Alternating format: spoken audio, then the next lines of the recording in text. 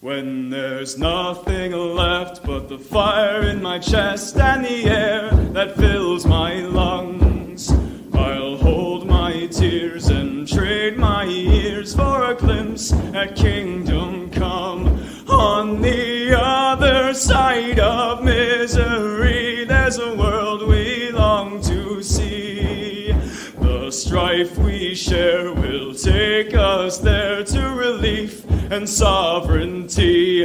Oh, by God, we'll have our home again. By God, we'll have our home.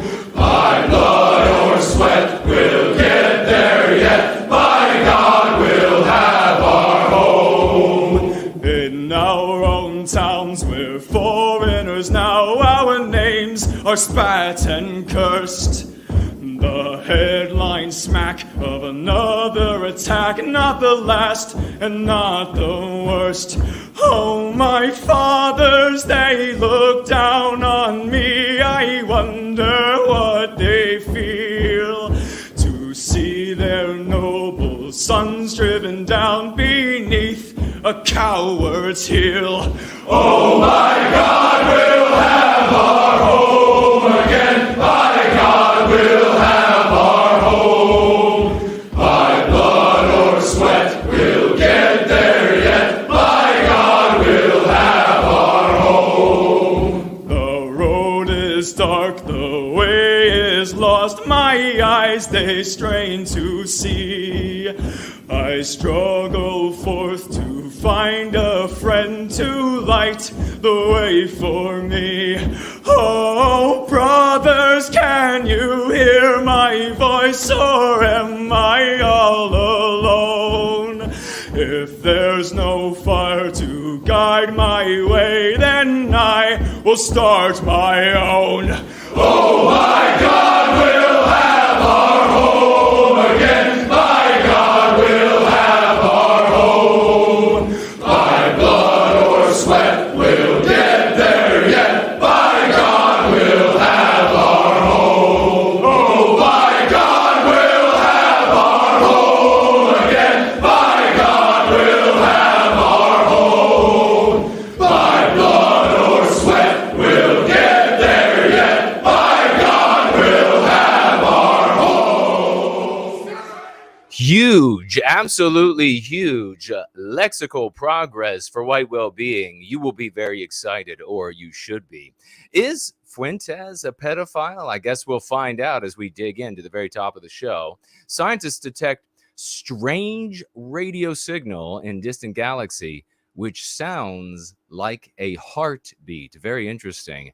In our featured story, dear fat black girls who were not spared from diet culture, I understand. The Go Free lesson of the day, we're going to cover first a comment from Azimuth Clark and a response from Carlisle in the comments section of yesterday's TAP episode. If you missed it, you missed it. We're going to also cover in the Go Free lesson of the day the vague, as well as interpretive mandates, and the MC. You call it being negative, and I call it, wait for it. Well, you'll have to wait quite a little while because we'll be covering that later in the show. Also, our reading of Crucible, Chapter 52. Don't worry, the chapters are small. It is titled Equal Treatment. I think you'll find this illuminating. Your comments and calls, and of course, there is this. An eminently qualified and superior to cisgender white males, or at least that is what the resume says. Eminently qualified and superior to cisgender white males, anti-white, he, she, they, takes a job of physical fitness teacher of teenage white boys. He, she, they notices that one of the boys is not playing with the others. So he, she, they wonders if the young man is in the wrong body and decides to have a talk with him. Why aren't you playing with the other boys? Are you afraid they will make fun of you for being trans? What? No, I'm not trans. Confusedly, but respectfully, says the boy. Then why are you all the way down at this end of the field? Replied he, she, they. I'm the goalie.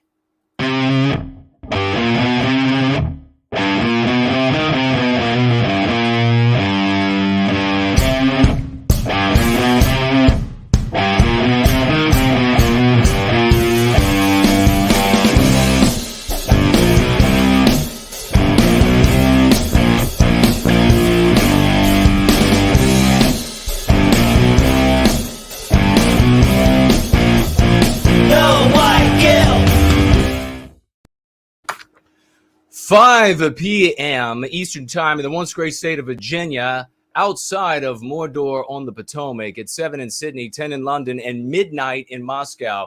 We are going free. A good Sunday evening, Monday morning to all of you, and you are in the best place you could possibly be in Western civilization right now, because here you learn about the method of going free, and you therefore reclaim your destiny and the destiny of our people. There's nothing else like it on planet Earth. Of that, I can guarantee you. You may financially gift over the course of this gathering. You can do so with cryptocurrency. You can head on over to nowhiteguilt.org, nowhiteguilt.org, and you can financially gift there by clicking on the financial gift tab.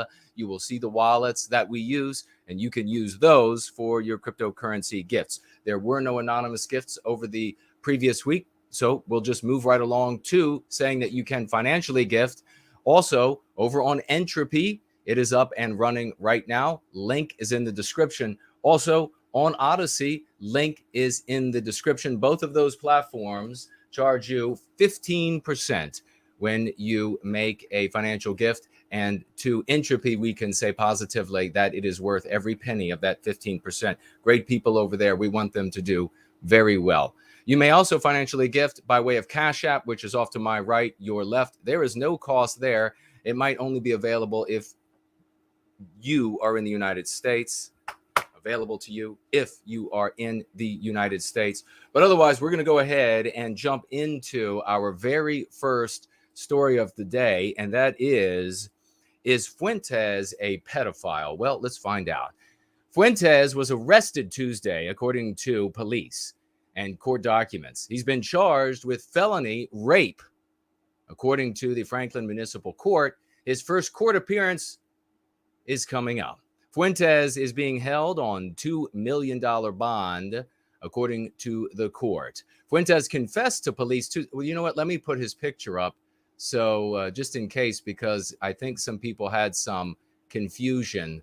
Can you all still hear me okay? Here's Fuentes. Fuentes confessed to police Tuesday he raped the young girl at least twice. Detective Jeffrey Hoon testified Wednesday at Fuentes' arraignment. Fuentes, quote, spoke with us and admitted to having vaginal intercourse with the victim no less than 2 occasions, close quote, and then was arrested, Hoon said. Police first were alerted to the child's pregnancy in late June, through a referral by a local children's services department that was made by the 10-year-old's mother, Hoon testified. Very interesting phenomenon here. The Democrats jumped right on board. The anti-white Democrats, they jumped right on board with wanting to make this very public, because the child had to travel or wanted to travel across state lines to get this abortion rather than attempt to have the baby, the baby having the baby. And it's only clickbait if you believed that Nick Fuentes could possibly be a pedophile. So that's on you. The incident reported to police happened on May 12th, according to a police affidavit. Columbus police were notified of it on June 22nd and began their investigation that day. Well, what ended up happening? The Democrats decided to drop this story real quick, because once they discovered that this was a tale of illegal immigration, at least that is what it appears to be. It is my opinion. You'll have to check it out for yourself. You will definitely have to check it out for yourself at CNN, of course, from which I am reading right now. They will tell you everything you need to know. They decided to drop it because it is a tale of illegal immigration. And it seems to be that these people involved here may or may not be illegal immigrants. And you see that a child here has had to suffer the consequences of not having access to law enforcement, not having the protection of law enforcement, because she was not in her home country. She was hiding in another country. And this, of course, would be the fault of her mother, whom it is said in the most recent articles was dating Fuentes. And also there is the claim that she may also be pregnant, or I guess her daughter is no longer pregnant with Fuentes' baby. but the girlfriend may currently be pregnant with Fuentes' baby. We just don't know. We'll wait for CNN to give us the info. But funny how the Democrats and anti-whites decided to drop that story like this when it couldn't be about abortion and a child. The world that they would like to have is, hey, it's okay if there are child predators out there. It's okay if they are raping people. If they are raping children left and right in a Democrat anti-white world, that's okay, as long as they're able to kill the babies that come as a result of the rapings of the babies. Now, having covered Fuentes and the fact that he is now charged with being a pedophile, self-admitted apparently 2 times to raping a 10-year-old and 11, I guess she was 10 and 12 when it happened or something like this. I would bet that it is many more times. We are going to do this, ladies and gentlemen. I want you to get out your 07s. I want you to get out your raucous emojis. I want you to celebrate. I, Hypocrite, and Mark Dice. Both of them are badasses, and they have great characters. I don't know whether they care about the white race at all. I don't know whether they would consider themselves in the white sympathetic sphere or consider themselves white positive. I don't care. What I care is that they are willing to go against the great evil of our age. And it is without condition, without exception, anti-whiteism everywhere you look. And every pretext that they bring forward to you is just something to conceal the actual nature of that anti-white hatred. And so this is the biggest story that we are sharing today. Ladies and gentlemen, have a out that in I tried to talk to her. I only stayed on for 5 minutes because she was spamming no white guilt videos at me and wouldn't let me talk.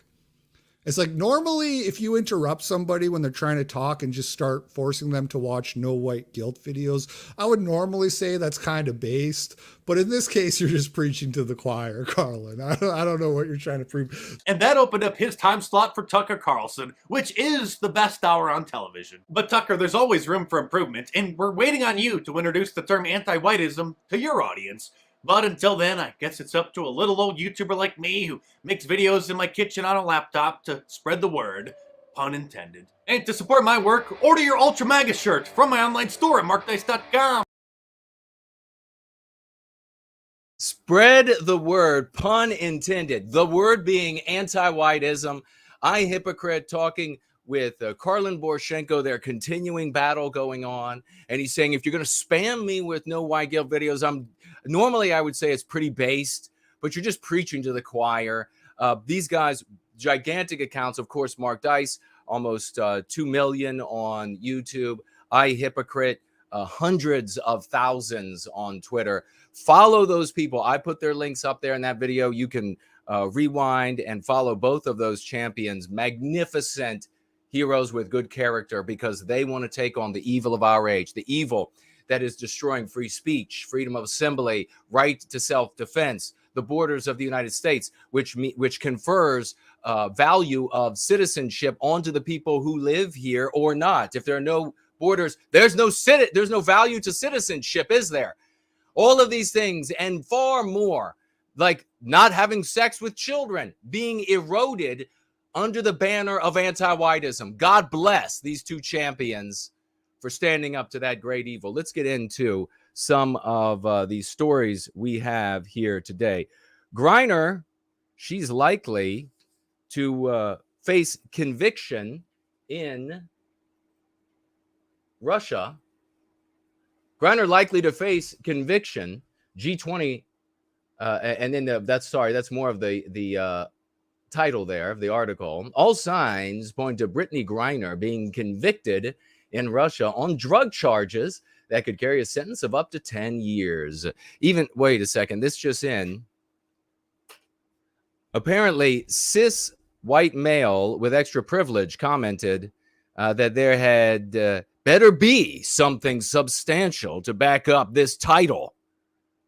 Say what you will. So better be something substantial. Now, if I saw a title that said Fuentes guilty of pedophilia, which, by the way, it shouldn't be. This is one of the issues that for folks who don't know, for folks who want to lump in everything that we're doing in the method of go free with just some idiot making up names in his basement somewhere, I personally don't like the name, the title pedophile. They are, in my opinion, pedomaniacs. This is not a love issue. This is a sickness, in my opinion. So they should be pedomaniacs. It should be called pedomania.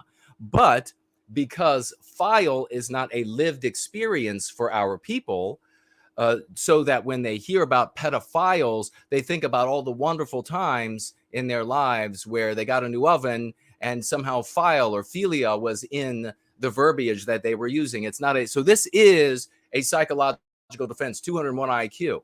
This is not somebody making up names for things in their basement. So I object to pedophile. I prefer personally pedomania, but because people don't have this interaction with file in their world, in their lived experience, we can just leave it as pedophile. So if I were to see a title that said Fuentes, pedophile, I would not automatically think that you were talking about Nick Fuentes. I don't know why that would occur to someone's mind, that to think Nick Fuentes when I put the word pedophile beside Fuentes. But nonetheless, Extra Privilege says here, there better be something substantial to back up the title. Well, there's a whole CNN article about Fuentes and in fact his admission to raping a minor. And then he goes on to say what you will, Nick has achieved much more success than no white guilt. Well, that's a big claim. I assume when you say success, you're talking about infamy, that he has been talked about by the Democrats, that he's been talked about by news and entertainment agencies, and that he has also made himself a millionaire. If you're talking about that success, I agree with you.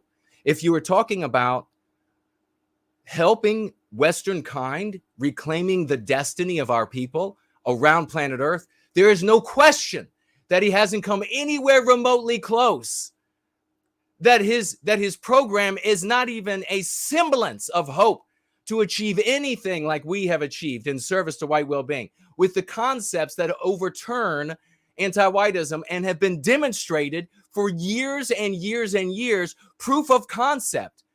There is no question that there is no competition in either of the categories. I have come nowhere close to making millions of dollars off of the white sympathetic sphere. I have come nowhere close to being demonized by the Democrat Party and the news and entertainment industry the same way. Why is that?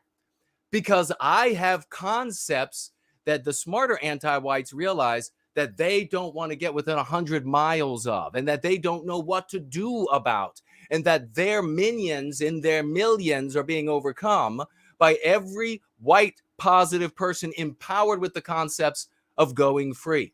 Nick is a bright guy.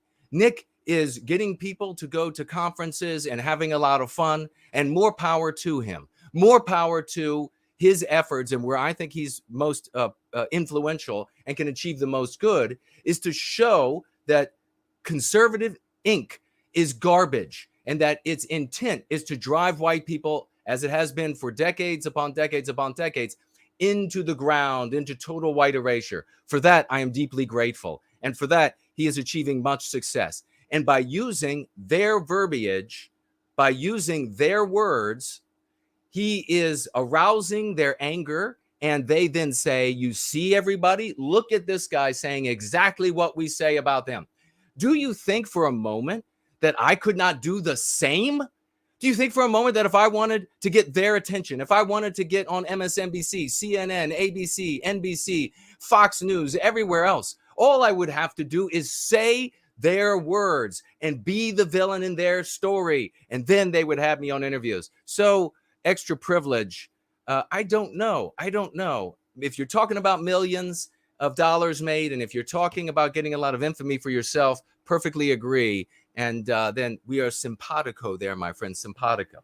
Over here, though, all signs point to Brittany Garner, convicted in Russia on drug charges that could carry a sentence of up to 10 years, even before Garner pleaded guilty without intent last week at her trial. Her conviction was almost certain Less than 1% of cases in Russia end in acquittal. Well, I guess maybe that's because their prosecuting attorneys only charge when the person is guilty. Unlike here in the United States and elsewhere around Western civilization, where if it's a white person, they're going to charge them at every opportunity they can, because you have so many of these people who have been put into office by anti-whites with fabulous wealth, so that they're run into the ground forever and ever more if they disagree. You see here in the West that white people are charged again and again, whether they're guilty, whether they're not guilty, whether they're partially guilty, whatever it might be, to put them away forever.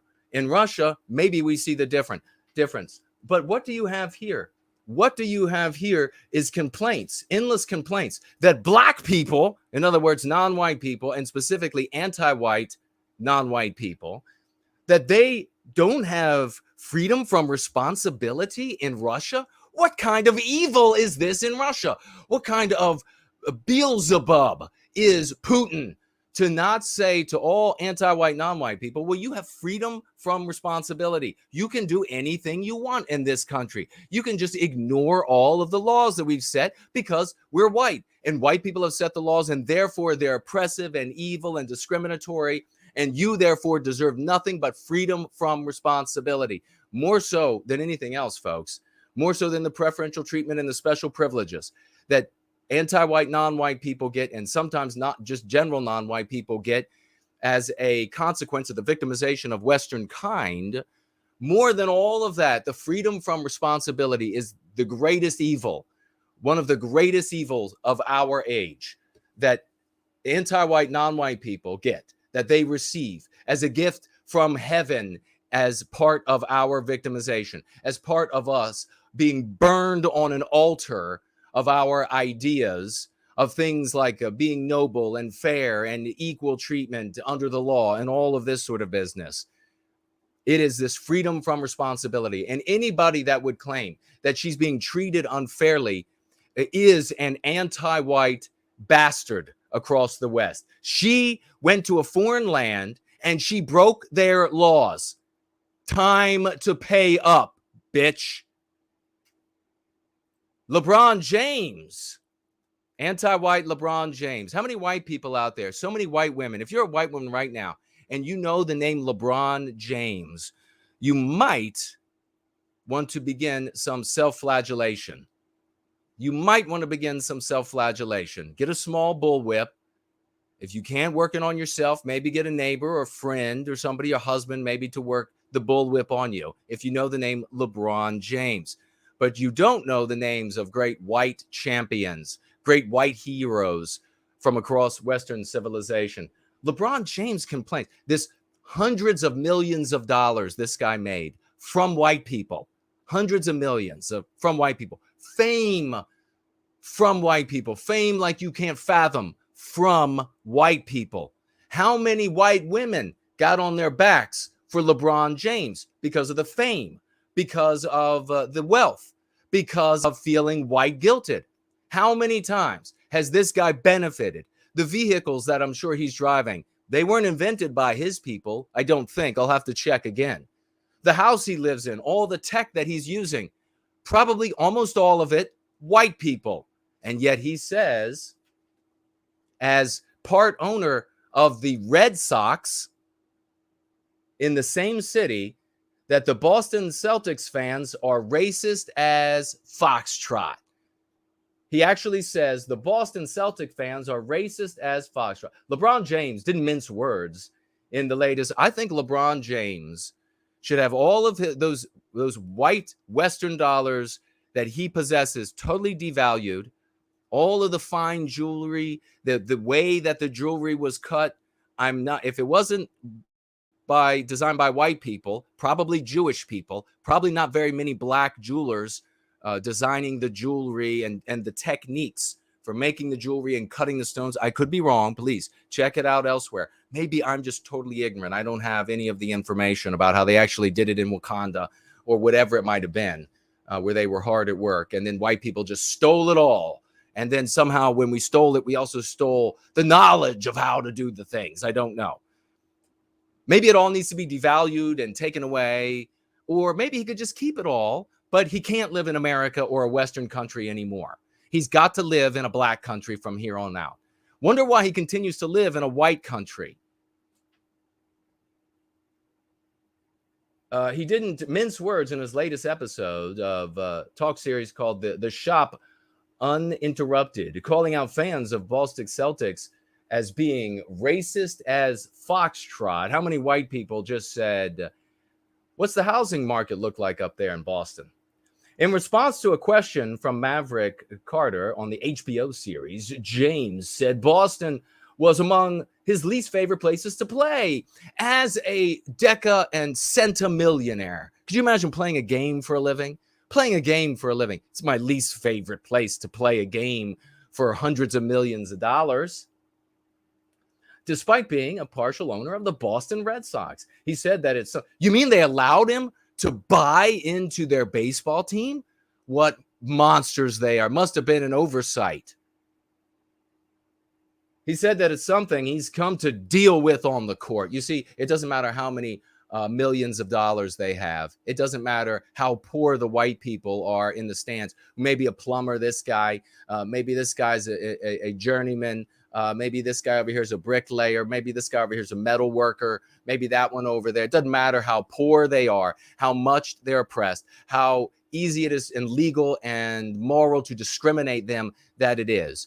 If they say something ugly to the centimillionaire who's getting to have their best looking women in bed, if they say something ugly to him, well, it's the worst place on. I can't even stand it. They should probably just burn it all, raise the city to the ground, salt everything that's left there.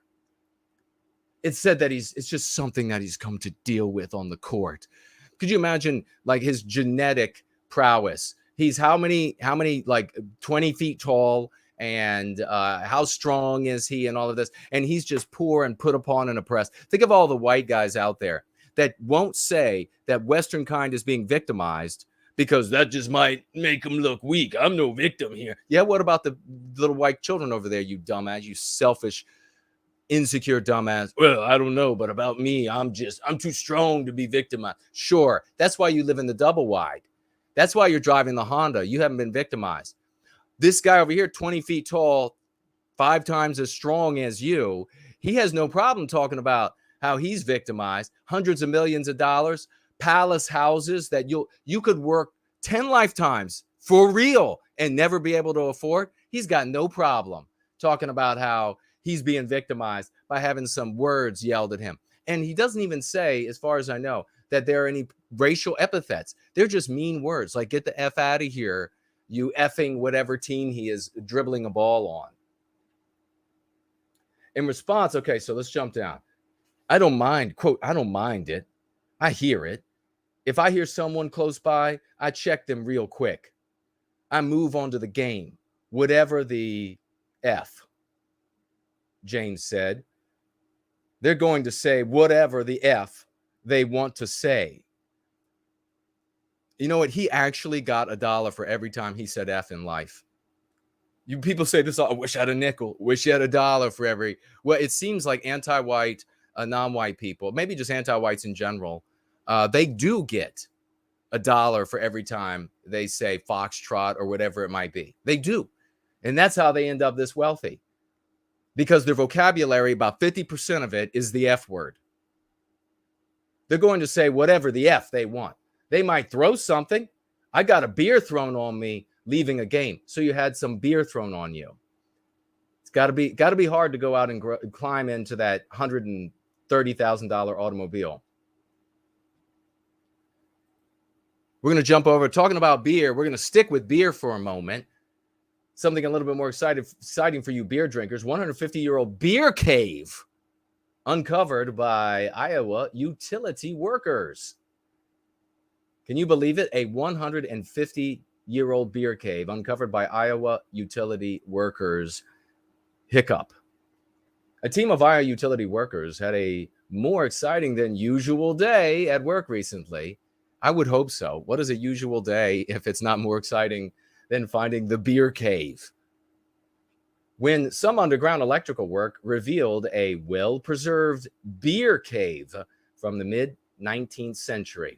According to KCCI, the electrical workers from the city of Winterset, that sounds like a pretty place, someplace they might build a beer cave, we're doing some excavation on a project in Madison County. Yes, as in the bridges of, when they ran into the underground structure, they started digging it up. Quote, they started digging it up and figured they hit a rock shelf.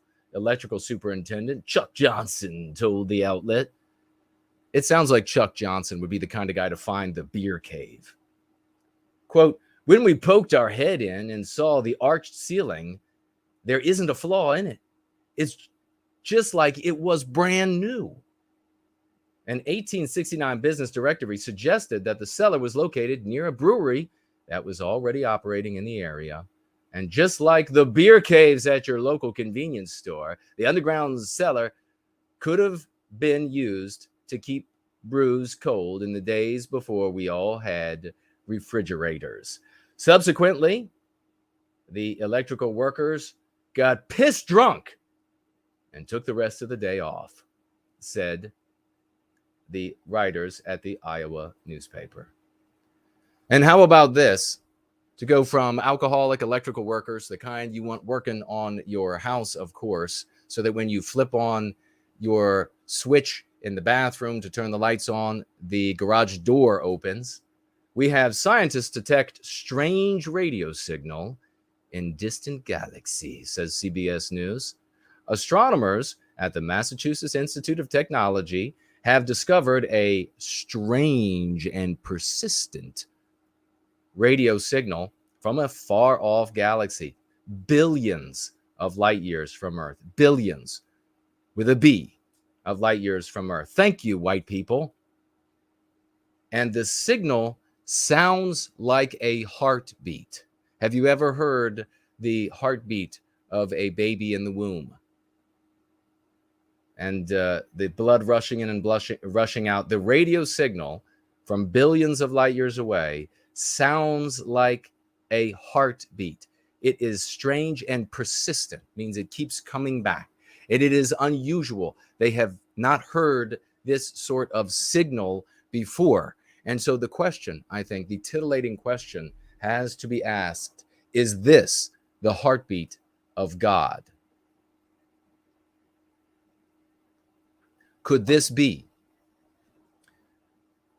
the flesh and blood, as far as we understand it, in the womb, heartbeat of God? Might we be on the verge of his return? CBS News. We'll jump on over to our story of the day, just passing the bottom of the hour. Dear fat people, not just fat people, specifically fat girls. Let me make sure this is right so that we can proceed without interruption. There we go. Dear fat black girls who were not spared from diet culture, it's all the fault of white people wanting to be in shape. You know, the thing that I find really irritating is a lot of our brothers and sisters in the UK and Europe, they will look at the United States and they'll say, oh my God, you're all a bunch of just fat, just rolling down. Every American, every Canadian, they're just fat, waddling losers, waddling down the street. They're just fat. And then when they see us in fabulous shape and they see this culture that pushes people to be in better and better shape with the American ingenuity, which of course is the ingenuity of Western kind, and dedication, they then say, look at you sickos getting into all this great shape.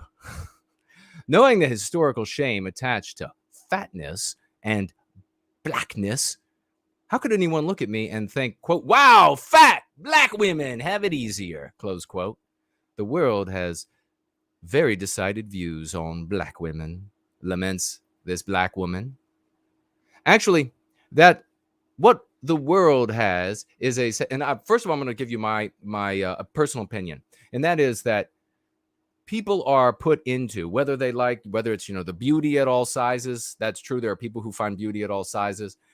Whether or not people like being heavier or not. And by the way, people who are white positive and heavy, they are cuddly, wonderful human beings. And we love it. We love cuddly, fluffy, heavier than normal, heavier than average human beings. We love it if you're white positive.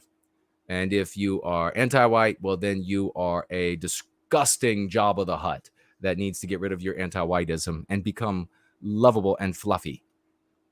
But my personal opinion is this, that this consumer culture across, this anti-white consumer culture across Western civilization creates this sickness of obesity. It creates it. It encourages people. It's the businesses, because they're not driven by a morality. The West used to be Christian, and that restrained the hands of many capitalists, which is one of the reasons why business people who were not Christian defeated those who were. There was no government to intervene and say, you're not going to do that to the population, which would be what we would do if we were in charge. You're not going to do that to the population. The motivation is profit, and that's it. So they want to make food with hollow calories, very little nutrition. Why do they not want nutrition in there or care? And the reason why is not because there's this maniacal plan and they sit around this little cabal and they decide we're going to just take away all the nutrition and do an end to. No, that is not what's happening. The reason why is because it's not profitable to feed you nutritious food. It is profitable to get you food that gives you empty calories and that keeps you hungry. So you keep buying more. And the consequence of that is sickness, is obesity, if you want to call obesity a sickness. In the future, I'm sure here on YouTube, it'll probably be, the ADL and the YouTube get together for their rematch against Western kind. And this time, it's obesity is not a sickness, it's the preference. Retroactively, we will ban all channels who have ever said anything negative about overweight people or being overweight. Of course, except for those with non-white people who are in wonderful, fabulous shape and who are selling their programs to everyone for big dollars. Except for those, they can stay. But all the rest of them, no, they must go. So this is a sickness. If I were in office, if we were in charge, if white positive people were in charge of America and the West, we would stop this from happening. There would be punishment for those who have been doing this to the population for their own enrichment. And guess who it would benefit? Everyone, including black women. Everyone would benefit from it. So black women, whether you are overweight or underweight or just right and look fabulous, your world is being made worse under the banner of anti-whiteism. Because white people, and we'll see in this article, white people are the ones who are putting out this message of being in shape. And it's hard to be in shape when you're being fed cheap, hollow calories that make you fat and disgusting and emit various odors. For all people, not black people specifically, everyone this is happening to, because we're all eating the garbage. Well, not me personally. You have to make a conscious decision to live a very different life. And it should be easy for us, but we don't have a government who cares about us. So black women, listen up closely. You'll be like the black girls at my junior high school who, when I started fighting back against the anti-whites, which included some young black peers of mine, males, the black women, after I was winning black girls, after I was winning all the fights, started rooting for me in the fights. All of them. Actually, what the world has is a set of inherent stereotypes and biases that people desperately cling to in order to maintain their assumed place in society's hierarchy. What does this mean? This is the way you have to interpret this, ladies and gentlemen, as I go through this for the next 15 and a half minutes before we move on. And we're going to talk. It's going to be very important stuff. We're going to share about going free and a reading that we're going to have. And we're going to have your calls and comments. Very interesting stuff. And then I have a message for our community that I will be sharing a little bit later in the gathering. So don't go anywhere. You're going to want to hear that. What you need to understand is what these anti-white people of all races, in this case, there's a specific anti-white black woman who's the author. What you have to understand is what is your norm, what is your world, what white people create is what they are saying is their victimizer. And the only resolution to this is to get rid of what you create. And how do we get rid of what white people create? By getting rid of white people. White people can't efface themselves without being erased. White people cannot efface themselves without being erased. Try to imagine a conversation when we know the reality in America, for example. I'll just speak about America, but it holds true across the West to various degrees and with different non-white races. But America has like 80-some% black population. We know this because black people, particularly black females, are everywhere we look. It's in all the advertising, black people, all the and good for them. They get the money, they can get the work. Fabulous for them. They work throughout the government. They work throughout everywhere you turn.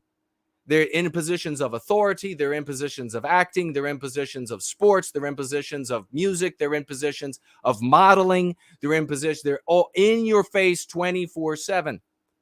So imagine if a white person tried to say it's too much African influence in America, and therefore we've got to get rid of it. We've got to get completely rid of it, because any semblance of it, any norm from black people, any norm whatsoever, causes me to be incurably harmed by it. Black people would rightly say, well, wait a second. If you're talking about the erasure of what we create, what we produce, our presence, you're talking about the erasure of us. And they would be right. You could do the same thing, the same experiment here with Jews, with Hispanics. These people would be in righteous, frothing anger over what they should be in righteous, frothing anger over. Because it is specifically to talk about erasing them from existence. That is what white people will accept these anti-whites to talk about. That's where, when you've been taught by conservative leaders, Republican leaders, this is how you've been taught to obey. You've just been like, can't believe it. There they go again. Who has taught you things like this? I saw people defending Jordan Lee Peterson. Why is no white guilt punching right on Jordan Lee Peterson? You think Jordan Lee Peterson cares about white people? He's been waging war on white people with his concepts that always and anon end up in the victimization of Western kind. You call that right wing? You call that punching right? He just gets a job at a particular daily whatever and decides that he's immediately going to talk about how Arab countries need to leave Israel alone. Has he talked about how non-white peoples need to stop attacking white Western culture? How Western culture is white? No. In fact, he says Western culture is not white. Western countries are not white. What more do you need? He's got no problem going on record immediately that Israel is Jewish and Arabs need to stop attacking Israel with their words, with their arguments, etc. But when it comes to white people, they've created nothing. In fact, I bet that it won't be long before Jordan Lee Peterson is attributing Western civilization to Jews. It's white people just stole it from Jews. You watch. Let's continue. As a fat black woman, A sentence I never thought I would read. I never thought would come out of my mouth. As a fat black woman, I'm confused every time I look in the mirror and see a handsome, in shape white man. Maybe there is something to these people who just don't know. As a fat black woman, these stereotypes run the gamut from the regular insults of laziness to the more positive in nature, she puts in quotes. Nobody is saying to a black woman, look at how fat you are, you're just lazy, because they'll lose their job like this. They'd be ostracized from their family like this. Shut up. It's your anti-white narrative. That shit doesn't happen anywhere, and it's not going anywhere with me. So, to you. For example, the image of the strong black woman is a pervasive, harmful trope we see in everything from movies to reality TV. Wait a second.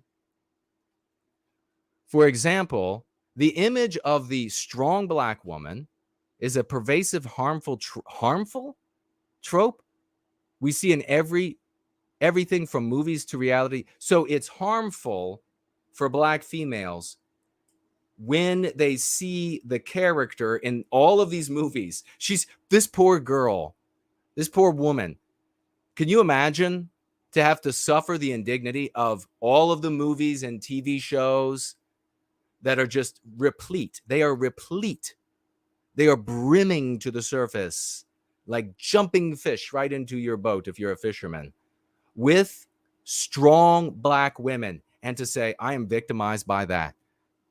I haven't known a day, not a single day, where I've been able to turn on a TV or watch a movie where there has been a strong white man. Oh, there have been, especially the further back you go, you get more white males who are maybe physically strong, but they're always anti-white. So I don't know a strong white male character anywhere. And I don't think that if I looked out into society and it was all TV shows and movies of characters full of strong white men, actual men of the West, that I would consider myself victimized. It might be that this is a claim to use as your pretext to victimize white people. That it might be. I mean, it might be. It might be. It's the idea that black women are somehow impervious to ills that plague our non-black counterparts. As a fat black woman, again, something I never thought would come out of my mouth. As a fat black woman, I look damn good naked in the mirror with my six-pack and white rippling muscles. I'm sorry. As a fat black woman, that includes diet culture, but nothing could be further. As a fat black woman, that includes diet culture, but nothing could be further from the truth. Okay? Our experience with diet culture are at best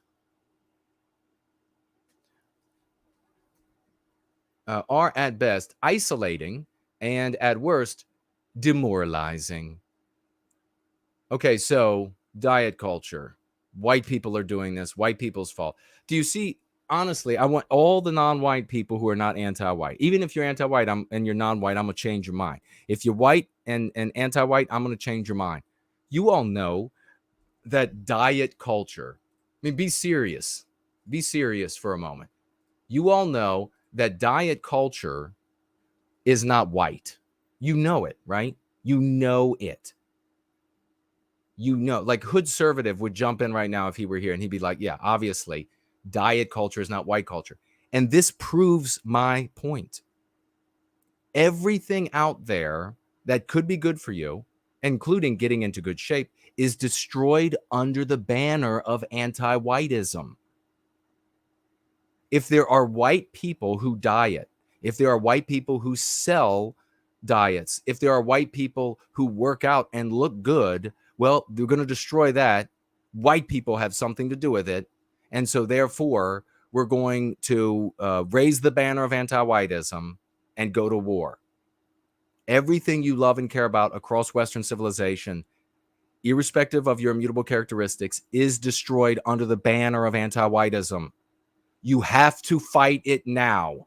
You have to go to metaphorical war against anti-whiteism now. You can hate white people and still go destroy anti-whiteism because you want the West to remain the West. I don't care. The reality is you're going to lose what you care about if you continue to allow anti-whiteism to run amok like this terrorist anti-white storm of fire going across Western civilization. You have to help us put an end to it. Our experience with diet cultures are at best isolating and at worst demoralizing. Under the myth of the strong black woman. Wait, myth? Hold on. If I were to hold the opinion, I am definitely reading from healthline.com. Please go look it up. Jason did not say that the strong black woman is a myth, because that would be channel losing immediately. She is saying strong black woman is a myth. And she's saying that their strength, that their so-called strength supersedes our humanity. And we have to contend with a society that demands we play both victim and savior. Boy, it's hard being a black female. You know how many black males are like fist pumping right now and are agreeing with everything I'm saying? Probably none watching. But if they were watching, they would be totally in agreement with everything I'm saying about large black women who are complaining about how their strong character is such a grievous insult to their existence.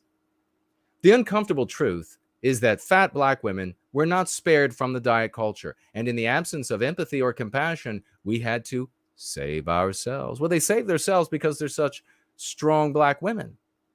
So we just expected that you would do this. Society perceives black women as unaffected by body image concerns. So got to get rid of all those hot white girls out there and that are out there in their advertisement. I guess they are getting rid of them, aren't they? Especially at like Victoria's Secret. It's now, what is it now? It's not Victoria's Secret. It's Victoria's Secret Fat Problem is the name of the store now. In the early 2000s, there were several widely circulated studies. Victoria's Secret diabetes, Victoria's Secret binge eating, Victoria's Secret, no, I won't take off my clothes, and no, hell no, the lights, it's Victoria's Secret, the lights are going off when we make love.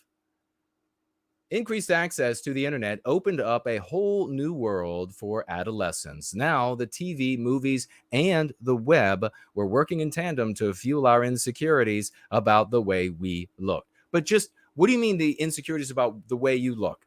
This goes to so many issues that are not in and of themselves issues that exist in the ether. They exist as pretext to attack and victimize Western civilization. You will participate in my delusion so that I can get you to stop being white.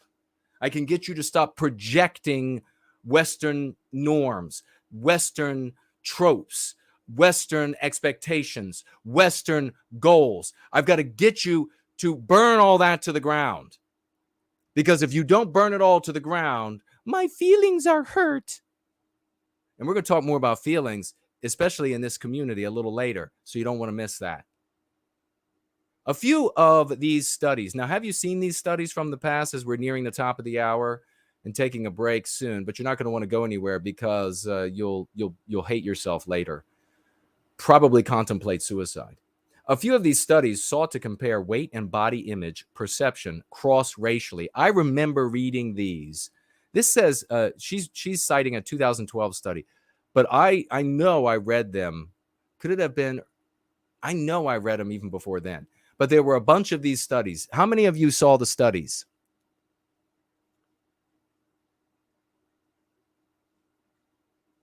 One 2012 study of school-age children deduced that black girls were the most satisfied with our bodies when compared with our white and Asian counterparts. There were a bunch of these sorts of studies. And what they've discovered was that white people and Asian people, kids, you know, and this would hold true because your child self is in you your whole life.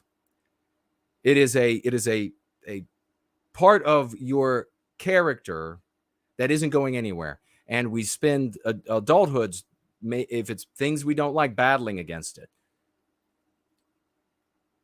So there were a bunch of these, and they demonstrated, as I recall, and as this black woman is stating, that white and Asian youths were the most insecure about their looks and about their intelligence as well.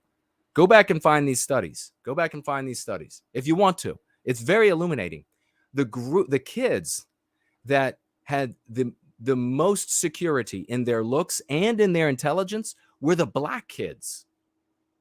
It was amazing to read the studies that were coming out. It was amazing. There were a bunch of arguments made back then that, and please go check it out. Maybe I'm remembering it all wrong.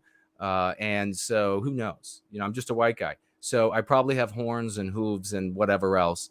And I just have it wrong. So go check it out for yourself. But what I recall, and again, I'm fallible, could be all my opinion, is that the black kids, when it came to intelligence and their looks, were the most secure.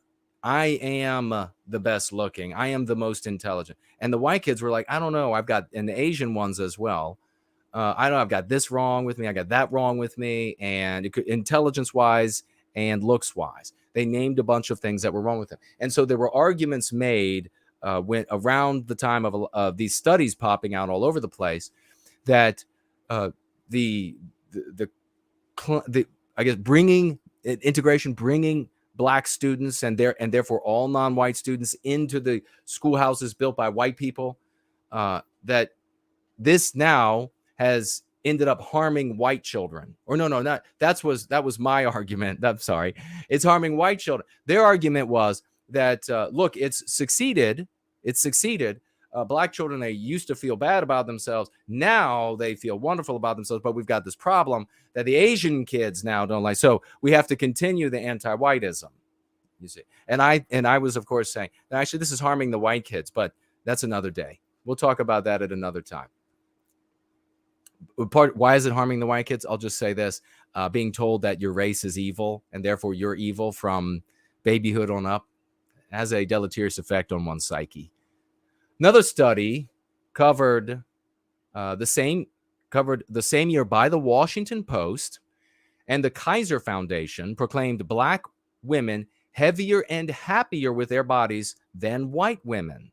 So this was I was just saying this. I hadn't read this part yet.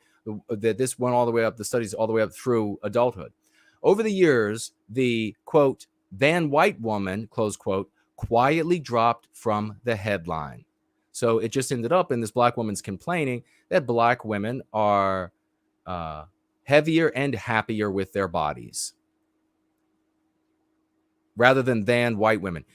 What's interesting is that this anti-white black woman doesn't demonstrate immediate concern and heartbreak over white women not liking their bodies, which white women would do for them. White women would go, oh my, they would start wringing their hands and tearing their clothes. Oh my God, what more can we do? Where's my husband? I want to browbeat the shit out of him for this.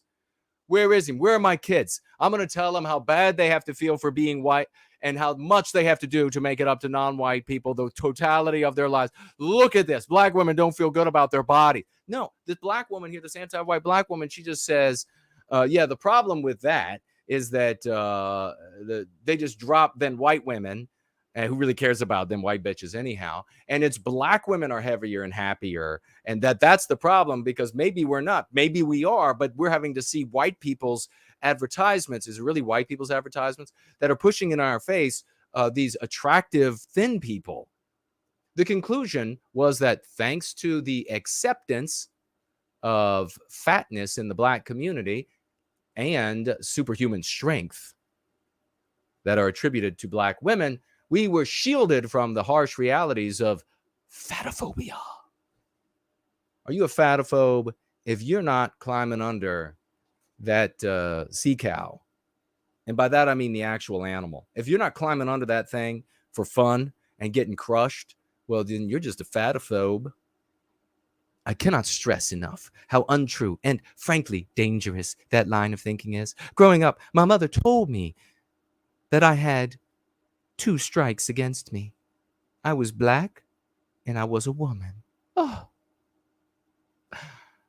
She was arming me for a lifelong battle with preferential treatment, special privileges, and forgiveness when it comes to responsibility.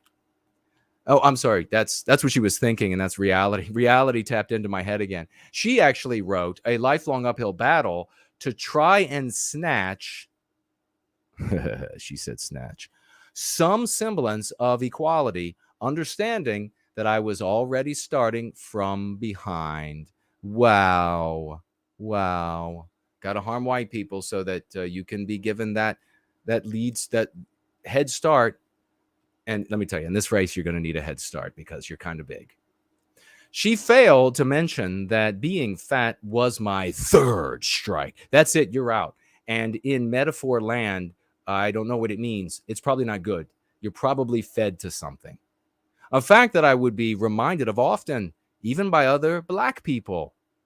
Wow. Those are black people who are, and insert a racial epithet for black people who are not anti-white, right? White supremacist black people. The concept of fat looks different in my community, but over the years, I fear that has led non-black people to confuse different with accepted. You think she does the air quotes when she's talking? You think she might do this so much she kind of starts taking? No, me neither. She's going to need a bigger propeller. While having full hips, a round bottom, and thick thighs is celebrated, sporting a tummy or fleshy arms is not. Yeah? Yeah? I mean, sorry, the genetics in both the men of your community and my community causes us to like hips and butt and thighs, but not a belly and big old, leathery, rubbery wings hanging out from under your arm, which, by the way, don't feel so bad, honey. When most women, even thin women, very bizarre phenomenon, even thin women, they get up in age a little bit and all of a sudden they develop these like pterodactyl wings underneath. It doesn't matter how skinny they are. So don't worry, they're going to catch you. It's just a matter of time.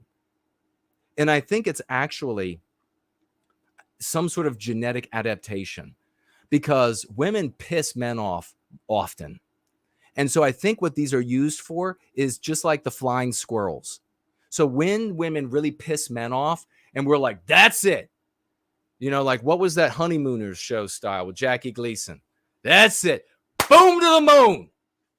The women, they just hop out the window like a flying squirrel. They open these things out from underneath of them, and they're just like whoosh, all the way to safety. Don't feel special, ladies. A lot of the guys out there develop this big ring around the midsection, this big old ring, so that when they piss off real men, they can just hop in the water and float away on their little dinghy. And I meant to say little dinghy. I can assure you that singer Jill Scott and actress Gabourey Sibylle are not treated equally, though they are both beautiful plus-sized women. In fact, I'd wager the classic video vixen look, which requires an excess of fat around the hips, butt, and breasts and thighs, but elsewhere is much harder to pull off than just losing weight. Yes. I mean, yes.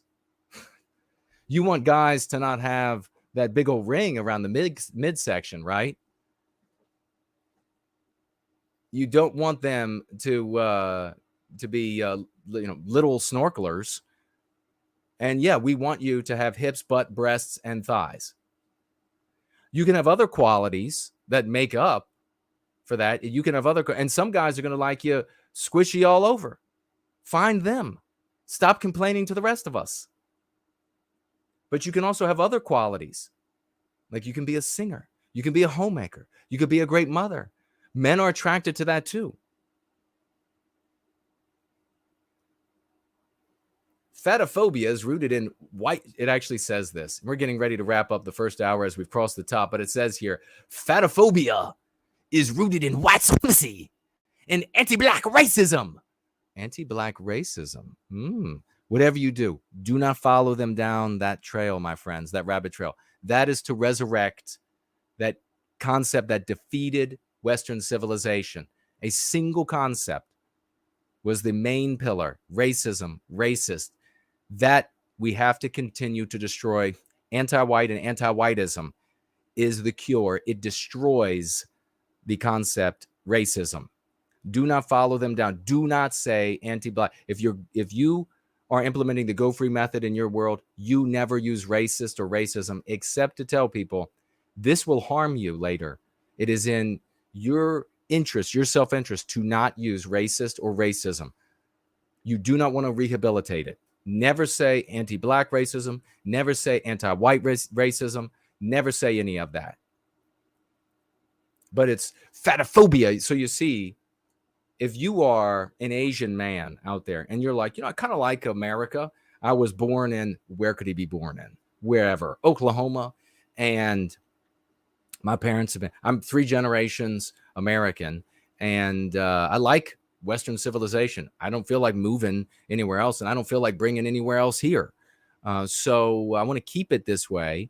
And I also don't want the Asian wife of this guy, doesn't want her to end up saying, well, you're just a fatophobe. I'm going to be 700 pounds. You'd like her probably to stay petite or whatever she was or is. And so if you, as the Asian guy out there, you don't want to have fat, not just acceptance, but lust that you'll have to demonstrate, then you're going to have to acknowledge that anti-whiteism is what's going to force it upon you, because you can see here, not liking everything fat is white supremacy. How many times does Jason have to explain these things? I'm so right, it hurts and feels good at the same time. Everybody knows exactly that's how it works. There's also this hard truth. Diet culture is firmly entrenched in white supremacy. So says the brilliant, she actually wrote this, the brilliant doctor Sabrina Strings. I'm going to go ahead and go out on a limb and guess that she's not brilliant. In her 2019 book featuring the black body, Ain't That America? The Racial Origins of Fat Phobia, Strings unblurs the lines between medical fact and history. What was I talking about earlier with black people everywhere in America? And we're definitely an Afro-Caribbean country. Her 2019 book featuring the black body. Strings unblurs the lines between medical fact and history to understand how fatophobia and anti-black, we'll just say racism, are inextricably linked. You see, it's inextricably linked, Asian American man out there. You better join me. You better join Jason No White Guilt. Because if you don't, everything you love and care about is going to die. The book was pivotal in my personal understanding of diet culture as a black woman. I bet it was. Let's jump on down. Let's see so we can wrap it up. She says black women have eating disorders too, but we're less likely to receive care. Oh, white people's fault. The blasé attitude toward fat black women even extends to eating disorders. Historically, lack of representation, cultural incompetence, and other barriers like cost mean black women are not as likely to seek and receive treatment for EDs. So there you have equality in medical treatment. And therefore, they are going to bring down your health, because as a white person, you cannot be healthier in these environments. You cannot be healthier than the sickest black person. That's your MC. That's what you have to use when you're talking about these sorts of things. And they don't have enough money. Well, then you need to give them more money. That's how that works. All right, let's jump down. then she says, fat black women and girls deserve compassion. Well, if they are upset with their size, I agree. They do deserve compassion. And they should be made aware of the myriad of opportunities to get into better shape. And incidentally, they are made aware. And that's what this black woman is complaining about, because she's talking about fat advertisements and the fat culture and the I guess the losing weight and the workouts and the diet culture and everything else, that this is out in society and it's making her feel bad. But at the same time, she says, we need to feel compassion for them. I'm wondering if she doesn't mean the same thing that I mean, which of course is that I would like to help these people. If there's any human being out there that is upset with some aspect of themselves, and they come to me and they're like, I'm really upset about this, I'm going to help them. Some of you may remember the story I shared years ago. I was at the gym and there was an Asian girl, and you know what? She was actually a bit chunky and a young lady. She was at the gym and she was sitting down on one of these raised stretching mats and she was crying. And everybody else, being in a multiracial environment, was just ignoring her, because that's what happens in multiracial environments. People just ignore. And they were all walking around, non-white people, white people. They're all just pretending like they don't see this chubby young Asian woman, let's say chubby-er, and Asian woman crying on sitting on the edge of this raised stretching platform. And I went up to her and I sat down beside her. I rubbed her back. I leaned over and I said, is everything okay? Are you hurt? Do you need help? And she's shaking her head and she clearly didn't want to say. And I said, if there's anything that I can do to help you, please let me know. And then I said, you probably don't want to stay here and lament whatever is harming, whatever's bringing these tears to you, because there are people who are just like gawking in the room. And you don't want that. I don't want it. So you should probably, if I can't help you, then you should probably not sit here. And she shook her head yes, and then she stood up and she left. I don't know what it was. Whatever it was hurting her immensely. So she's non-white and she's chubbier, and I still went up to render her aid because of my humanity. And that is my reality. That's what I've lived my whole life. That's the person I am. If you don't like it, leave.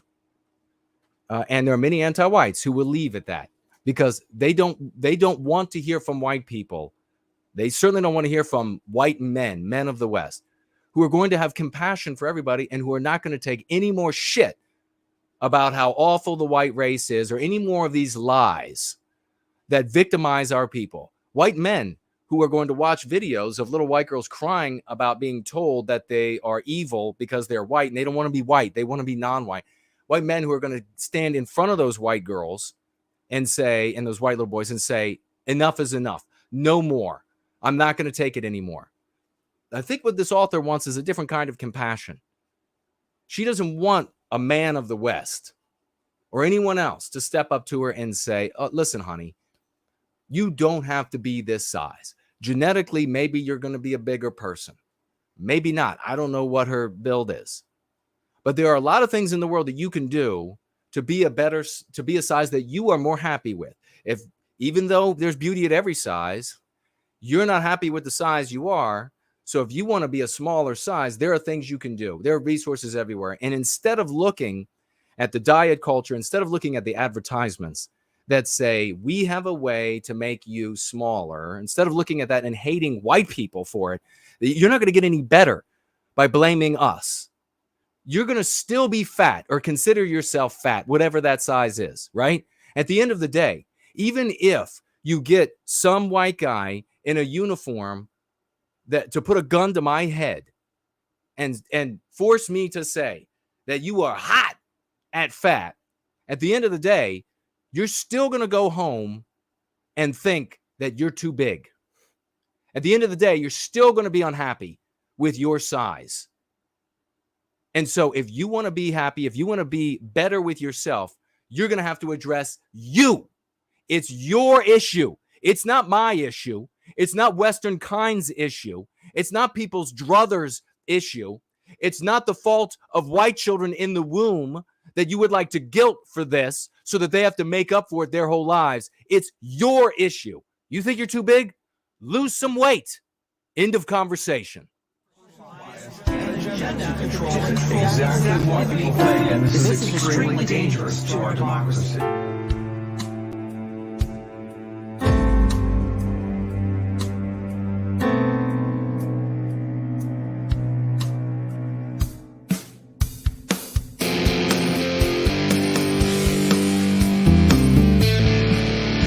Have you noticed lately that the term anti-white is increasingly being used on social media, the news media, and even in politics? More and more people are beginning to correctly identify and name the various narratives and actions which bring harm to Western kind. But what's anti-white? It's obvious, isn't it?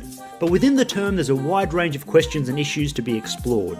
And rather than wait for anti-whites themselves to muddy the waters with their own definition and narrative, we're asking you, as someone who cares for their people's well-being, to answer the question. What's anti-white? Why should people care about anti-whiteism? And what can be done about it? We'd like you to make a short video targeted at the general public to explore these questions in whatever style you feel most comfortable. Maybe you like to explain things plain and straight, or maybe you like to inspire people with songs or poems. Whatever your style, we'd love to hear from you, but we ask that you follow these simple guidelines. It must be family friendly, it must be short and engaging, it must not vilify specific groups, please avoid copyrighted footage or music. The creator whose video is voted most effective by the viewers will win a small prize. And it's sure to be a hard call since some of the greatest content creators have already agreed to participate, including No White Guilt, Intellectual Embargo, White Art Collective, Laura Tower, Brant Danger, Yiz, Semio God, Sam Millian. And of course, both organisers will upload an entry through their respective channels, Jubilation Media and Westmen Media. Whether you're a beginner or experienced content creator, we'd love you to join us. So get working on a video and upload it by July the 25th. And be sure to notify an organiser so it can be mirrored on a dedicated channel where all the entries can be viewed in one place. So let's work together to boost the concepts of anti-white and anti-whiteism and bring an end to the harm that's being inflicted on our people. Links and information will be in the description below, and feel free to ask any questions you may have. We look forward to seeing your creations.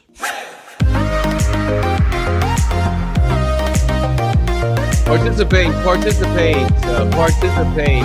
ladies and gentlemen.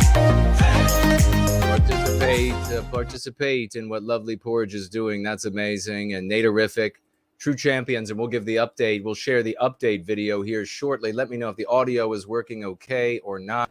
I will try to stay on top of that. We're going to get to your financial gifts, maybe questions and comments, if you tag me as No White Guilt, as you're supposed to do, and then we will move on to the lesson of the day. Glad to see all of you here. Hope you're having fun. Tag me as No White Guilt if you want me to see what you have to say. Maybe you want to say, hey, Jason, you shouldn't have trolled the shit out of us like that. You know, I do these epic trolls from time to time, and let's have some fun. I mean, isn't it fun to be trolled? Isn't it fun to have? I mean, especially the Groypers are they not the troll champions of the white sympathetic sphere? I would say that they are. They should certainly be sitting up and saluting me for this opening to this gathering. They should certainly be sitting up and saying, holy shit, that was one of the best trolls we've ever seen. And to that, I say thank you for those compliments. We have here the great Yiz, the eunuch and unifier, a champion, folks. You know her well. She writes with $5 financial gift. Thank you, dear sister. Weekly folk tithe to invite everyone to watch my What is Anti-White video I made for Lovely Porridge's event. We just did the commercial for it. Make sure you participate. It's only 4 minutes long and really hits the spot. Kip indeed, sister. and she leaves the link here. I will share that with everybody during the course of this gathering, and I'll grab it and put it into the live chat so everybody can check it out and see what Yiz produced for the competition. And remember, the competition, the idea is to get as many of these videos out there so that the anti-whites are not able to try to take the definition away from it, so that we continue to own the definition of anti-white and anti-whiteism. All right? Get out your raucous emojis and 07s for Dude Bro Moment. A big double salute to Dude Bro Moment. Financially gifting $50. A champion marches on the scene. And all know him by his deeds. Dude Bro Moment, $50 financial gift, writes with it for white well-being. And ladies and gentlemen, it's a testimonial, a true gentleman and champion. It is a testimonial that he gives $50, because I'm not worth $50 in entertainment. I'm not worth $50 a show in anything else you could find, except that over the years we have produced the Go Free method. And the Go Free method is changing lives. It's changing our civilization. That is why he financially gets Dude Bro Moment 50. Save our civilization dollars. Thank you, brother. We also have Jamie over here financially gifting $3. Jamie writes with those $3.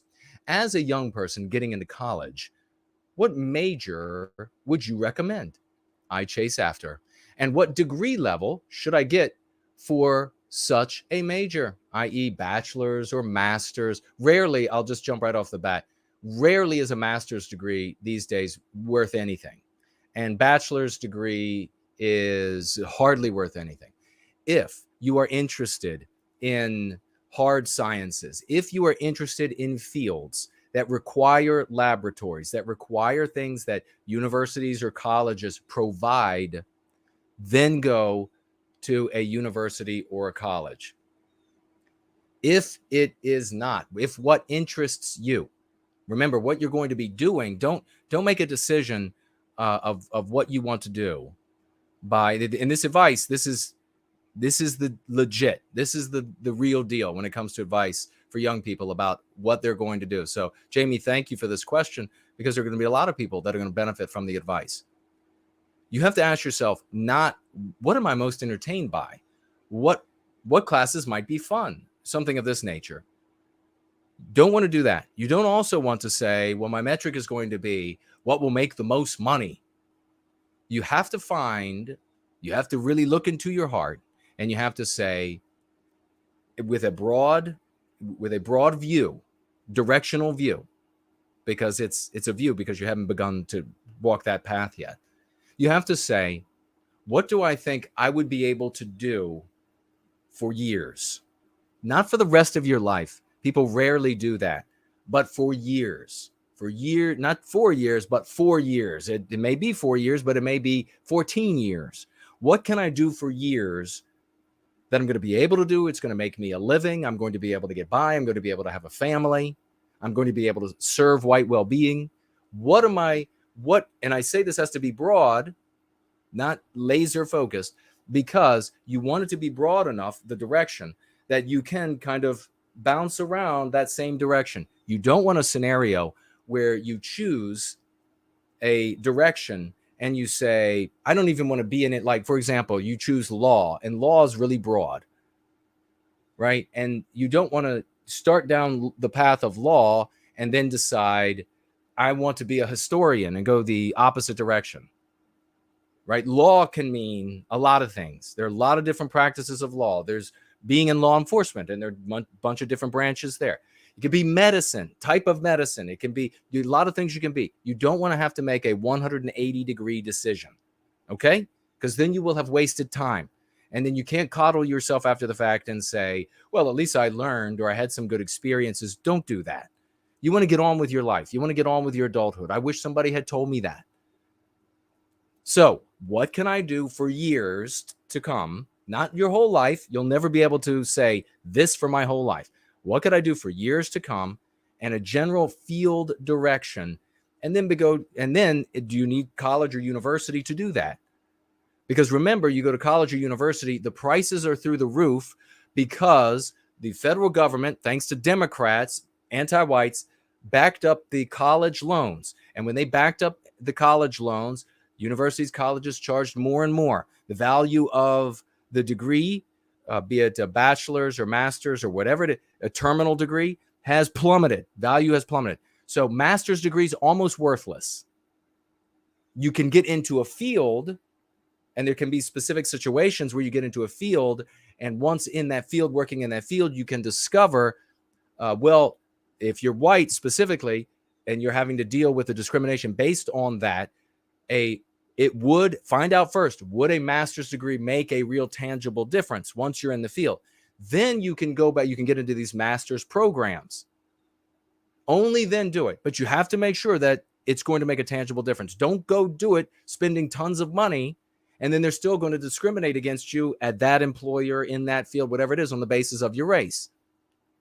If you don't need a college or university for what you'll want to do for years, then get into whatever it is and start making money and become an apprentice or whatever it might be that you need to do, trade school, whatever it might be that you need to do, to start climbing the ladder in that environment.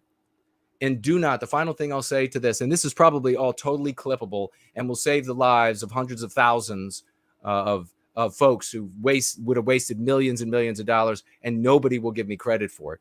Well, that's not true. Some people will come back and give credit. But the other thing to do is conclude right now that the years of 18, 19, 20, 21 are not the only years that you'll be able to get an education.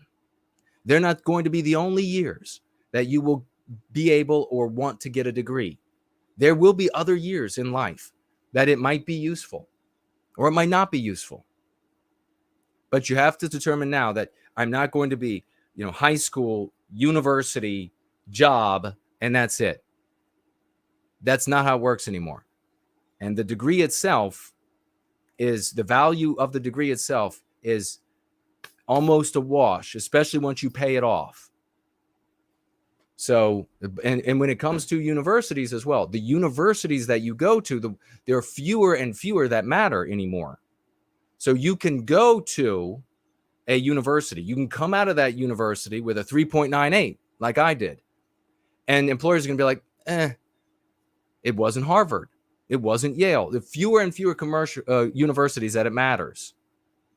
And the biggest thing, I guess, also the final thought is that if it's wherever you go, you're going to need connections because you are white. You're not going to get a job based on your ability. You're not going to get a job based on your education. You're not going to get a job based on your GPA. You're not going to get a job based on your successes in that field. You're not. I am living proof of it. I have awards upon successes, upon breaking records. And nobody cares because I'm a white male. You are going to need contacts. So wherever you go, make sure you get as many contacts as you can in the field that you want to be employed. You're welcome. Let me spin around to here, have a look at Cash App. Well, I'll refresh that, and I'll spin around to here. I'll have a look at Odyssey, and I don't see any financial gifts on Odyssey. A big hello to everybody there. Big hello to everybody on D Live. And as I look back this way, we have, ladies and gentlemen, you all know him as a true champion, leader, and gentleman in our community, Quebec, financially gifting $25. He hit the $20 mark, and for that we give 07s and raucous emojis. And everybody who gives an 07 or raucous emoji has my undying love. And I mean that. I'm thinking about you all day long. God bless you. Franklin, look at, he's the first to it. That guy's the real deal. I met him in person. Quebec, $25 financial gift, says everything he wants to say with those $25. We are not, in service to white well-being, a group of people who have one person on the rostrum that we all just, yes, that guy. He's just so smart. That guy's the only guy out here, really. He's the only one. We don't do that here. Everybody is celebrated for their contribution. I want you to think of team sport, not like the NFL, not like professional, not like where it's like they're celebrating the one guy. The running back runs into the end zone, he scores, and he's all that matters. No. We are optimal scenario where everybody who does something good is celebrated for their contributions, whether it's these beneficent, gracious financial gifts or the munificent, princely endeavors of musicians and content creators and people spreading memes and etc. We celebrate them all, and Quebec is one that has many victory laurels around his neck. God bless you. We also have Art Acrobats here. God bless you. $3.14. Financially gifting pie, my friends. Pie. Apple pie. With $3.14, he says here, she's so fat that she's her own circle of friends. Oh, that's funny. Thank you, brother. She's her own circle of friends. And here we have another person in the community who has many victory laurels around her neck. I love Jesus Christ. Financially gifting $10. A great dame in our community. She says with the $10 every time for white well-being. If there's anybody that the church, if it was still legitimate, I'm not talking about Christianity is not legitimate. I'm talking about the church is not legitimate. If the church was still legitimate, they would bring her up to the front every Sunday and applaud. $10 financial gift for white well-being. God bless you. Thank you, sister. And here we have Douglas financially gifting $20. Get them out. 07s. Let's see them everywhere. What about 07s over in an Odyssey? You could do 07s over there. Thank you so much. Who did that? Truth behind the paywall. God bless you. 07s for Douglas. $20 financial gift. He writes, KIP, which means keep it Promethean, a small dividend for years of work. Well, thank you for that. I appreciate the acknowledgement of my contributions here to our people. And you are a hero, my good friend. What are we going to talk about now? I'm going to take a look at what you are saying in the live chats. Have you tagged me as No White Guilt? If you haven't, I probably won't see it.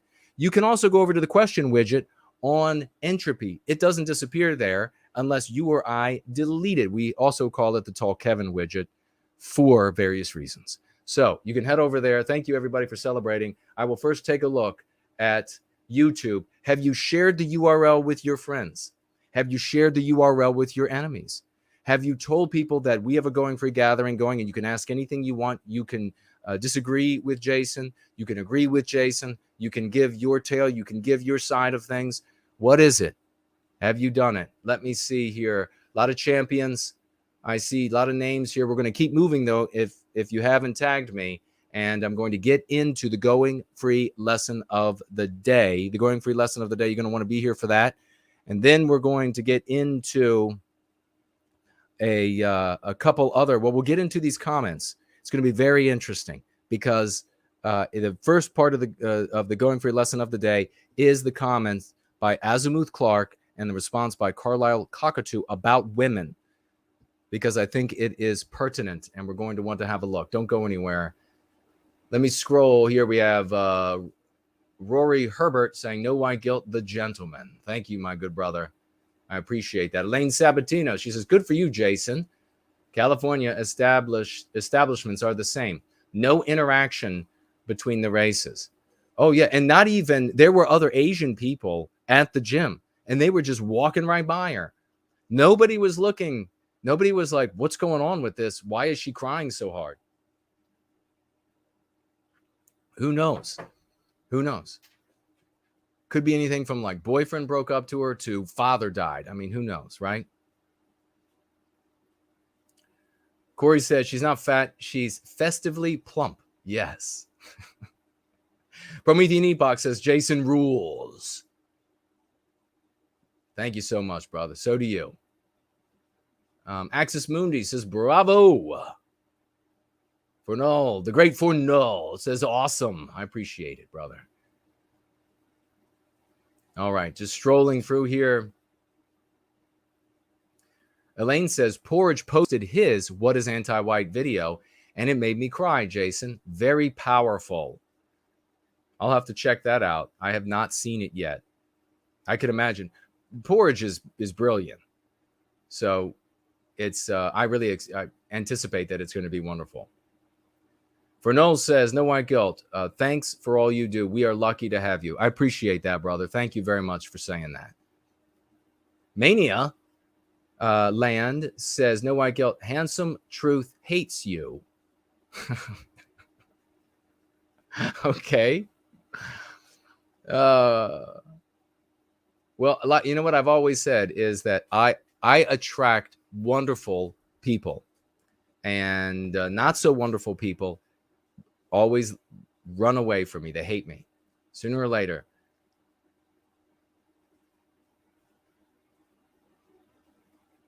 Oh, you say that twice here, it looks like.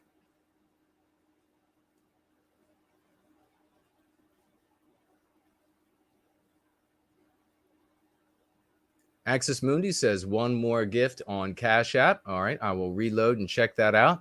I see little, what are those, hedgehogs? A postmodern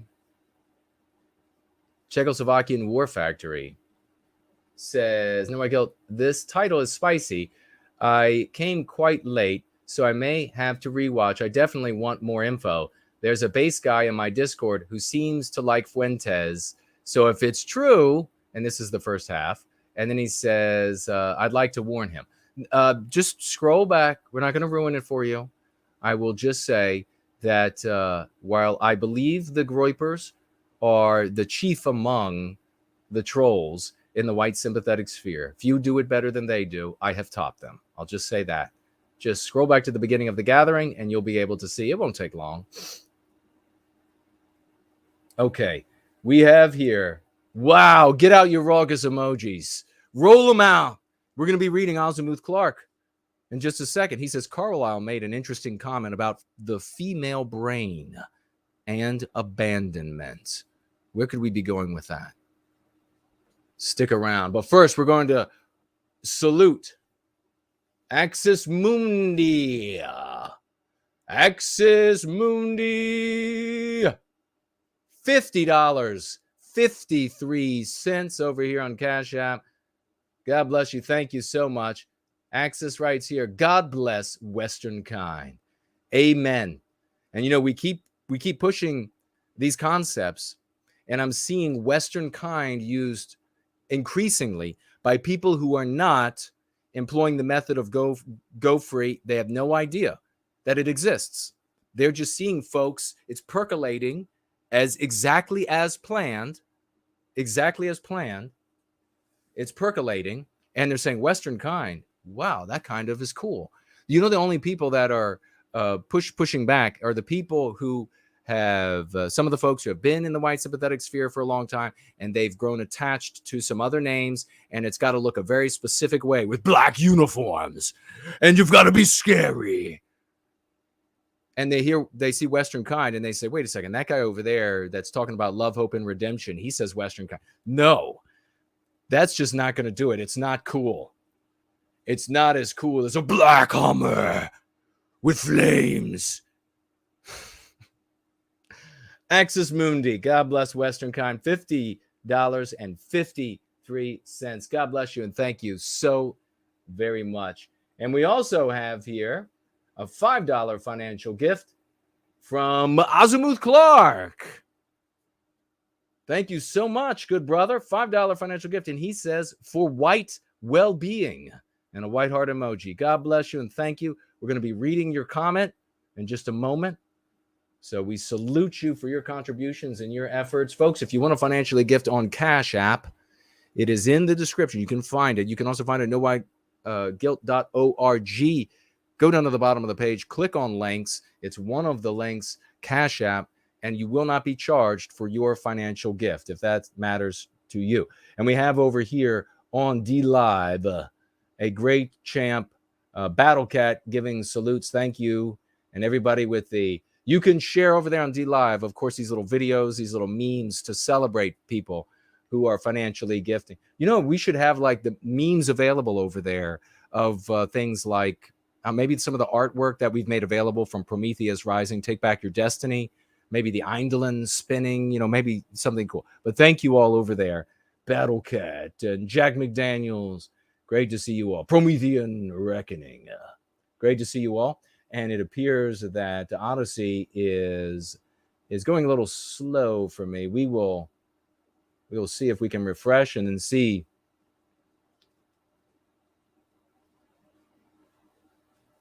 Okay, nothing new over there, but we do have the salute, and God bless you. Thank you for that. So we're going to keep moving. Let's see. Axis Mundi with the praying hands there in the live chat. All you do is much appreciated, brother. I appreciate that. I really, really do, because I have some criticisms that I'm going to address a little bit later in the show. And I think that the gathering and the announcements segment, and I think we also have some mail in the mailbag today. It's a wonderful thing. So we're going to share that. And let's see. Rory Herbert is asking, what's your opinion of Lauren Southern? Mark Collett recently mentioned that he wouldn't pay her $1,000. That he wouldn't pay her $1,000 for a Bravo Julie. What is that? I'll have to look that up. I'm afraid I do not know that slang.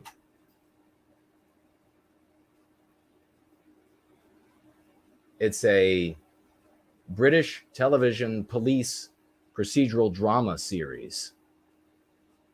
It had 6 series for a total of 88 episodes.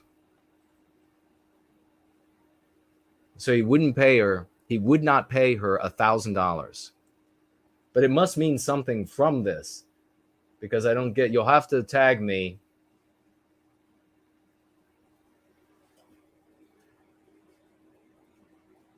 Oh my God. No. It can't be what I just thought that it might be. Maybe it is. So maybe you're not thinking about the television series. Maybe you're thinking about Military Phonetic Alphabet. He wouldn't pay her? She would have to pay me. I don't get it. And she would have to pay me a lot. A lot. What do I think of her? She was an E-Thot that I would tax into oblivion if I were in charge. And she came onto the scene. It's exactly what I gave speeches about this, folks, before the internet was as robust as it got. And I warned people again and again. I said, there are going to be, as we've seen, prior to the internet being as robust as it's become, back even before internet, we saw these ups and downs where things would get, people would be more interested in the white sympathetic sphere and then less interested, and more interested, more people would come. But I said, we haven't seen in the white sympathetic sphere, normally it was like everything we touch, we were lepers and everybody would run away from it. But as the internet loomed on the horizon and it was getting the prospect of making big money, as you can see, Fuentes became a millionaire. The prospect of making big money, Nick Fuentes, that is, the other one, probably not so much. The prospect of making big money off of white sympathetic people loomed on the horizon. I said, the next time this comes, the next time there's a wave, it's going to come in a much bigger way because there's going to be much more connectivity. And when it does, we are going to have to, in fact, I specifically have speeches. I might even have an old Go Free where I don't think it's still in the current one, where I said, how did I rephrase these people? I called them as like, well, I don't know if I said well-funded. It was something like well-funded entrepreneurs and charlatans that would show up in the white sympathetic sphere. That's what I believe of Lauren Southern. And there are so many more of them that showed up as soon as like this next big wave. It was sort of like one of these super waves that happened out in the middle of the ocean. Sailors used to tell the stories, and nobody believed them about the 100-foot wave. Everybody said sure, but in fact, it's been proven now that these rogue waves exist, thanks to the white man, I should add. Although it's my opinion. Maybe non-white people told us about it. And when this would happen, there would be all of these well-funded entrepreneurs that would and have greater connectivity than what we have here. And they would show up and they would use their money, they would use their connectivity, and they would present themselves as options for white sympathy in various iterations. And that is exactly what happened. You to a T. It was exactly, I mean, you would think that I worked at Psychic Friends Network, and they never got it wrong. I don't know how they didn't see the writing on the wall that they were going to go out of business, but they never got it wrong. That was how clear it was. It came to be exactly as I said. She was one of these E-Thots that showed up. She was attractive, and she was, as far as the world knew, single and therefore available, which, you know, when it comes to women, the E-Thots, they either have to be single or with a guy for a long time. In either case, that's when they get all of these omega men that will cling to them in imaginary relationships. But it wasn't just females. It was also males that showed up as well to pilfer the white sympathetic sphere, and they did. And there was nothing that I could do in predicting it. And I didn't get any benefit from saying this will happen, and you should therefore listen to what I say in the future when it happens.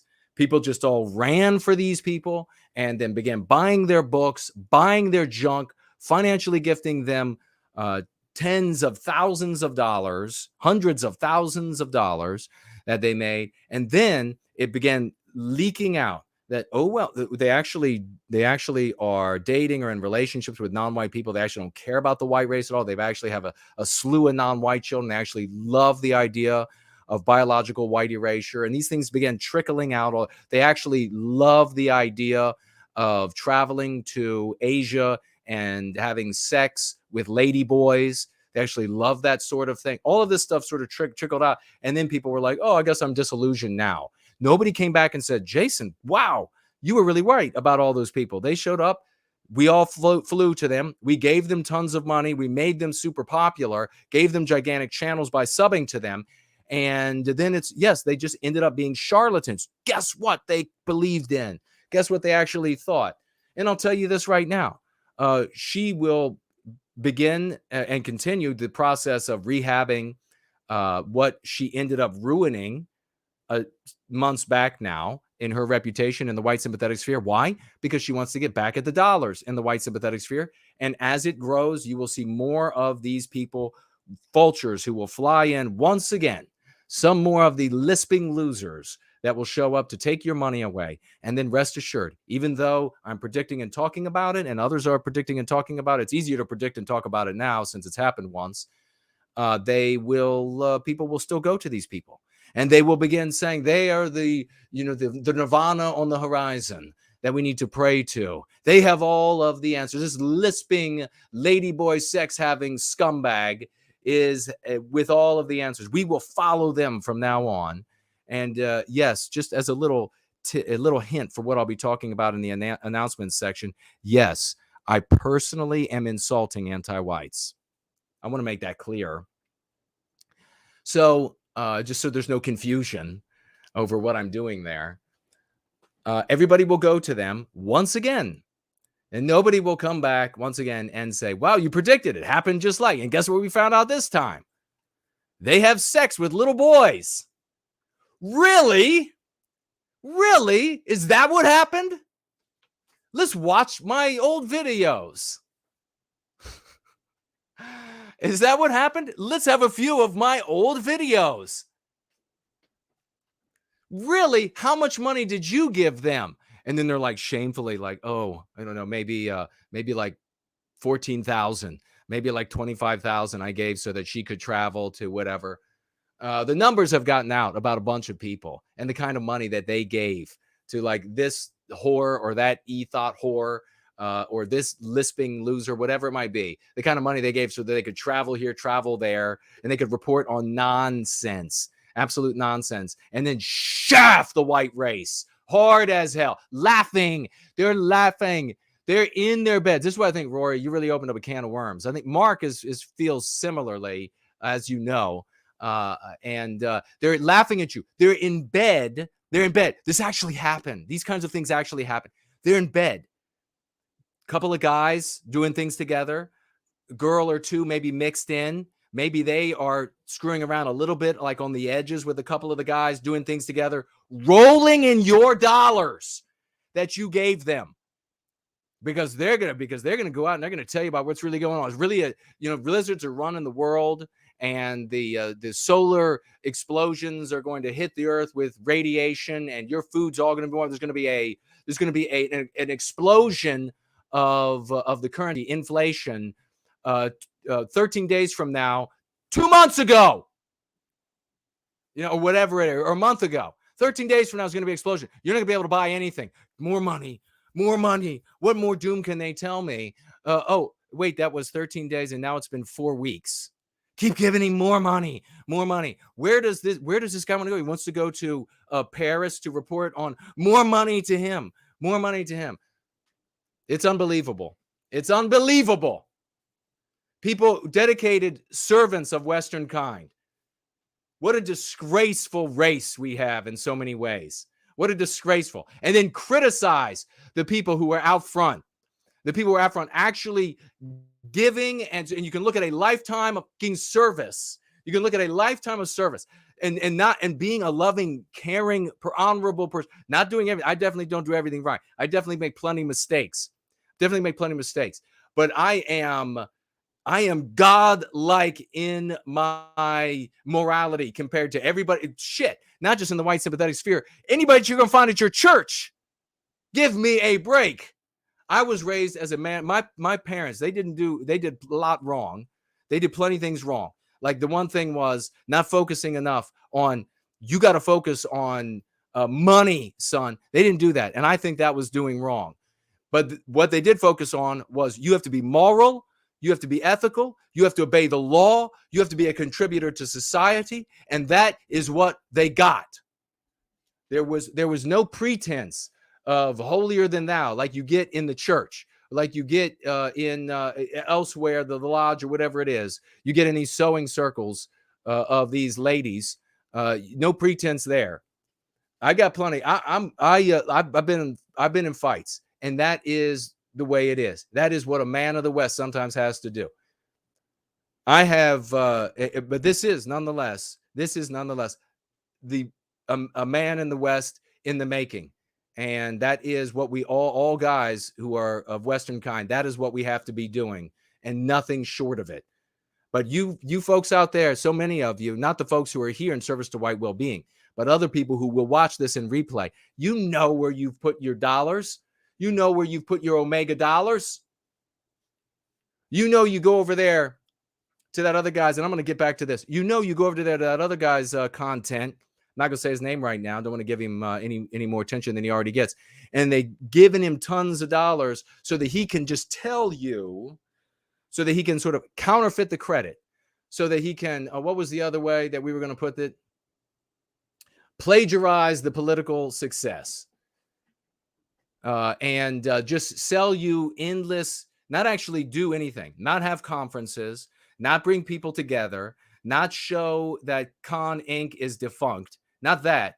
Who just wants to share garbage T-shirts and hats so that you can say you're a part of whatever group. Maybe you'll move out to the woods one day with one of these folks.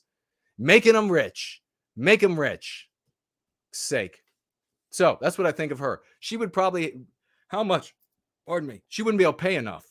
She would not be able to pay me enough for a Bravo Juliet. In fact, I would rather push her out of an airplane so that she could have a Mae West. All the paratroopers will know what I'm talking about. She doesn't die in the end when I do that. She lives. Axis Mundi says, Fuentes. Appreciate you and thank you for that. Jake says, I don't get it. Is the Fuentes a pedophile headline a shot at him, or what exactly? Why the infighting? Jake, I will say what I've said just a little bit ago, that I consider the Groypers to be the chief trolls in the white sympathetic sphere, and I have outdone them today. So just roll back to the beginning of the program, of the gathering, and at the very beginning, and you will see, and then you will say, holy shit, no white guilt. Here's your crown. Summer Lee is here. Thanks for all the applause for whomever had gifted and you had applauded. Thank you so very much. As we stroll, Promethean promulgation. How do you respond when anti-whites argue? And by the way, Jake, was it Jake or Jack? By the way, don't tell Nicholas J. Fuentes that he is the person who came to mind when reading that title. Promethean promulgation. It's sort of like Nick will be able to use the live chat in this stream to find out who's thinking what. Promethean promulgation. How do you respond when anti-whites argue that Westmen only refer to British as that's how the Old Norse used it? How do you respond when anti-whites argue that Westmen only refer to British as that's how the Old Norse used it? Give me some more. I want some more detail on your question. You can provide it here on YouTube. You might have to say like part 1, part 2, or you can jump on over to the question widget on Entropy. I want to specifically know what you're asking there so I can give you a specific answer. So thank you for that. Art Acrobats says we have a bearded lady emoji. We now have a bearded lady emoji? How do you know it's a lady? Oh boy. Do you get to see the rest of her and is she undressed? All right. Jerome says, oh, thank you, Jerome. Good to see you. And thank you for that. Yeah, I figured that out, Rory. It finally hit me. Southern Bloom, great to see you. Victorian Time Traveler, that's Radio Talk. Yes. Yes, and thank you all for jumping in to help bring me to. I thought it might have been a piece of British slang. Hoss says, no white guilt. What would be your advice on getting our wives more racially aware? Mine is thoroughly right-wing, conservative, yet was raised in the I don't see race era. Brother, this is so awful that conservative content creators have done this to our people.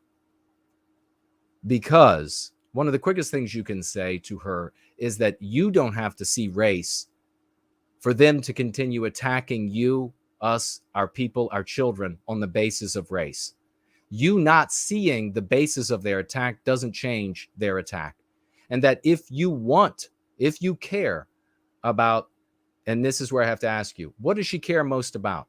Does she care about our abstractions? In other words, our ideas? Does she care about our people? Does she care about our children? Does she care about what exactly does she care about? If she wants any of that to continue, if she wants any of that to be shielded from the attack against it, she's not going to be able to continue ignoring the basis of the attack. Just say that out front to her. You are not going to be able to. It doesn't matter whether in white positivity, we don't think that one race is better than any other race. You outright tell her that. In white positivity, in the Go Free method, we don't believe that one race is better. There's no cosmic metric for the races. So there's no better for the races of mankind. There is what we prefer. So white people, so you need for yourself to get going on the Go Free method, to empower yourself with the knowledge of what it means to be white positive. Because then when you talk with your wife, you will be able to talk about these things in a way that denies her the ability to slither away, to run away, to hide from the reality of our victimization. And ultimately, that's what's happening.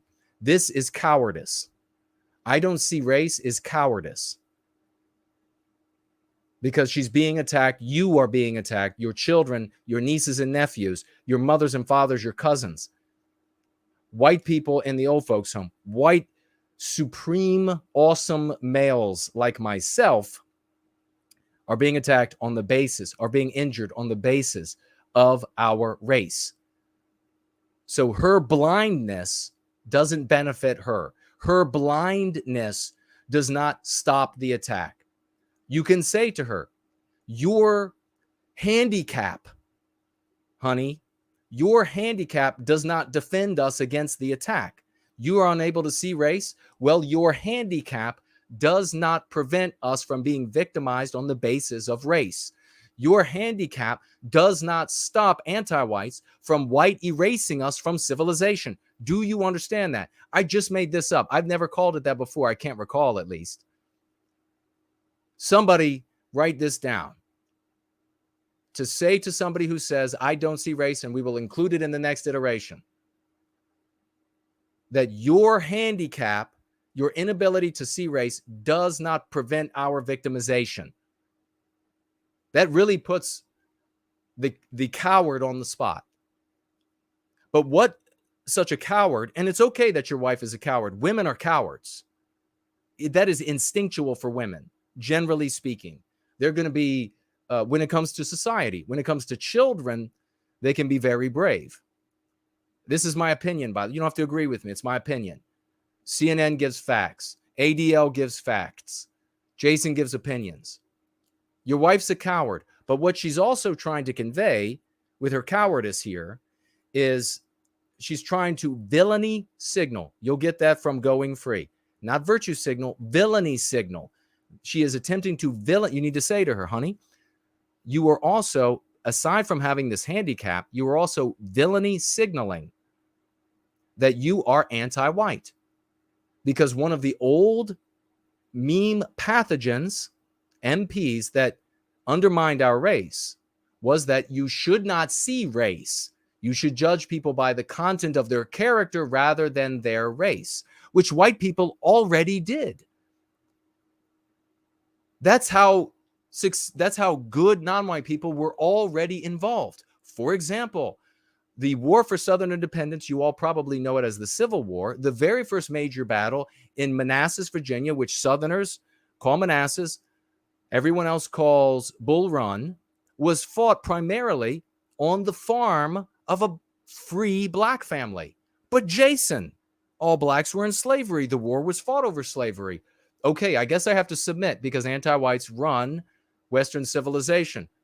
But the fact is that I can go down the road. I can drive the other direction away from Washington, D.C. I can get to Manassas, and I could live stream to you the plaque and the house that's still there of the free black family, the farmers on which the first battle of the Civil War was fought. All right? So they're trying to villainy signal about something we already did. We judged people on their behavior, not on their race. And what that became is this cowardice of, I don't see race, so we'll do nothing. They're attacking us on, you can't, the other aspect of this, Haas, that you have to address with your wife is that it is supremely immoral and cowardly to not defend a white child who is being attacked on the basis of race, and to try to use instead this oblique tactic of claiming that it is a proxy, claiming some proxy. No, they're not after the race. And if you use a proxy in this case for race, you can't successfully defend white children. So they get victimized. Okay? You can't say, well, it's not an attack on race, even though the white child is like, I don't want to be white anymore. I want to be brown.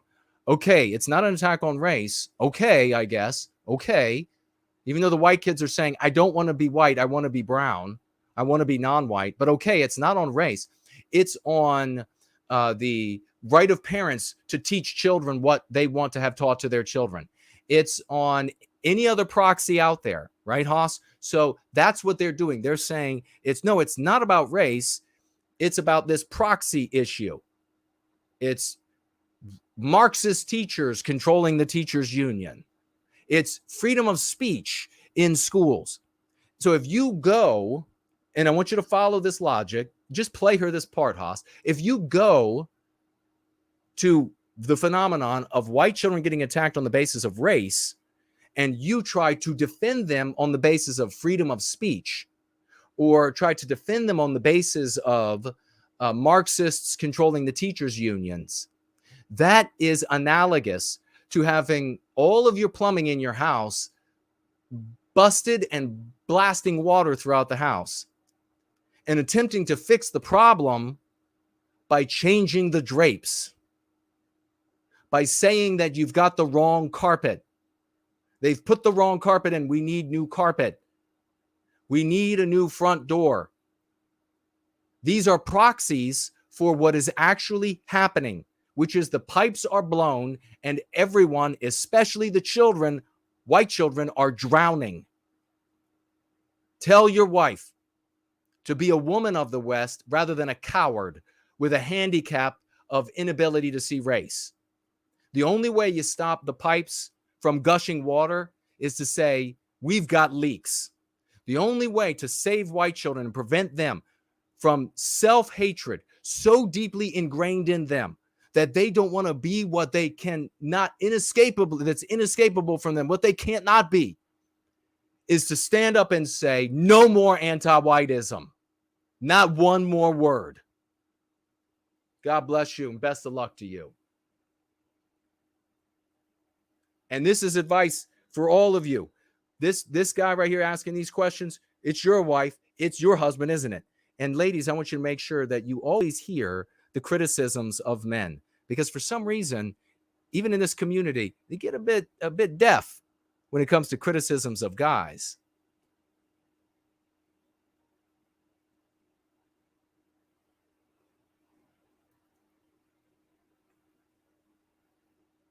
War Factory says, no, Michael, you did a good job. You deserve the crown. Thank you for that. I appreciate it.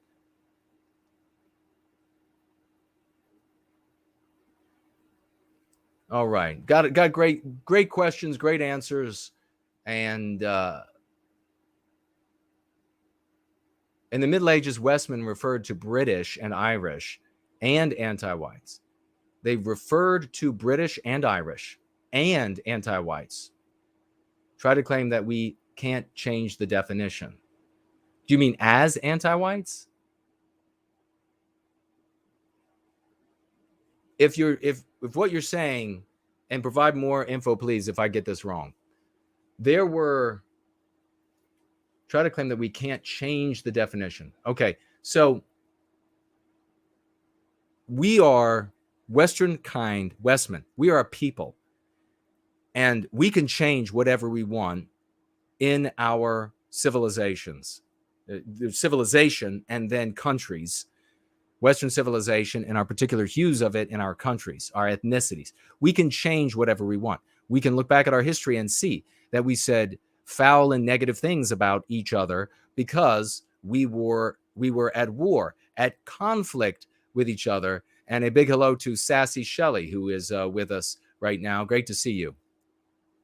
We were at war with each other. So there was war propaganda. That's why we said negative things about each other. We are sociopolitically evolving. We are sociopolitically maturing. So we can do whatever we want with our languages, with our civilization. They're ours. We own them. Technically, you have this scenario where you have anti-whites will say, well, you can't say the N word in Western, like I'll lose the channel. But technically, that's our word. We should be able to decide. In my opinion, if I had my druthers, I would decide whether or not it's said. Period. Our language, we decide. Now, the only change I would have in that is if I were around a non-white person who legitimately and honestly was emotionally hurt by it. Then just like I would not say anything else that would emotionally hurt somebody, like legitimately, honestly, not for the point of victimizing me and getting gibs out of me or whatever it might be, I would not say. Like, say there was somebody in my presence whose father died in a car crash. I would not tell the father in the car crash joke, right? Because that would be insensitive. for that individual. But everything else is ours. We decide. We can do whatever we want.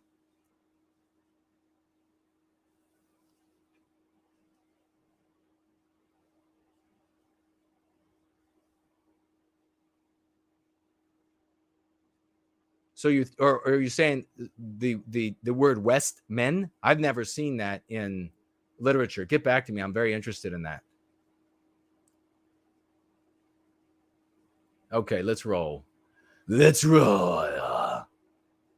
Arden White and Ladybug is with us. Great to see you, ladies. We're going to keep rolling. Let me get a drink. Great questions and answers, huh? TJ says, oh, Jason boy, the pipes are calling. The pipes are blown. The pipes are blown. We should make that into a song. I don't remember the words to that. Oh, Danny boy, oh, Jason boy, the pipes are blowing.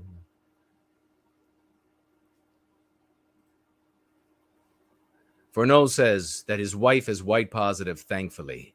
Yes, she is. I saw her once on live stream after the show. She came into frame.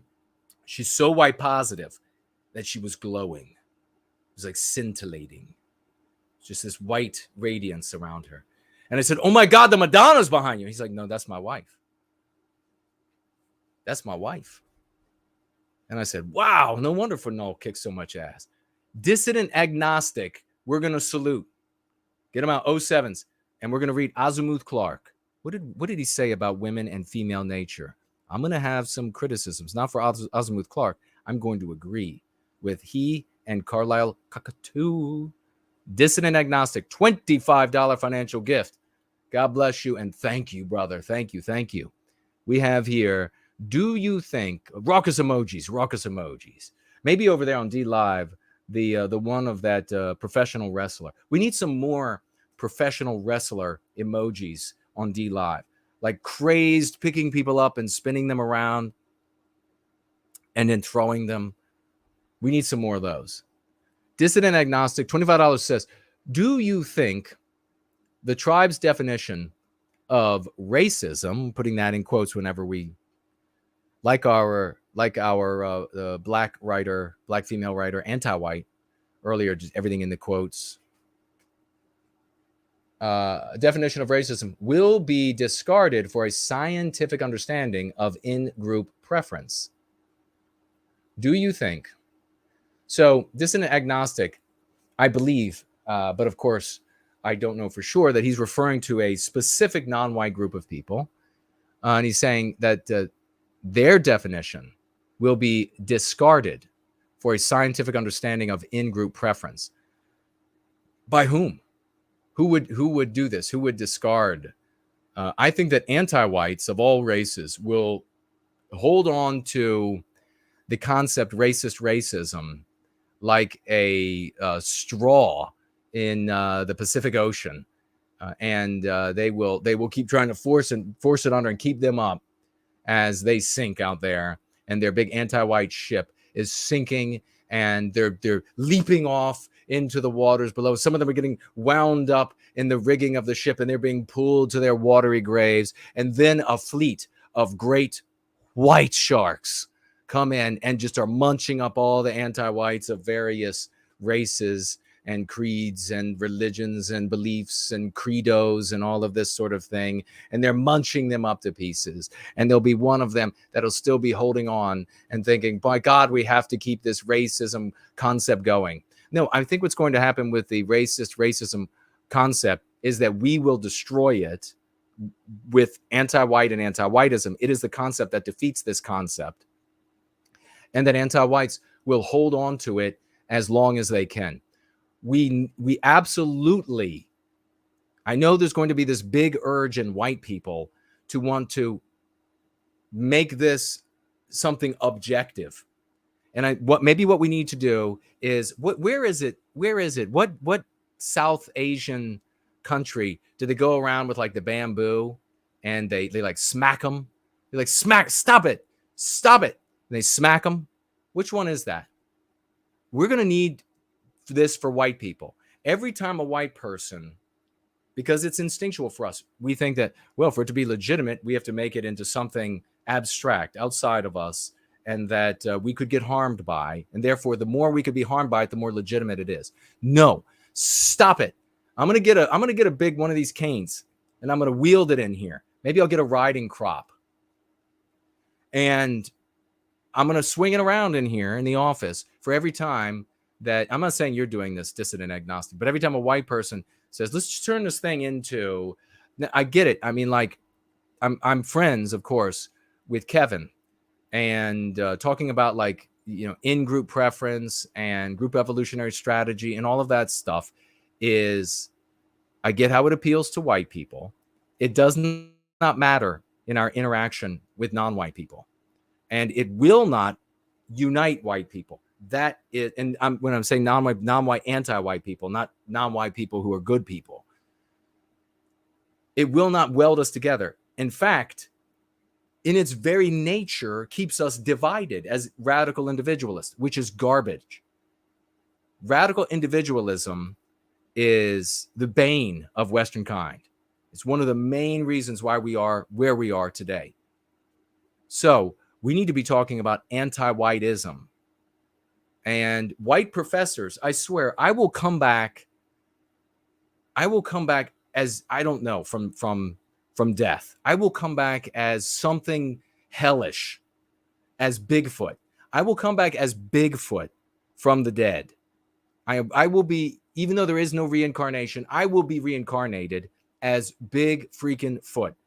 And when white professors, when we've recaptured our destiny, and white professors are at universities, and they're talking about racial in-group preference, and they're talking about this as an abstraction that is just different groups of people, and they're not talking about Western kind as a group fighting for its life and giving a history. They're not saying this. I am going to find them. They're not going to have to come look for Bigfoot in the woods. No, Bigfoot is going to find them. And I'm going to do like these professional wrestlers.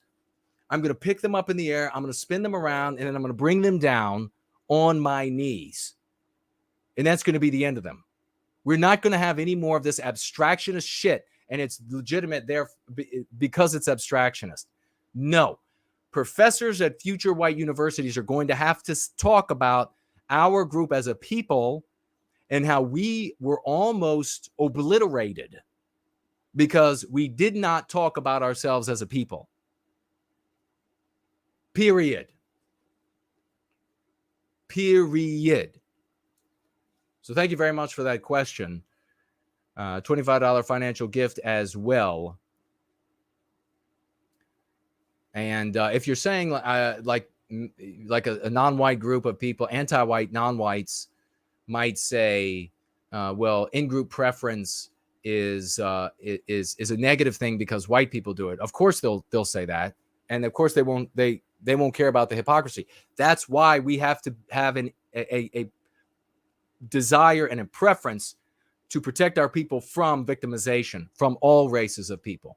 Because if we don't have that in place, what happens, dissident agnostic? Well, what happens is when they start talking about how in-group preference is what the white race is now suddenly doing, and that's evil, white people will, as individuals, will say, that's hypocrisy, and that's not right. No, we need to be saying that is anti-whiteism, and that's not right. Get out your August emojis as well for Kara Bassett. Rogers emojis, 07s. God bless you. Thank you so very much. $20 financial gift. We're having a great gathering today, aren't we, folks? At nearing 7:30. And Kara Bassett writes, stay the course, Jason. Stay strong. Well, you better believe. If there's anything you can count on, it's a guy who's willing to come back from the dead as Bigfoot. Or whatever it takes. Whatever it takes. God bless you, and thank you very much. Let's get into this. Azimuth Clark wrote under the video of TAP yesterday, where me and the great Jared George had on Carlisle Cockatoo talking about Dogs and cats, what's your favorite animal? And Carlyle mentioned something that Azimuth Clark spoke to. He writes, Carlyle made an interesting comment about female brains and abandonment.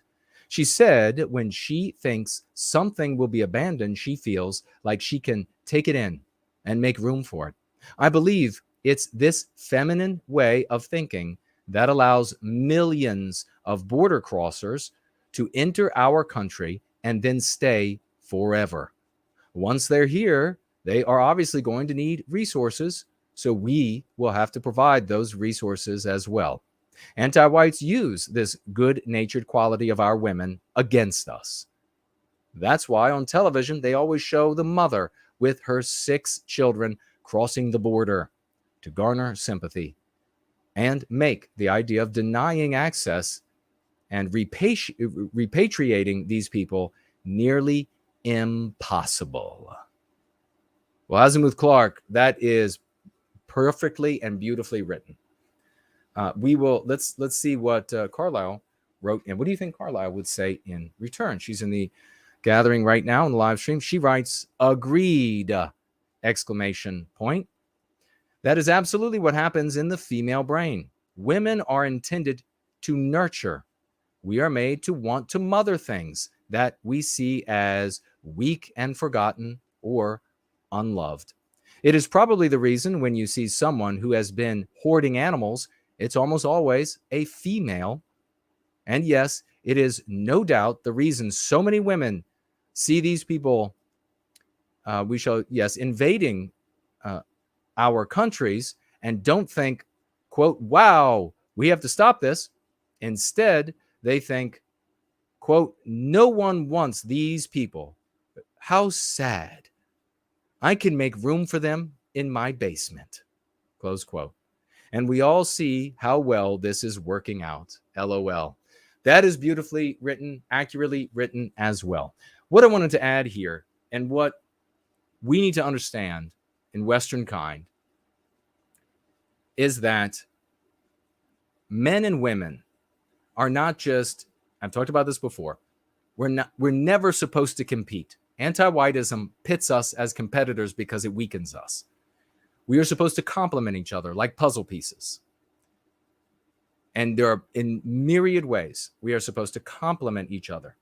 To say that, though, is to miss that we have very specific natures. Just like the different races of man, in my opinion, have observable different instincts that we see as cultures in their aggregate. The more intelligent an animal, the more expressive a projection and an expression becomes on one's environment and in one's aggregate creates specific cultures. That's why Asians have Asian cultures, blacks have black cultures, whites have Western culture. None of them better than any others. We can have preferences, but none of them better than any others. We, just like we have that for different races, we also have different instincts between men and women within our races. Different things that get our attention. Different propensities, or in the wrong context, proclivities. In my opinion, women are meant instinctually, biospiritually, to focus on the family, on the house, on the family unit, on children 10 years and younger. You can see in these feminine traits the success of dealing with the immediate household, of dealing with children under 10 years of age, of wanting to coddle the injuries, which is exactly what children would need. Right? Of wanting to take care of things, of wanting to nurture things. This female instinct becomes wildly deleterious for our people when it is applied beyond that circle. And is in my opinion. And if you think you can prove me wrong, go for it. Now, this doesn't mean that all women have to have children or families, that there's no other option for women. That's preposterous. And that's something an anti-white would do with what I'm saying. Taken to these, these histrionic hypotheticals, extremes. Because there will be women who are aberrations, who are going to write, who are going to doctor, who are outside of the home, who are going to contribute and in other ways to their families of origin, friends, and to society. What it does mean is that the vast majority of women are going to be in these environments where their instinct flourishes, is beautiful, and creates the most powerful thing on planet Earth, and that is men of the West. Beyond the immediate family and children under 10, it is the likes of AIDS. It is the likes of cancer. This feminine, nurturing nature is pathological beyond. So something that's beautiful. I'm not talking about women who have been undermined by anti-whiteism. I'm talking about good women, women of the West even. Their instinct, what they need to understand, their biospiritual instinct that works magic in that circle where it is designed to be. And make no mistake, the guys don't have an instinct that can work in that circle as well as the feminine instinct. That feminine instinct is poison beyond that circle, period. And steps will have to be taken, both in communities like this, in political organizations, and in governments for Western kind. Steps will have to be taken to mitigate the damage of the natural female instinct so that it doesn't go beyond the line and become pathological for the country. Because what Carlisle said on that show, and she wasn't talking about females, Azimuth Clark noticed this, that we all notice, women and men, that of an animal or something that is unloved, that isn't nurtured or whatever, females will look at that and think, I can take that in. It's unloved. How sad. I can cuddle it. I will bring it into my home. Even though, and you can look, she talked about, for example, this parrot she brought in, and it just like destroyed her life because it occupied every minute of her life. So what? She lived with that year after year after year of this thing ruining her life. Women today, good women, are living with the ruining of our race and the ruining of Western civilization and the ruining of our country because they can live with the satisfying of their instinct, even as that satisfaction destroys everything. I want you all to contemplate that, especially our women, the women of our race, and the best among them. I want you to contemplate that reality. Because when you decide that you're going to stand up and apply your feminine instinct that is beautiful, noble, heroic, there's nothing like it in the world, where it's meant to be, beyond where it's meant to be, or outside or below where it's meant to be, however you want to phrase that. I'm not putting it in a category of higher or lower. It's equal. It's commensurate in its importance to the male instinct. Different fields of operation, right? You're not going to put a tank in the ocean, right? Allowing women or women wanting to apply their female instinct to politics, to the politics of a country, to the politics of an organization, to the politics of a movement, women wanting to apply their beautiful, powerful female instinct to those environments is akin to telling the army that they need to apply their tanks to the ocean to defend the country. Drive them into the ocean. Look how fast they drive on land. Look how far they shoot. Look at the M1A2 Abrams. Look at how well it operates. Just put it in the ocean. Don't put submarines in the ocean, which we could say are nuclear subs, which we could say attack subs, nuclear subs, which we could say are the male instinct. Guess where subs don't operate? On land. Male instinct has its place of operation, and outside of its place of operation is harmful. Female instinct has a place of operation, and outside its place of operation is harmful. Male instinct, we are not seeing harm us because males are vassals of females today, aren't they? Males are dominated by females today, aren't they? That's why males, hearing that females are upset about something, start jumping on board. That's why they show up and they're like, yes, I agree, because I am servile to you and your opinions. I know that if I don't agree, you'll be upset, and nobody wants an upset girl. Well, times are changing.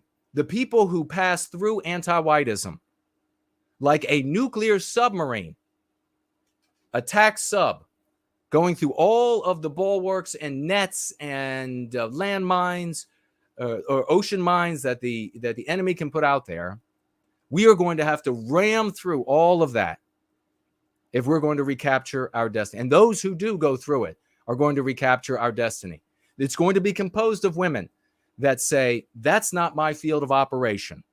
My field of operation is here. You know, you can think about an actual example. Men and the influence of men on children, and this is why an optimal scenario has a woman and a man. It blends. It blends. There is a median where the child is growing, and this is how it's supposed to work. It doesn't work this way because women are in charge of every household, except for anything with a man of the West. The child was, and the man in a healthy household, an optimal household, is going to let the woman, so the baby's got like a little this or, something. The woman's going to just go, she's going to be on top of it. She's going to want to coddle. She's going to want whatever. The man's going to be like, okay, do your thing. As the child gets older, though, the man is eventually going to be more influential. He's supposed to be, but he's not today because women are in charge. The female nature is in charge. And what's supposed to happen is he's supposed to say to the wife, you're done. You're done. And then when the child gets a scrape, the man says, walk that off. Suck it up. Doesn't mean he's going to be heartless.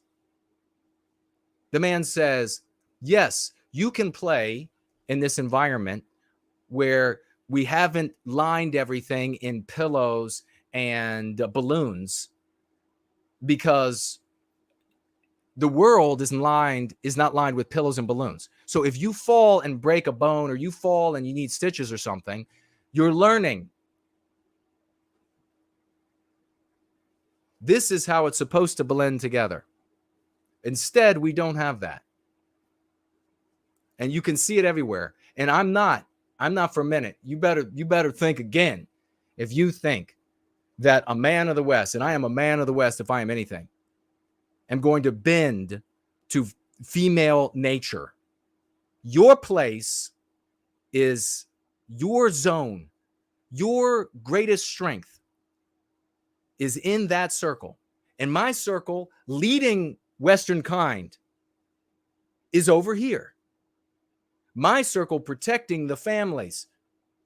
My circle, protecting the greater shield of our people, is over here. And so when you start trying to tell me, you need to behave like this, I think that this needs to be this way and that needs to be that way, I'm going to say, shut the fuck up if you keep at it. The first few times you say it, I'll laugh because I think it's funny when a woman is trying to tell me how to be a man. I think that's funny, quite honestly. But if you keep at it with the browbeating and the hen picking, I'm going to say, shut the fuck up, or I'm going to go get a roll of duct tape.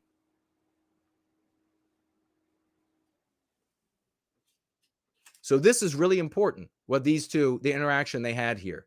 This is a healthy, by Azimuth Clark, a healthy observation by a man, and by Carlisle Cockatoo, this is a healthy response by a woman.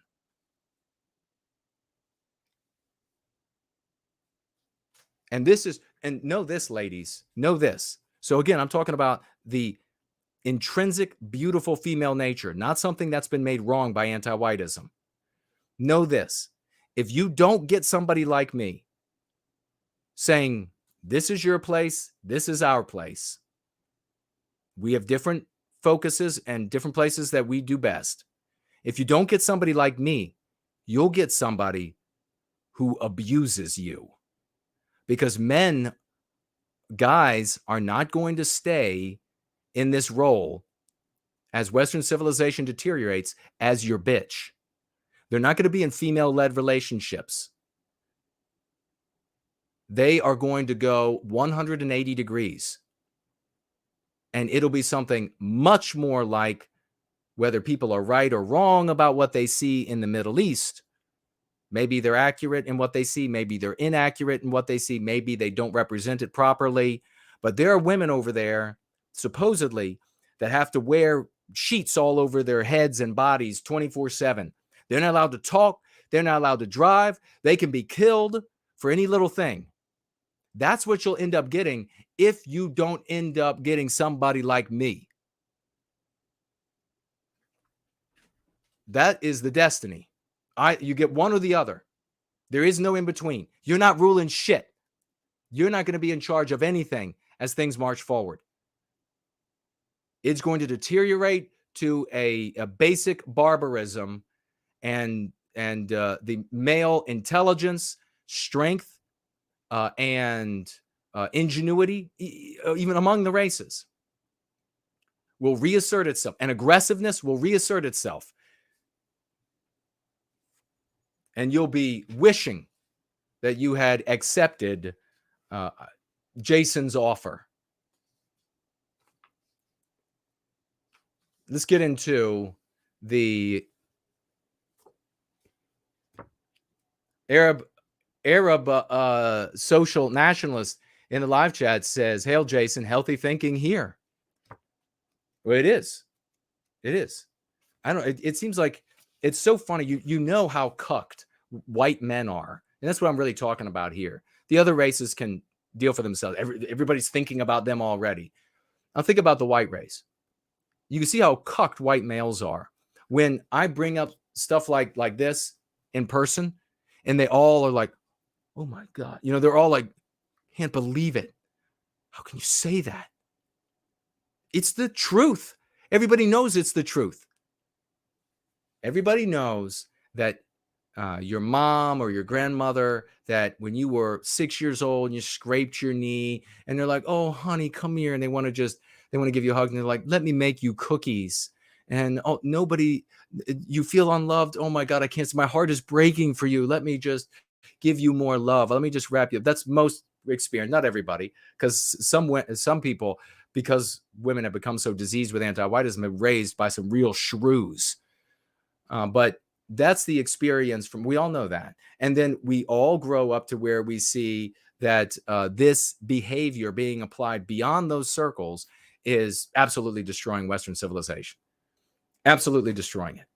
You want to know what Western civilization is going to look like in the future if white males don't reassert ourselves in our relationships with women, don't reassert ourselves in our relationship to our once civilizations that we built? You know what it's going to look like? It's going to look like exactly like Western civilization will look exactly like the homes of these women who hoard animals and trash. That's what it's going to look like. Hoarders, the television show. "Oh, you've got 700 birds in cages here. Well, I just love every one of them. I can't let one go." How does that happen? Well, maybe we'll talk about it later. We're going to get into the vague.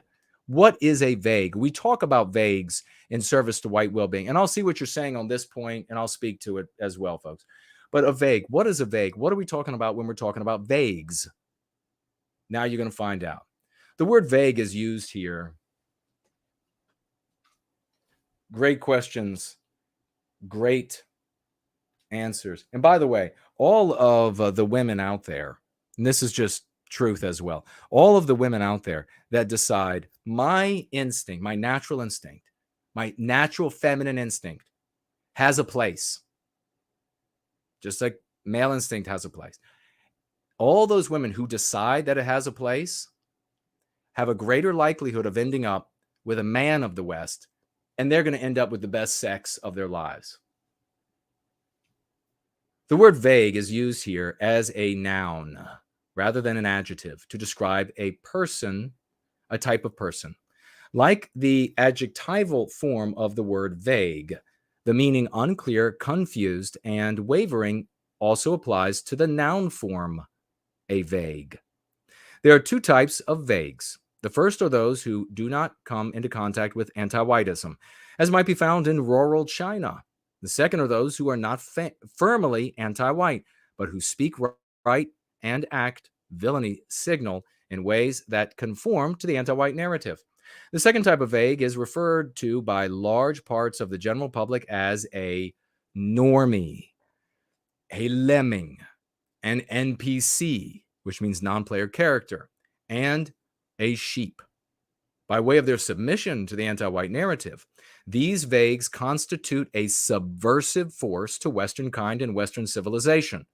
However, they have little to no understanding of the regime and its anti-white objectives.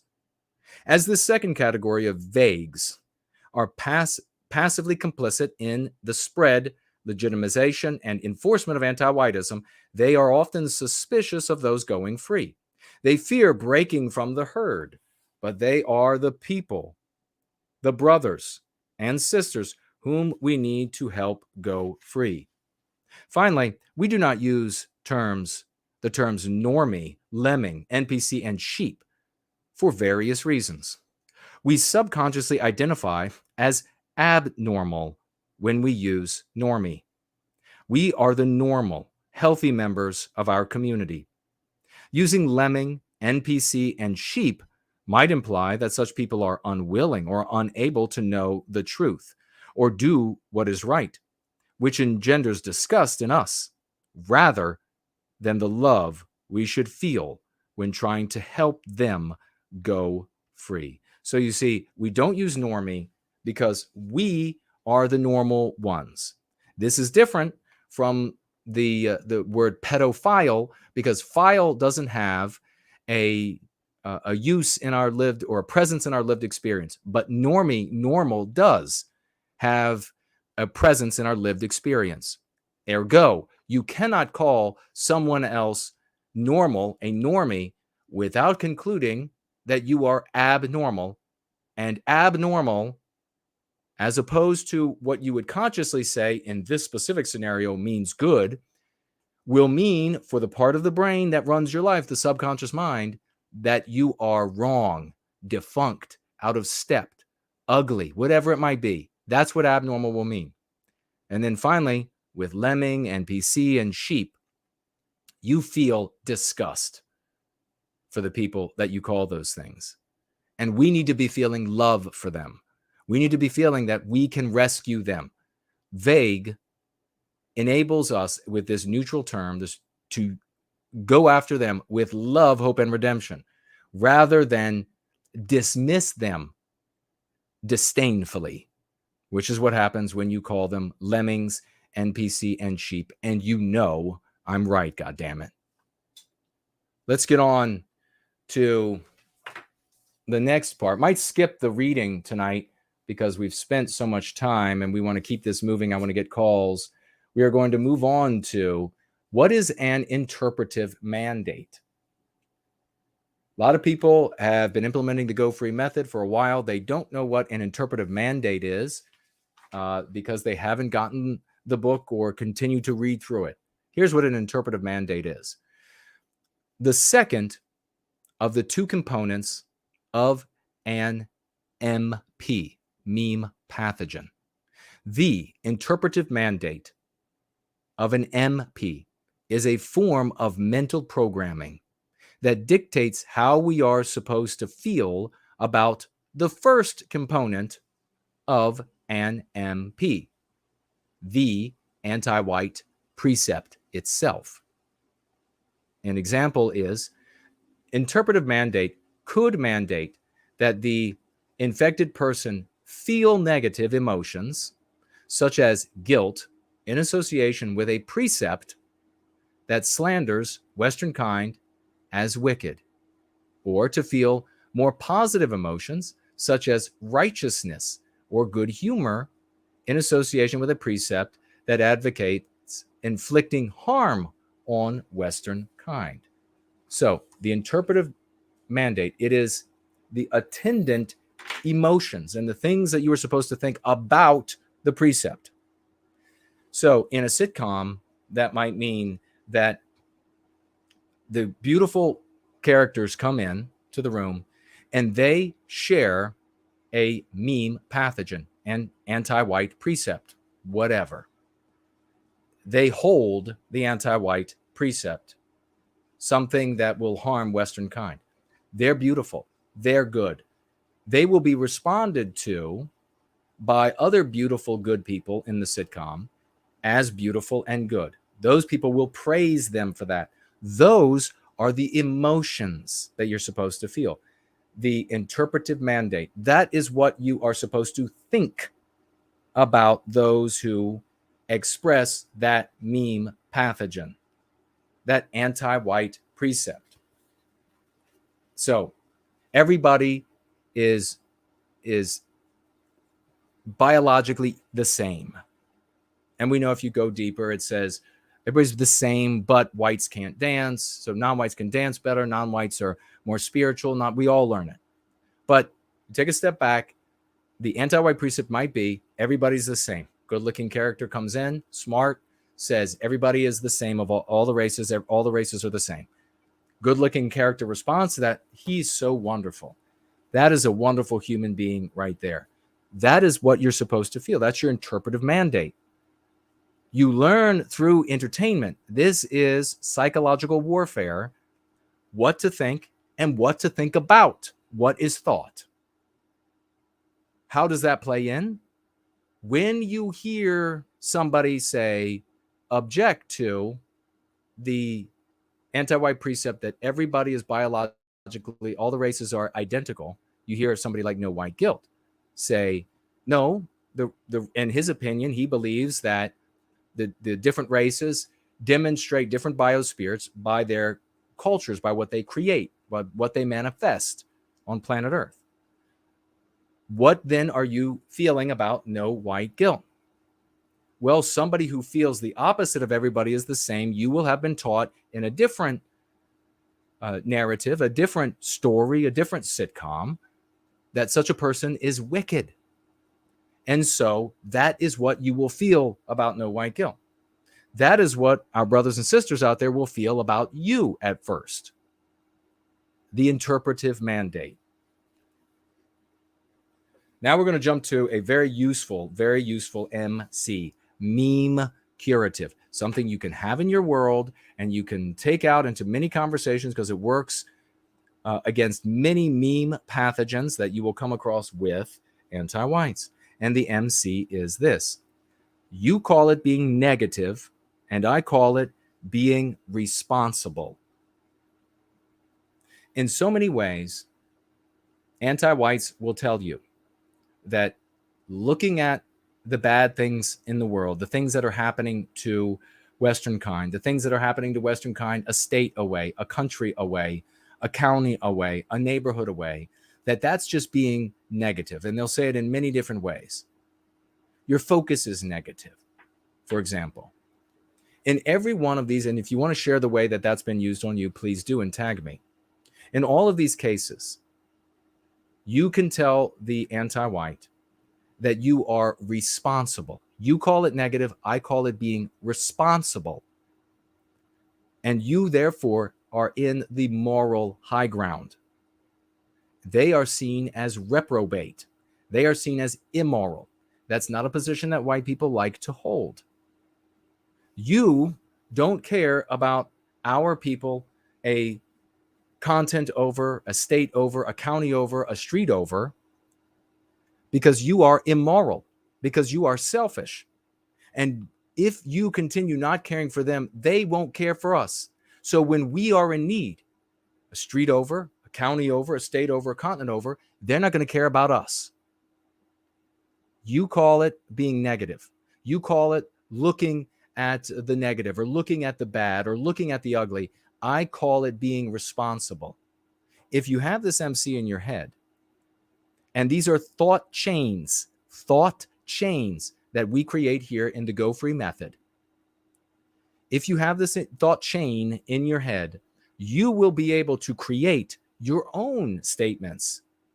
And because a thought chain limits how many choices you can make to only successful answers, you will magically come up with the right answers, just as midget-witted anti-whites today can defeat you in conversation if you haven't been going free for a time. They can easily defeat you in conversations. Why? They can't memorize all of the different things that anti-whiteism wants them to remember. They can memorize the few, and those few put them on thought chains where they cannot go wrong. That's how the bright anti-whites build an army of dumb anti-whites that defeat you every day of your life until you implement the method of Go Free. This is a lived experience. This is why people give hard-earned dollars in financial gifts to make sure that this continues to reach our brothers and sisters. This is what is changing lives. This is what you need in your life to change everything that's going wrong, to make sure that you end up being a part of everything that is going right.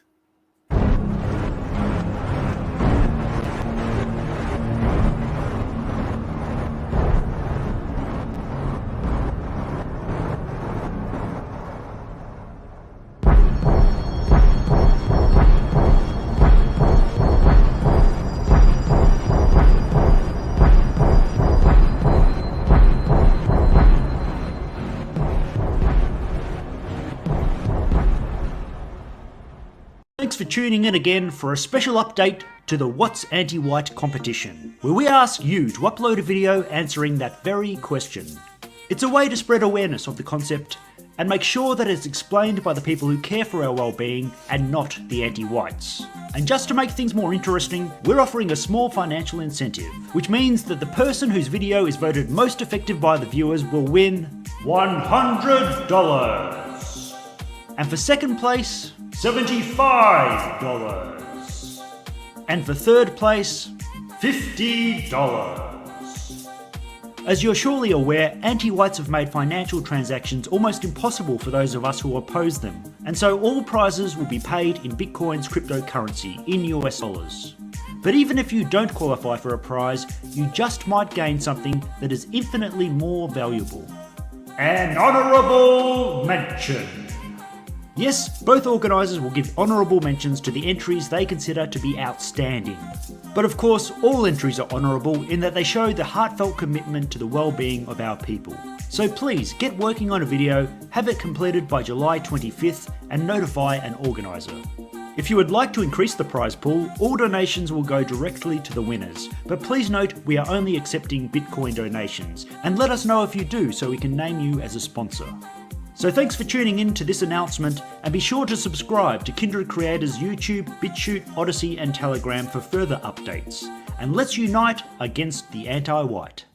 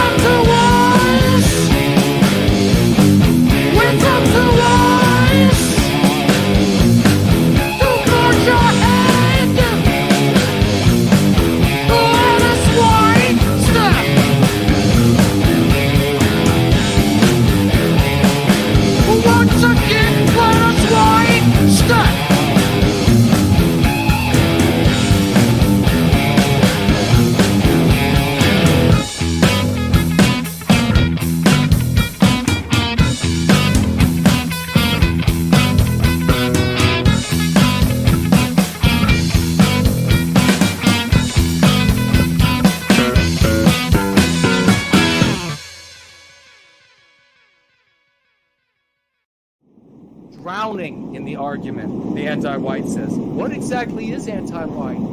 You have got to be animated with the righteous passion of reclaiming our destiny. We are the heroes of this era.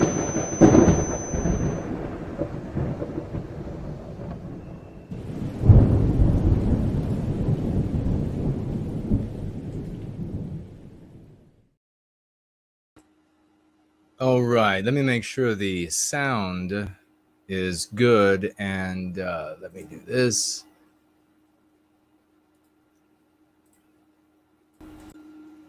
Sound should be fine by now. The sun has set in the once great state of Virginia, outside of Mordor on the Potomac. You can see it over my shoulder, of course. And what we're going to do is take a look at what you all were writing. I don't think there are any more financial gifts, but we'll take a look and elsewhere as well. And looks like nothing on Odyssey, Entropy, or Cash App. So let me take a look at the live chat. We're going to have we'll do the mailbag next after I look at your comments. Remember, tag me as No White Guilt, and I will find what you want me to find. Elaine Sabatino says, women are natural born micromanagers, and we care too much about being popular and pretty care too much about being popular and pretty to make good leaders. We never evolved to play 4D chess and the quest for glory. Precisely. Thank you for saying that. There was no need for women at any point to be able to conduct themselves in the environments that men excel in. And of course, we know, according to the anti-whites, women can do everything better. Although what's interesting is that everywhere that a woman was born with a penis competes with women, intellect, physical strength, everything you can think of, they win. So it's curious. I don't understand that phenomenon myself. So if somebody wants to explain that to me at CNN or whatever, because those are the only people I trust, then I'd be willing to listen.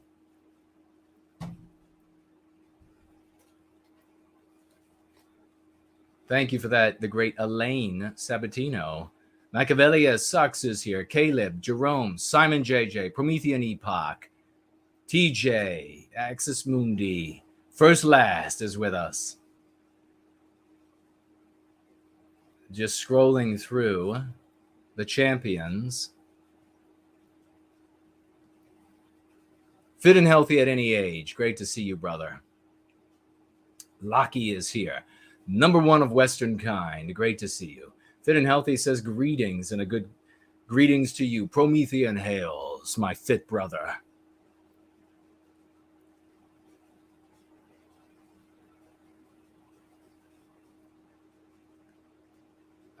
Corvo Terry is here. King Elvis. Great to see you all. Mentioned Rory earlier. Yes, great to see you. Brad C is with us. Wonderful to see you, brother. Bored Troll.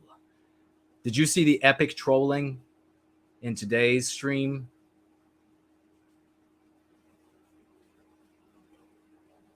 Axis Mundi says, well said. This whole segment is fire. That's awesome. Axis Mundi, obviously very intelligent and has great taste.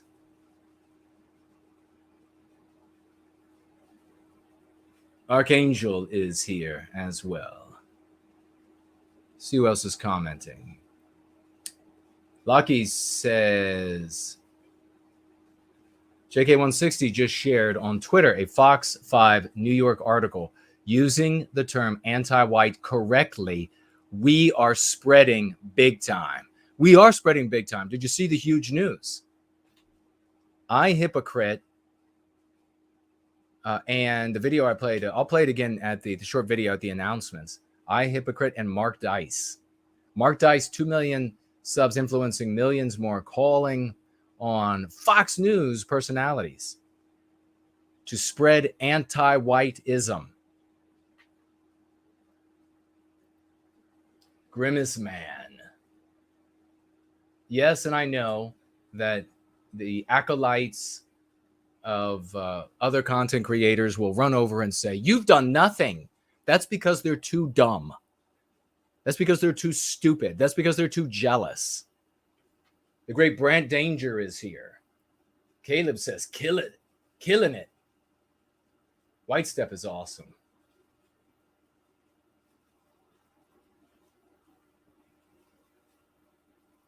All right.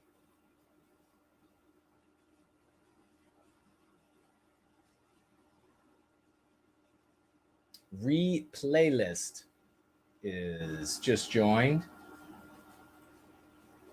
All right, so why don't we go ahead? We'll do our, we have mail in the mailbag.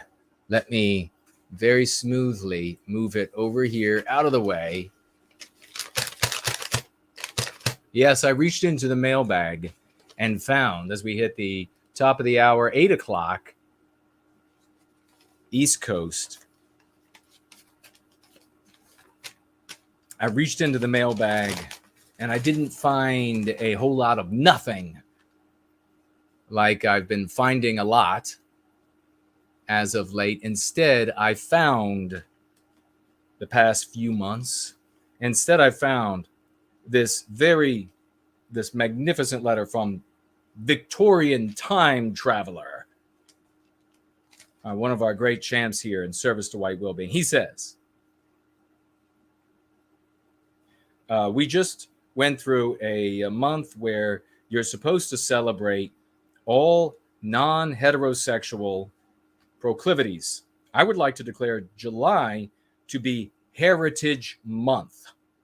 It will be a month where we celebrate and honor the diaspora of all Westmen, Anglo-Saxon, Germanic, Hispanic, Latin, Greek, Slavic, Tatar, and everyone in between.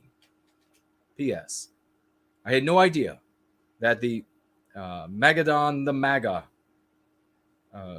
would catch on. That's the big shark. Yes, it did. It was awesome. Megalodon, is that what it is? Or how does it? Yeah, Megalodon. Megalodon shark. Much bigger than the great white. He says he had no idea that it would catch on. I said that as an offhand joke. I'm surprised it caught on with so many folks. Well, we are most delighted that you shared that offhand joke. It was brilliant, brother. We have nothing but brilliant people in service to white well-being. And as you can see from the comment earlier, those who are all gross and violent and ugly and criminal, they hate me. They hate me. Good. And that's why I need you all to pray for me, because you know all these people who hate me and they're sending all this negative energy of jealousy. And even though much of it bounces back on them, I need you to send me positive energy. I need you to send me prayers. That's what I need. Let's get a big raucous round of emojis and 07s for Victorian Time Traveler, because not only did we get this awesome letter from him and the creation of Megalodon, the Megalodon shark, but he also sent a financial gift of 50 Save Western Kind dollars. 50 Save Western Kind dollars. What a true champion in service to white well-being and to the West. We love you, brother. Thank you so very much. It was nice to reach down into the mailbag. You reach into the mailbag, you pull it all the way. I go all the way up to my shoulder, and I'm like, anything? Nothing. But today I reached down in there, and yes, a letter comes up, and it's our great friend, Victorian Time Traveler, and he's with a $50 financial gift, putting a smile on my face, on yours truly's face. So God bless you. Let's have a quick look again at the progress that we are having. And there is progress. And let's get a big thank you to Naterific, because it is Naterific's comment that caught the attention. Just a comment he made, a white positive content he made using the lexicon that I, hypocrite, a guy who obviously has a good character, ends up reading a year later. And then he's like reading all of our concepts, sees nothing wrong with it. Somehow magically doesn't have a problem understanding what they are, like so many of these people, these cult nats in the white sympathetic sphere that want to say, no one's going to understand your language. You need to talk with World War II language. He somehow understood these things, and then he totally agreed. He's like, what's wrong with that? And then a black content creator, a black woman who calls herself Tree of Logic, I believe, she's like, yeah, what's wrong with that? That makes perfect sense. That person is totally legitimate and righteous. And now this guy is on another live stream, a different live stream. He has also followed me now on Twitter.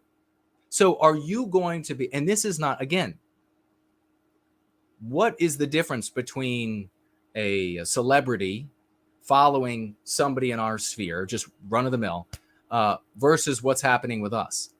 I am not a person, as you know, who is saying things that are just outrageous or digging through a bunch of news to find something that some celebrity might not know, and therefore they want to follow me because I'm going to give them a piece of news that they're going to say, oh, I want to share that with my millions. Or I'm going to say something outrageous or funny that they will then be able to laugh about and maybe share because they think it's sort of snarky or funny. No, what's happening with me is I share the Go Free method. So if celebrity A decides to follow me and celebrity A decides to follow whomever in the white sympathetic sphere, it's for two totally different reasons and for two completely different outcomes. If celebrity A starts saying Western kind, anti-whiteism, these things are anti-white, we need to support white well-being, the world changes. If the celebrity says, oh my God, look at this hilarious thing that this person said about what we need to do to people crossing the border, what changes for us? Nothing. If a celebrity says, oh, look at what this person in the white sympathetic sphere has provided me with a piece of news that, another 10,000 were led across the border in France on the argument that they were without water for 2 days. What an outrageous claim that. What does that do for Western kind? Nothing. Zero. Nothing. Does nothing for us. So there's a big difference. There's a big difference. And then you have Tucker Carlson at Fox. And there may or may not be other things happening there. Some of these things, some of our progress are not visible for some obvious reasons. So financial gifts happen you happen to be useful in ways that are not useful elsewhere. But Tucker Carlson is now being asked by Mark Dice, 2 million subs, influencing millions more, to popularize anti-whiteism. What will happen when Tucker Carlson says anti-whiteism?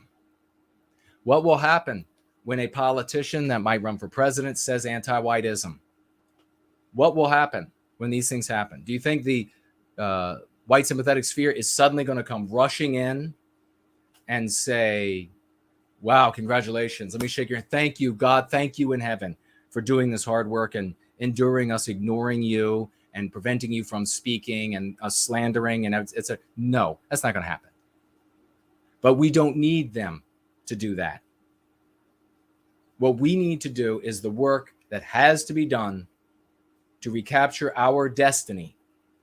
The people who will laud us will be the ones who come after. This is obvious now, isn't it? They'll be the ones who come after, and they'll be able to say, those were the great ones. Those were the ones who were doing things to change the world, which is why we now are not being gang raped and ritualistically murdered for being white. There are very few who have class today. I could win office, and I think still a bunch of these folks wouldn't show up, which is fine because they wouldn't be invited. So let's watch this video one more time real quick. It's a very short video, and then we will get on to the announcements and the comments, which the announcements, we're going to be talking directly to the community to some issues. let's first do this. Pointed out that I tried to talk to her. I only stayed on for like 5 minutes because she was spamming no white guilt videos at me and wouldn't let me talk. It's like normally if you interrupt somebody when they're trying to talk and just start forcing them to watch no white guilt videos, I would normally say that's kind of based. But in this case, you're just preaching to the choir, Carlin. I don't know what you're trying to prove. And that opened up his time slot for Tucker Carlson, which is the best hour on television. But Tucker, there's always room for improvement, and we're waiting on you to introduce the term anti-whiteism to your audience. But until then, I guess it's up to a little old YouTuber like me who makes videos in my kitchen on a laptop to spread the word, pun intended. And to support my work, order your Ultra MAGA shirt from my online store at markdice.com. Awesome. How awesome is that? I think we're doing something right. Don't get everything right. And I'm constantly course correcting because I have an objective. Now, I want to talk about briefly the ads over at Gab. They are doing fabulously. And what I want to ask is, have any of you seen any of the apps when you've been on Gab? And specifically, have any of you seen, because the new one is a pre-roll on Gab TV.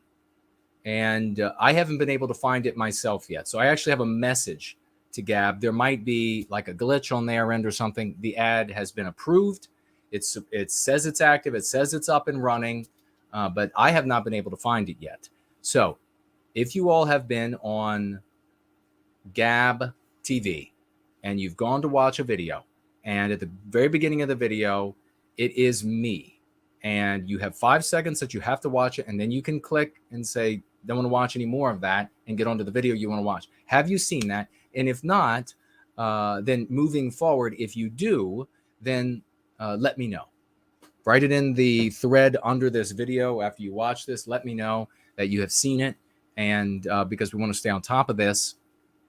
It's a wonderful little advert at the pre-roll. Gab just opened this up, so there may be a glitch, might not be working. But our passive, the other form of passive ads, static ads, that have been up, have done unbelievably well. They've approached, as I've shared with you all, the level of searchable ads, as that people have been going out and looking for. Could you imagine? No one would say, I want a completely different, what would you type in? I want a completely different way to combat anti-whiteism that is based in psychology and in the biospirit of the people. I mean, they wouldn't even know how to search it. We're providing a need that people didn't know that they had. Just like the personal computer. People didn't know that that was a need for them until they found out that it was a need. And that took massive advertising. Advertising is not free. And we are paying for the advertising for the Jason Goes Political from the financial gifts that were raised. I'm using those gifts that were given to me for those adverts on Gab. But as soon as that runs out, I'm using gifts that I have put in waiting, if you will, in stasis for several different things that we use the gifts to me for, financial gifts to me. And Gab ads are going to continue to roll, especially because we're doing magnificently. So let me know, please fill me in. If you have ideas for Gab ads, I'm going to be running them for not only me and the shows that we do and the Go Free method, but incorporating For Null, Brand Danger, Yiz the Eunuch and Unifier, and others, Lovely Porch, growing the strength of this community, because we have a couple things going against us. We are in need that our people don't know that they need. So we've got to get to them so they know that.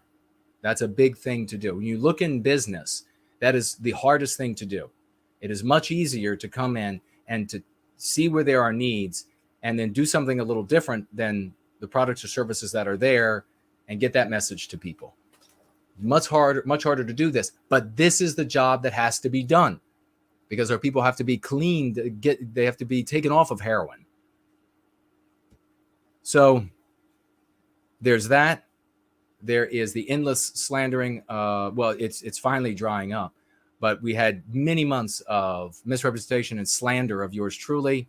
And then you have the Biden-induced bipolar syndrome that we named, meaning people are dropping out or they're going the other direction and thinking that the only way to combat this, you might as well just, or maybe I think their mindset really is, you might as well LARP because you can't win.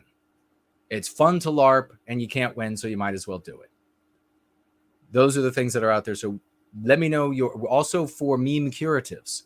I'm going to do adverts for meme curatives, and we're going to be out there. And if you know Torba, please tell him, or you can get to him, or any of these confidants.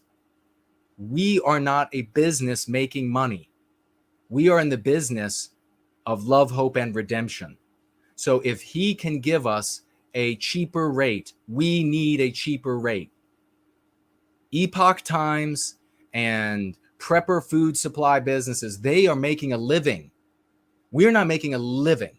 We're saving lives. We are redeeming lives. The same way that a religion is saving souls, the same way that Christianity is saving souls, we're saving lives. We are redeeming our people. We need a cheaper rate. We need it's economical, but we need a cheaper rate. Now, here's the thing I got to talk to the community about. I don't know how much time we'll have for calls. Maybe so. I think I saw a couple, or at least one, come through that wanted to talk tonight. So it's 8:24, and we can go till just after 9 a little bit, but not much. This is the thing I have to talk about, the community. So we have some folks who are becoming less than happy, and they're talking about it, about a few specific things. Criticizing women, criticizing antique nationalists, personally insulting anti-whites, and ribald humor. Maybe I'll start at the bottom.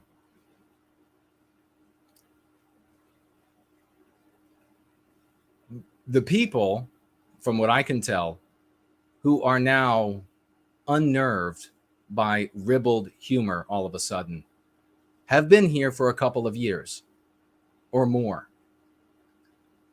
My 8-hour, 10-hour, 12-hour gatherings used to be replete with ribald humor that they were present and laughing at, that they thought was hilarious. But now, some sort of like holier than thou nature is like gripping some folks.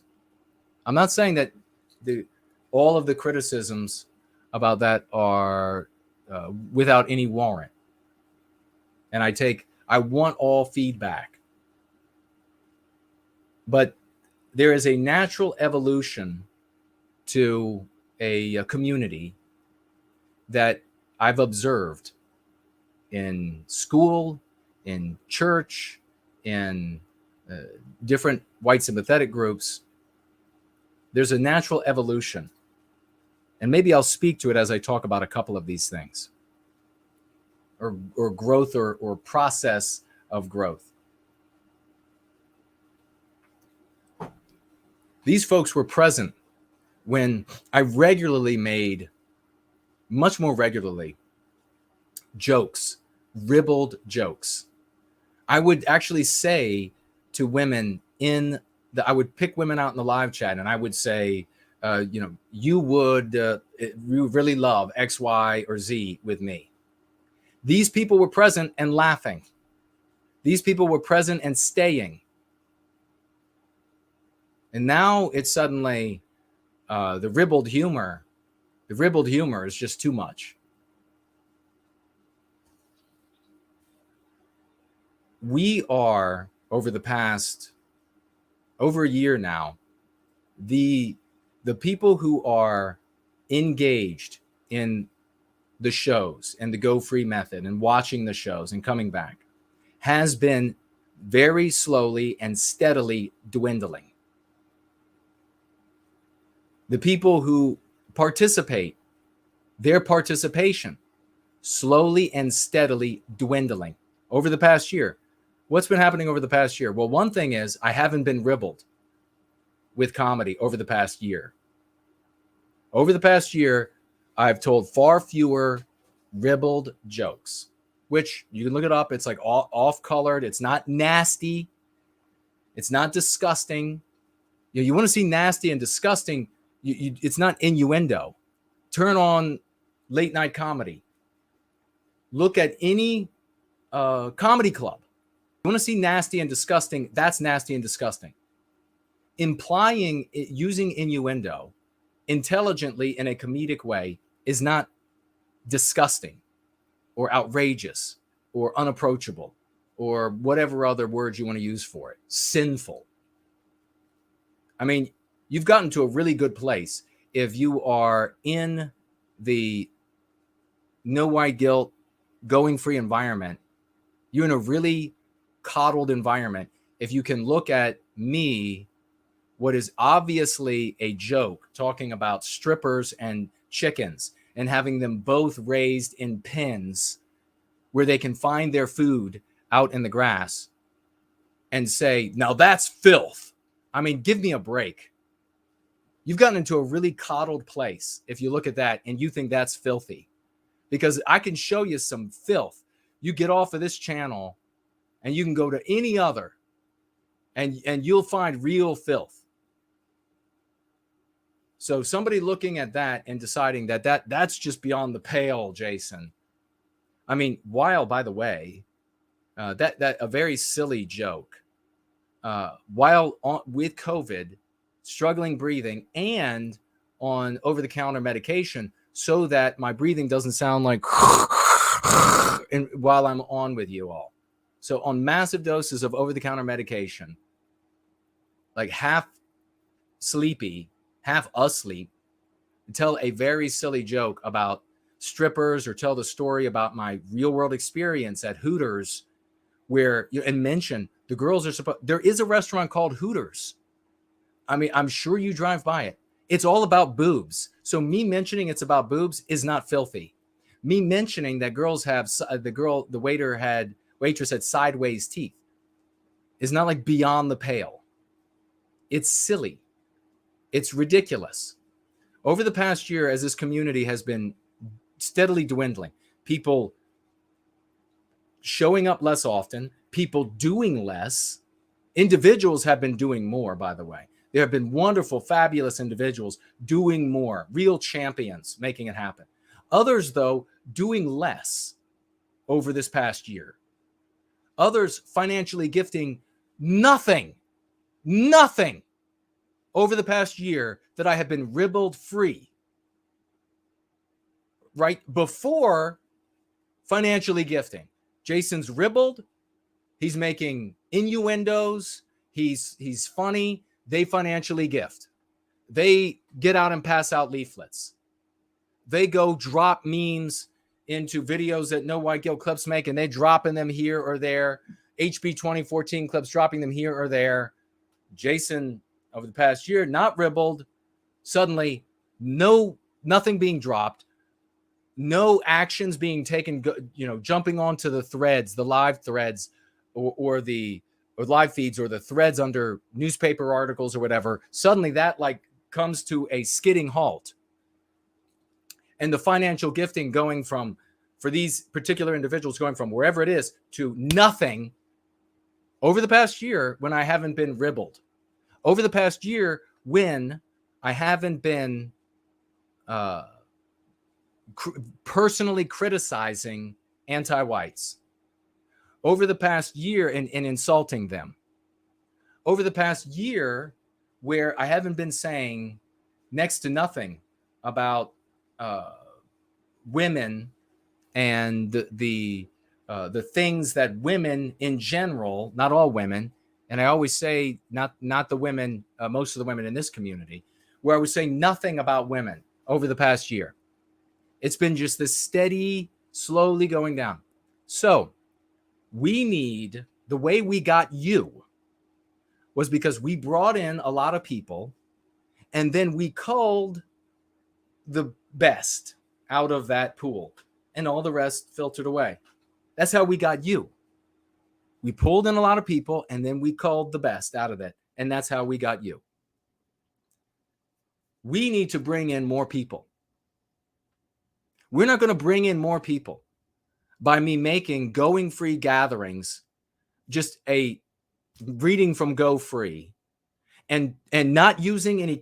That was the other thing I forgot to write down. Using profanity. Using profanity. Suddenly objectionable.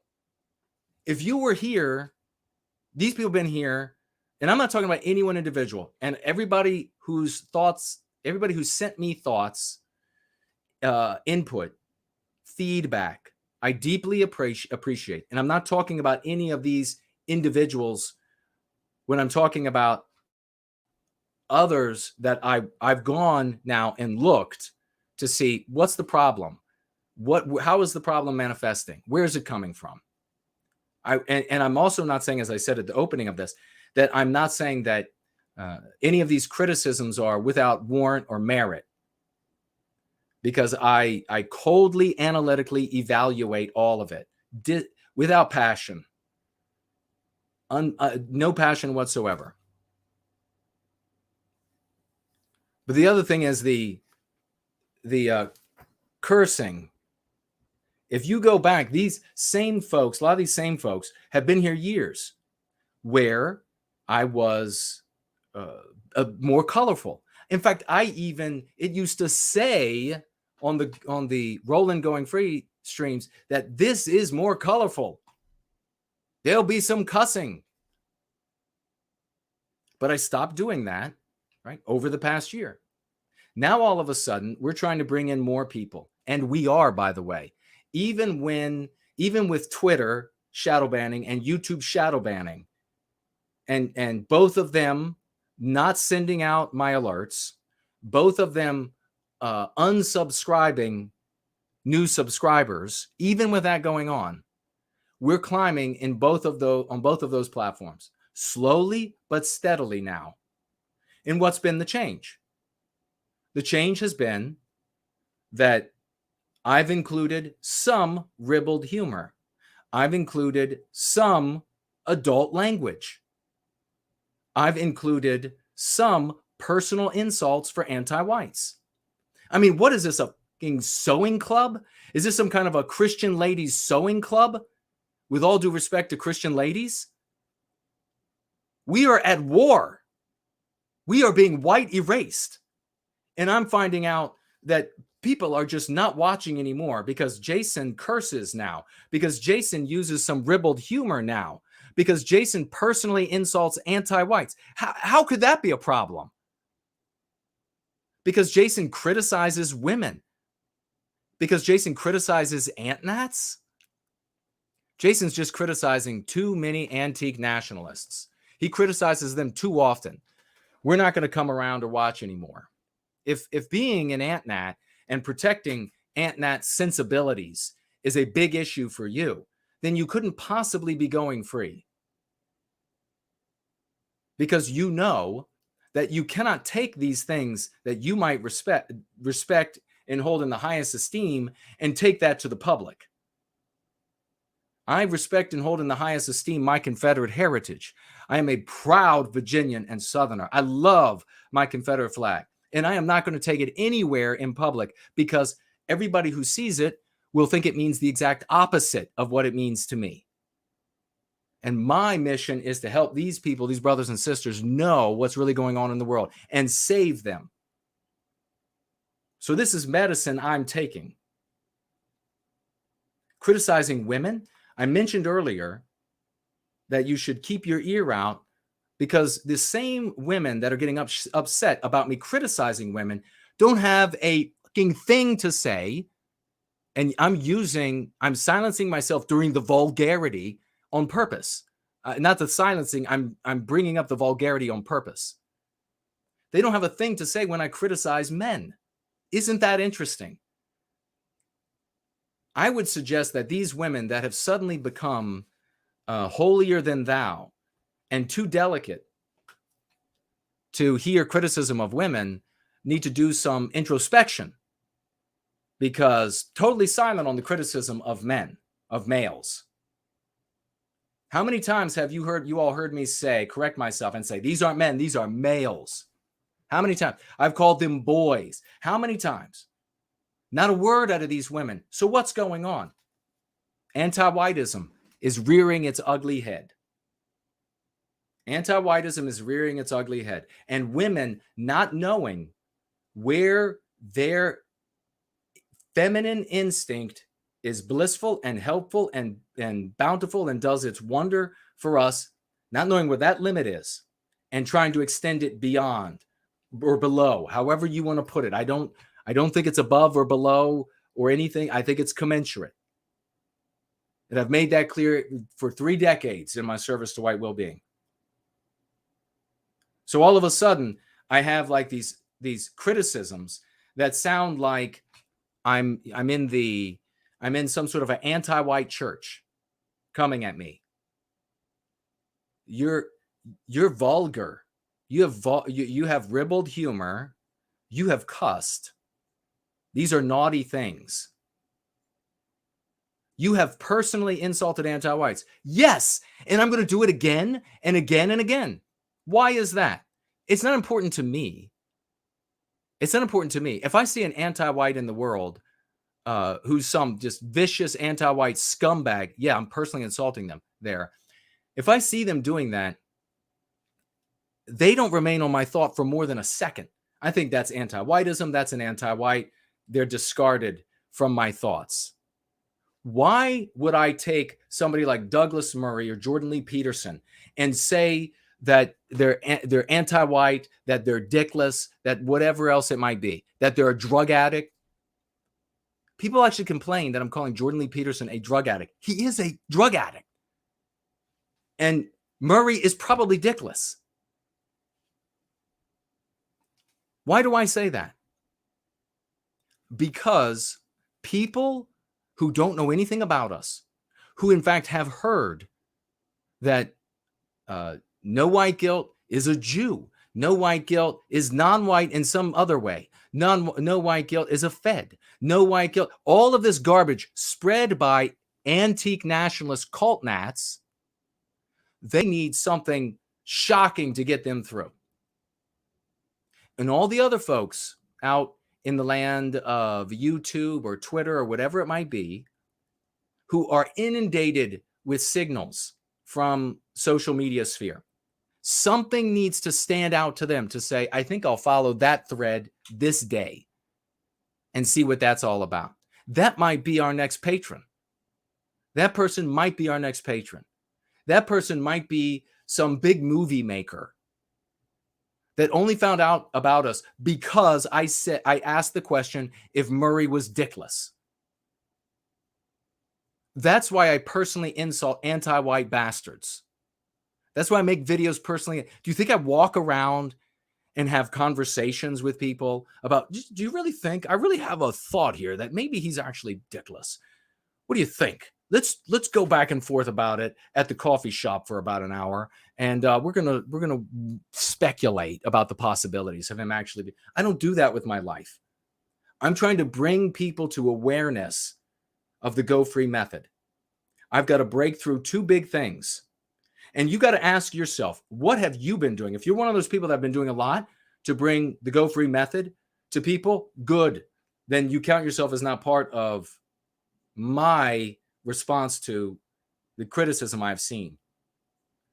But if you're somebody who's just sitting around taking in content, you're employing the Go Free method in your life, that's fantastic. Sharing it with your family or friends or whatever, that's fantastic. I salute you for that without question. But if you're going to look at me, who I have to break through shadow banning, remember, I'm not Coca-Cola.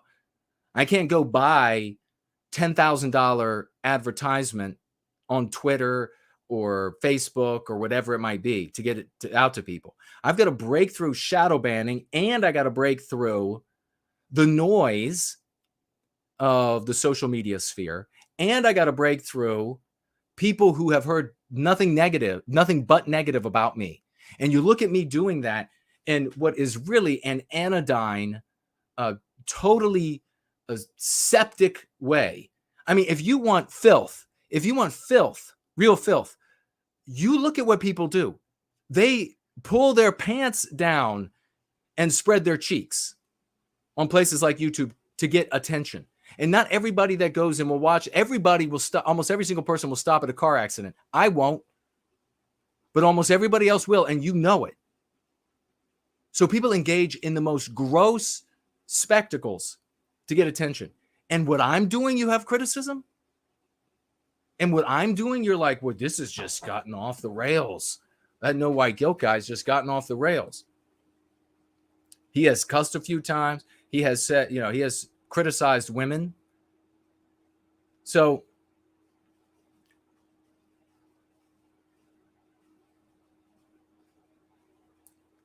how will I wrap this up? One of the ways that this happens, and I'm not saying this is absolutely the way it happens every case, but one of the ways this happens is that, and this is why, and don't make me the fool for saying that women should be involved.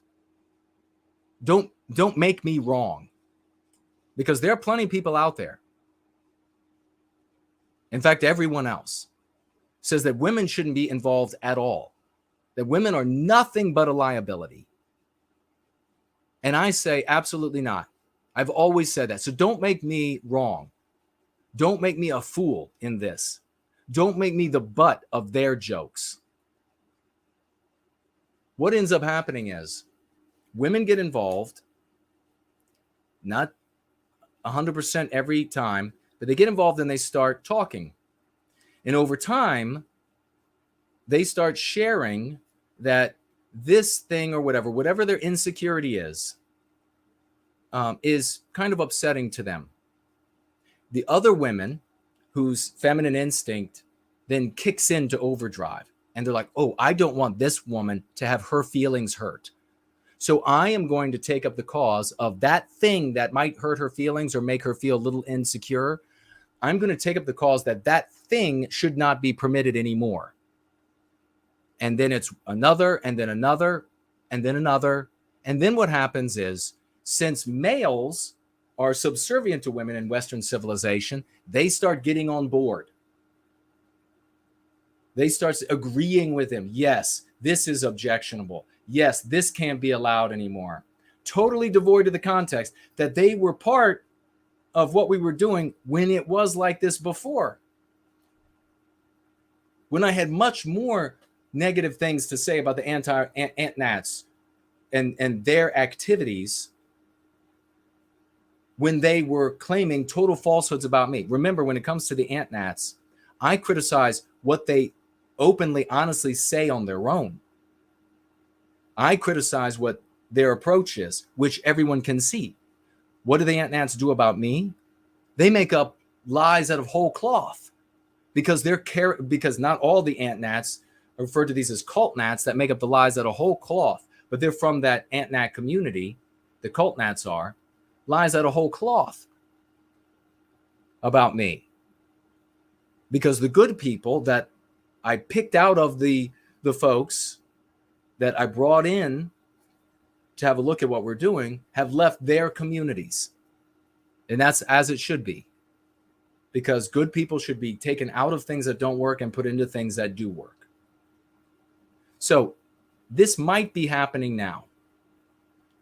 We might have one of these purity spirals, which I really shouldn't call that. I really shouldn't call it a dysfunctional spiral, where the instinct of where the natural instinct of women, the good instinct, is now being expanded beyond its sphere of success into its sphere of pathology. Tell your children to not cuss. Tell your children to not tell ribald jokes. Tell your children to not insult individuals personally. Don't come to me and tell me that all this stuff that I've been doing all along that I took a year off of is suddenly inappropriate, that it's suddenly bad for the work that we're doing in service to white well-being. Unless you're going to come to me and say, well, I've got this person that's ready to donate millions of dollars, and they're going to donate millions of dollars. Or I've got this person who can provide us millions of dollars worth of advertising because of the company they're in, and they want to do it, but they just don't like personal. If you have a scenario that's going to transform the work that we're doing here in service to white well-being by getting it out to millions of our brothers and sisters, and there's like a sticking point. This particular guy that's going to do this for us says that he doesn't want to hear another personally bleeped out or silenced cuss word on your streams, because if he does, then he feels like he can't support us. He can't do this. If you have a scenario like that, then I'm happy to potentially look into it, see how serious it is. And if somebody's actually going to give us millions of dollars worth of advertising, if I just don't say anymore, then I will happily give up saying. But until then, take that to your children, because that's with the 10-year-olds and younger. That's where that sort of energy is to be focused. And unless, as I say, you have a great argument to make outside of that sort of energy, that sort of source where that's coming from. So I want to finish this where I started it, which is I deeply appreciate, I always have. I've been the guy who is known, not only in the white sympathetic sphere, but in my jobs, in sports, in school. I've always been the guy to take criticism, to take feedback, and to coldly analyze it. I take it from people who have their best interest and understand in me and the work that we're doing, understand that that does not mean that you are right, because I will always take it. And it doesn't mean that I'm right. You might be right, but I'm fallible. I might have it wrong. And yet that's just the nature of humanity. That's the nature of human dynamism and working together. Understand that you might not be right. So if I will suggest, and I will ask, if you have a suggestion for me or a criticism for me, come to me and say, I think this might be problematic for this group, and I think, or that group, and I think that this approach might be better. Please evaluate and then, do with that what you like. That's the best way to approach somebody when you have a criticism or feedback or suggestion. I want them all, because my ego is not involved in the success of this. My love for Western kind and my life mission, that second part of my life mission, to protect white children from the worst child abuse the world has ever known. That is what motivates me. So if I can get there, if you come to me and tell me, Jason, if you just pray, 100% I can confirm, because it's going to be hard to confirm though, since that hasn't happened, right, for others. But if you just pray and you wash yourself in holy water every day, you never make another sexual innuendo-laden comment or joke or whatever it might be, then I can guarantee you next week, all white children will be saved from this, and you can prove it to me, then I would obviously do that instantly. But short of that, then the best way is to humbly come to me, I have an idea of how to make things work. You have an idea of how to make things work. Let's talk about it. I might conclude that you're wrong and you might objectively be wrong. I might conclude that you're wrong and you might objectively be right. That's just the way the world works. I'm fallible, you're fallible. All right? So how's this going to go moving forward as we hit the top of the hour almost here? How is this going to go moving forward? The way this is going to go moving forward is the odds that I have COVID and am on massive, that I'm on massive over-the-counter medication so that I don't sound like I'm breathing underwater to talk with you all, and therefore making the horrible jokes of likening strippers to free-range chickens and calling them free-range strippers, something that was obviously silly and a joke. And the other very obviously silly things I said then. That is unlikely to happen again. Is it likely that I will use more ribald humor? I did in this stream, and I will continue using ribald humor because adults like it. I'm not going to be filthy. I'm not going to be disgusting. I'm not going to be all of these other things. I'm not going to be none of those things. I've never done any of that. I'm not going to be any of those things. But I will continue to tell ribald jokes. I will continue to personally insult anti-whites.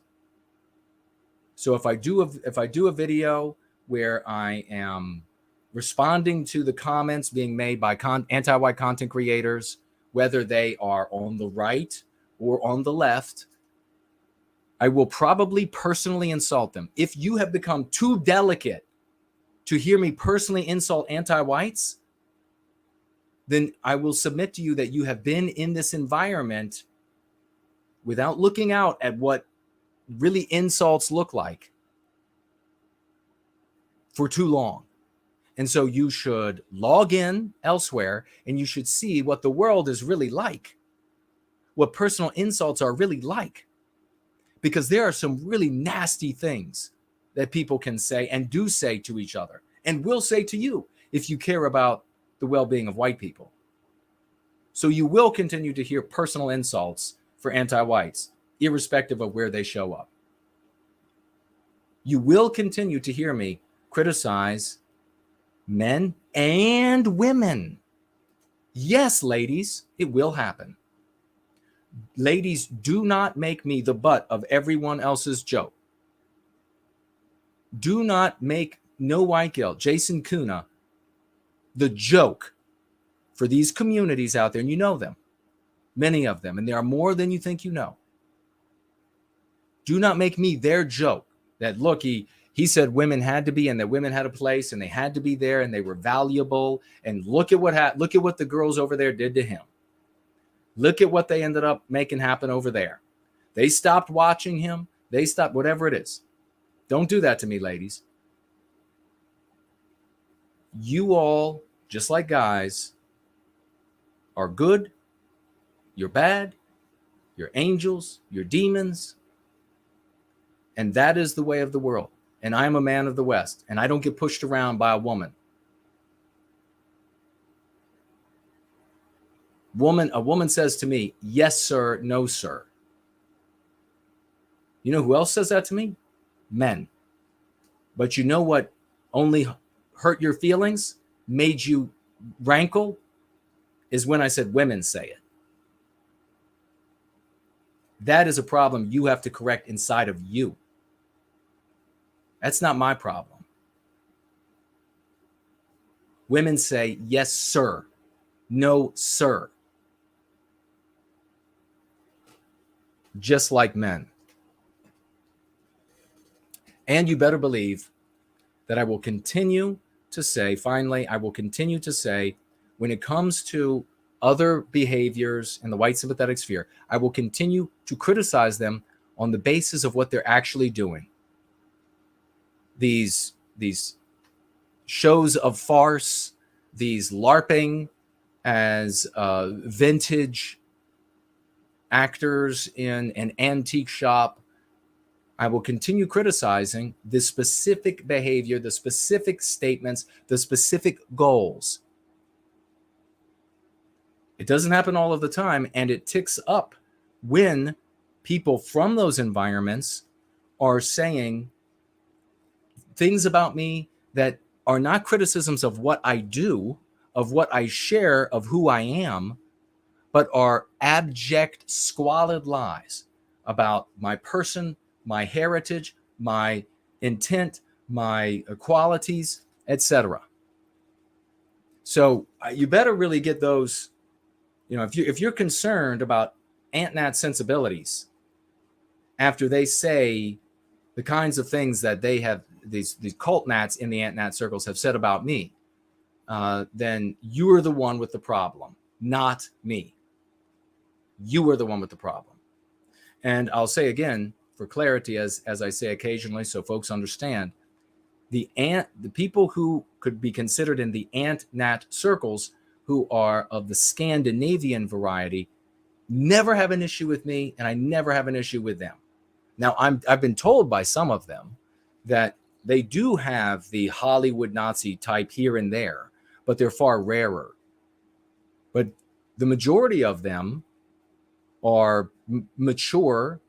They are taking systems, and they're trying to, when I've talked with these guys, they're trying to apply these systems to current scenarios rather than picking up the uniform and the lingo and the etc. from Antag movie making. This is how you talk, this is how you look, this is etc. So that everyone out there in the world, that's your brothers and sisters, they know to hate you. Those are two different groups. All right. And even in the group that is LARPing as World War II or what have you actors, it's not even all of them. It's the cult nat types that want to show up with these tests that if you're not going to say a specific thing with specific words and hate a specific group, then they go out and they tell the world, oh, this guy, he's really just a Jew. And what he does, he has a bunch of white women chained up in a shed somewhere. And then I go out and I find out, I see people in chats, didn't this guy actually have like white women chained up in a shed somewhere? And isn't he Jewish and working for who knows, the lizard people? And if you're worried about the way that they look, then after people who act like that, you're worried about the way that they look after they attack me and my rebuttals, then it's your problem. So having said that, I'll see what you all have to say in the live chat. I don't know about calls tonight, but it's maybe something that folks have to think over as we hit the top of the hour. I've got these comments that I want to get to, and I want to make sure to get to them. And I'll get to your comments as well, and any financial gifts that there will be. I assume that the people who are now saying, oh, well, I can't watch him anymore because he blurs out the cuss words that he's now using.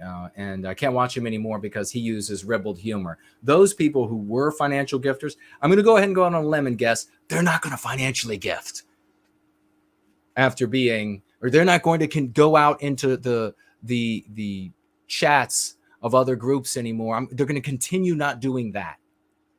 Right? So I'm not worried about them. They're going to continue not getting into the live chats, continue not going into the threads, continue not taking the videos that HB or No White Guilt Clips makes and then spreading. They're going to continue doing nothing. So I'm not really worried about that. I mean, prove me wrong. Prove me wrong. If you've been in one of these circles that have been saying, I don't know, I just can't watch anymore because he's just started using, I mean, Christ, we can go back and find your username in the live chats. Some of you who've been saying these things, we can go find your username in those live chats when I was far more ribald, I was cussing, etc. And you said nothing. You're like, yeah, this No White Guilt guy, best thing since sliced bread.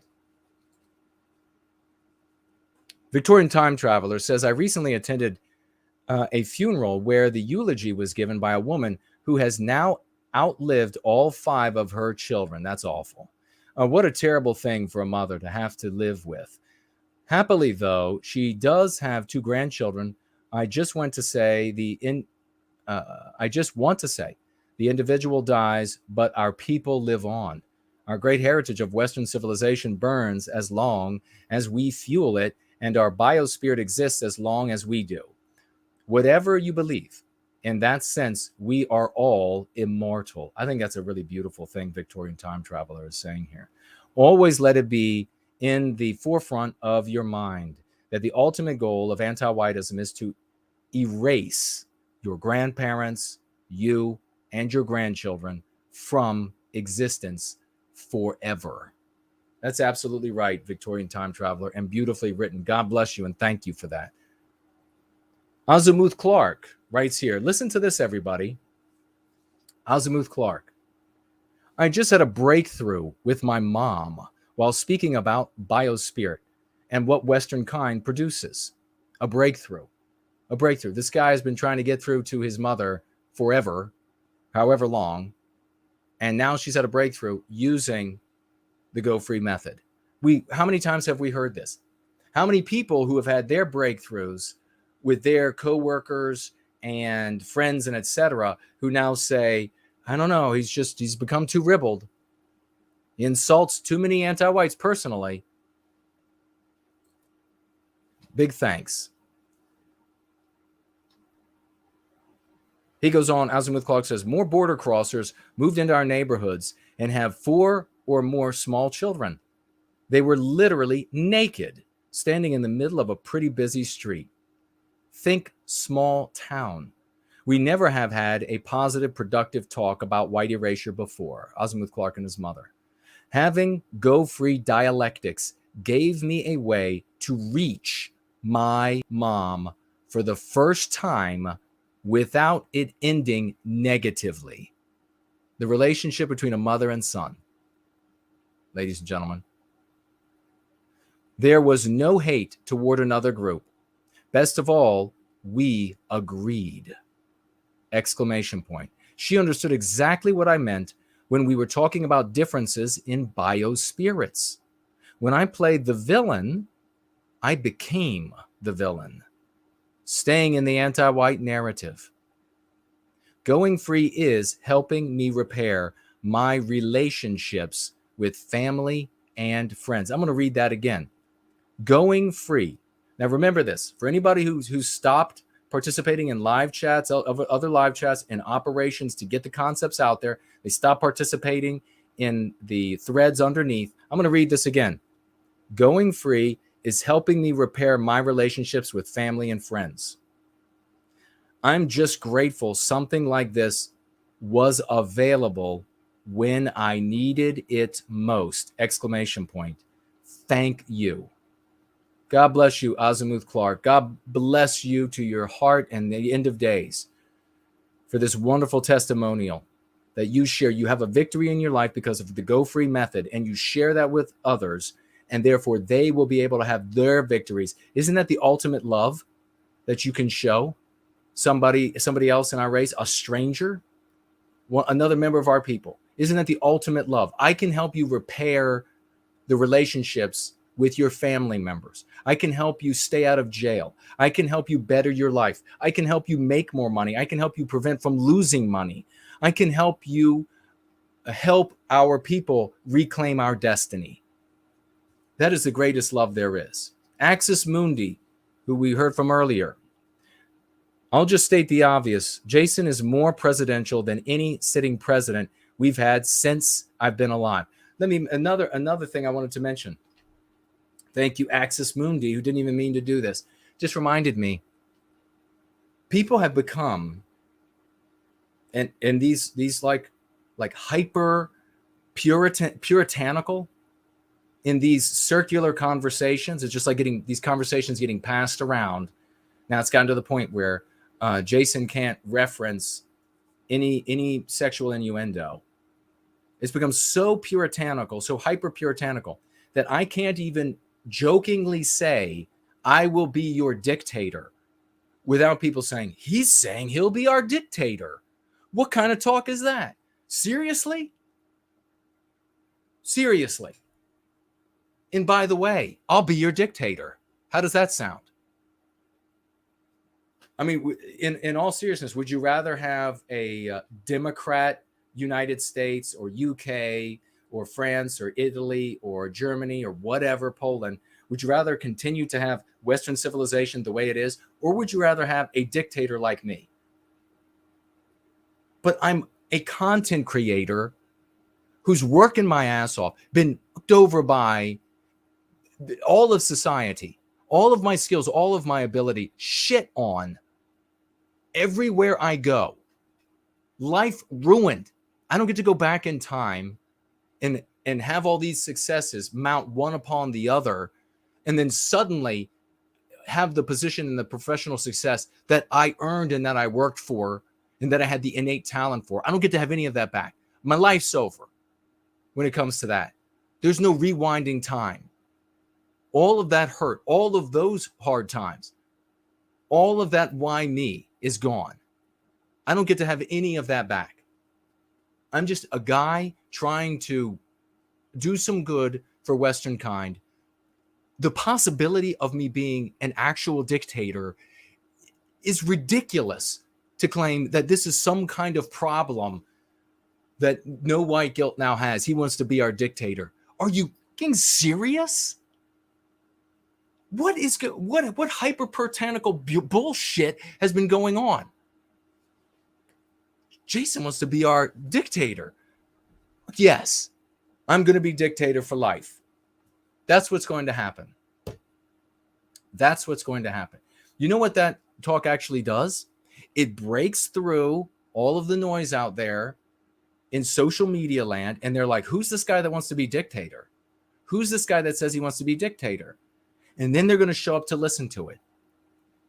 You know what it does? All the people that say, oh, this guy, he's actually a Fed, and his intent is to de-escalate, to de-radicalize. All those people who heard that and say, oh, we don't want anything to do with Jason or the Go Free method. And so now their lives are going to be ruined as they participate in some sort of show of farce. And then they go to jail for 5 years or so. Then their lives are shit after that. Those people, they'll suddenly say, wait a second. The de-radicalized guy says he's going to be dictator. What's he saying now? Let me have a listen to that. I'll just state the obvious, writes Axis Mundi. Jason is more presidential than any sitting president we've had since I've been alive. And don't mistake this for mere flattery. Jason's excellence is a function of him having aligned himself with the archetype of Western kind. That is perfectly written right there. Why is it perfectly written? Because aligning yourself with the archetype of Western kind is something everyone can do. It's not some content creator saying he is special and therefore he deserves all of the attention and he's the only one that's going to accomplish anything because of how special he is. What I've provided is something everyone can do.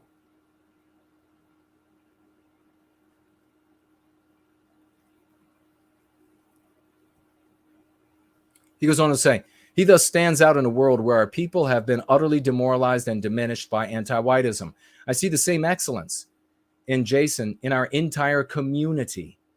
And as more people go free and begin channeling the biospirit of Western kind, this level of excellence will become increasingly common. This is the world I want to live in. So let's make it happen. Let's recapture our destiny. God bless you all, and God bless Western kind. That's Axis Mundi, and that is perfectly, accurately, and beautifully written.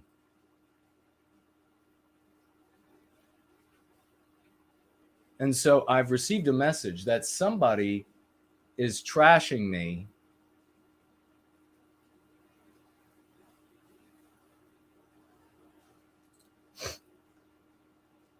unless I don't have my glasses on, so I can't read it. So someplace else where Jason isn't perfect, he's still going to be dictator, though.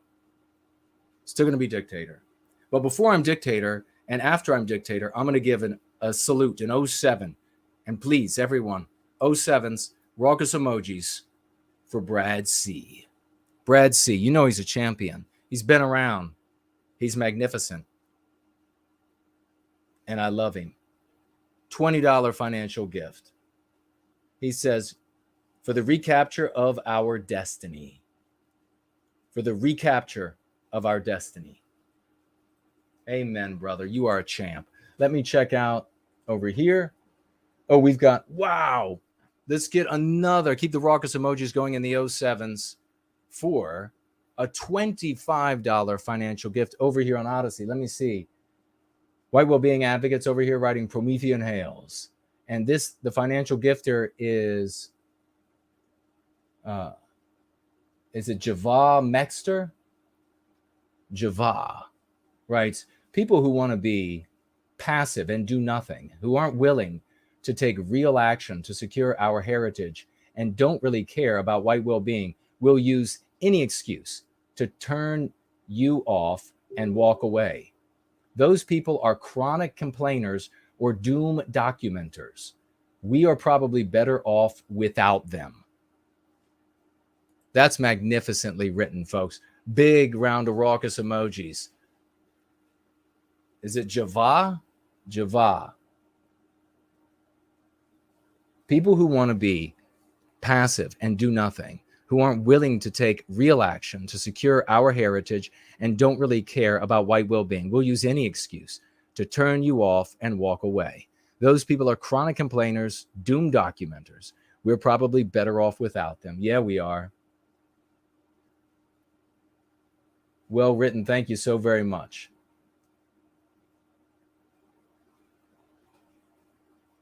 Okay.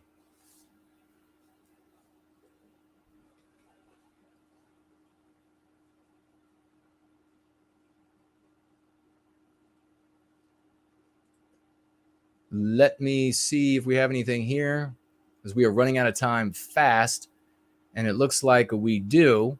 The great Mr. Bloom has shown up, ladies and gentlemen. The great Mr. Bloom has shown up.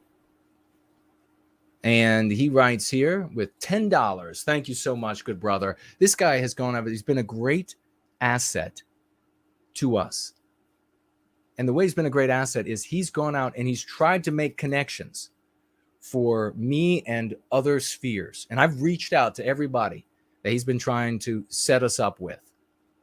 And we made some great contacts. We have we had some others who are not really responding. They responded, and they're maybe the people who are behind them are telling them, no, don't talk to them or whatever anymore, whatever it might be. But I'm not even going to mention the person right now because I don't want any heat on that person. So let's not mention him. Mr. Bloom, though, $10 financial gift. Hi, brother. I hope you're doing well. I just wanted to let you know that I replied to your question on Skype, although I now see why you probably asked that particular question. Still, let me know if you have any other questions on the topic. We'll be happy to answer. Well, I'll get back to you, brother, and thank you very much for that. Thank you for being attentive. Hey, folks, get out some raucous emojis and some 07s for one of our best ladies of all, Mrs. Jess Horst, financially gifting 25. Jason is saving our children dollars. 25. A lady with 9 kids knows what my objective is. Financially gifting $25. Her husband works for a living. They work for a living. They're not millionaires. They got all these kids to take care of. They know what method is going to be protecting their children, grandchildren, etc. $25 financial gift. God bless you. Thank you, Mrs. Jess Horst, with 3 white heart emojis for the babies. We also have, that just came in, financial gift from Promethean Promulgation. If you have any financial gifts or questions, you got to get them in quickly because I'm about to wrap up here on this gathering. We are really out of time. What is Battlecat saying over there really quickly? Saying coworkers and acquaintances are easier to engage with. Family members, especially parents, know how to push your buttons. Yeah, that's true. And it goes on to say some things. They're probably all smart things. Thank you for participating. Promethean Promulgation, $10 financial gift. God bless you. Thank you, champ. Writes here, in the name of all the women of both sexes, or all the females of both sexes, because we have females and males, and then we have men of the West and women of the West.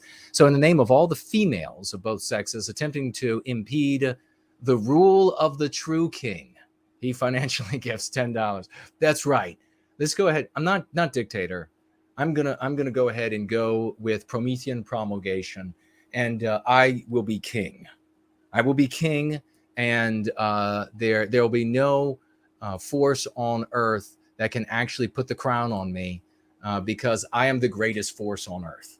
I am dictator king. Dude Bro Moment says, are you being trolled? I doubt anyone thinks you will be a dictator. No, I'm afraid these are real comments that I have found people who have been criticizing me, not outside of the white sympathetic sphere or white positive sphere, but inside. People are saying, gosh, can you believe he's used some ribald humor? Can you believe he said he wants to be our dictator? So now, and this is, of course, when you say dude bro moment, you have to say it with gravity. Dude bro moments.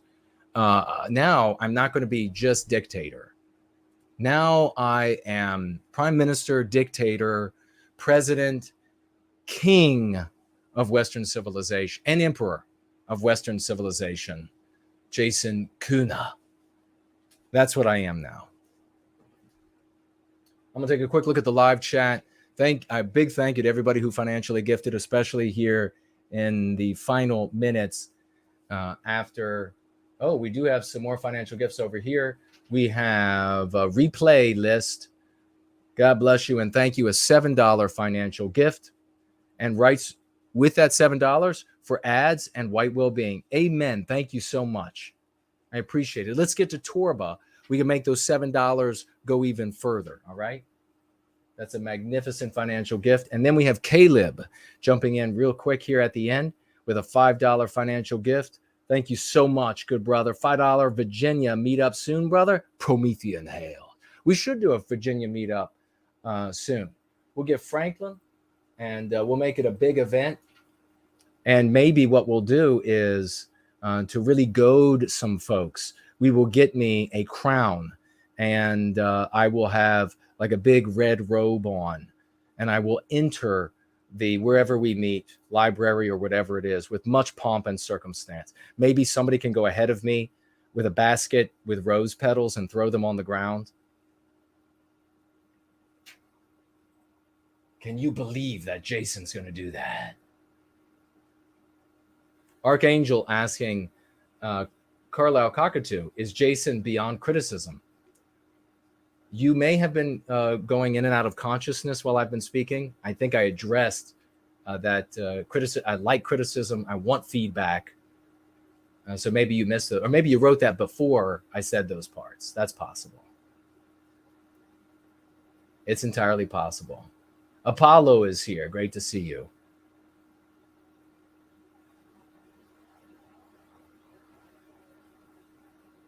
Promethean Promulgation says, if they don't like them, they can help Brant make content for children. Yes.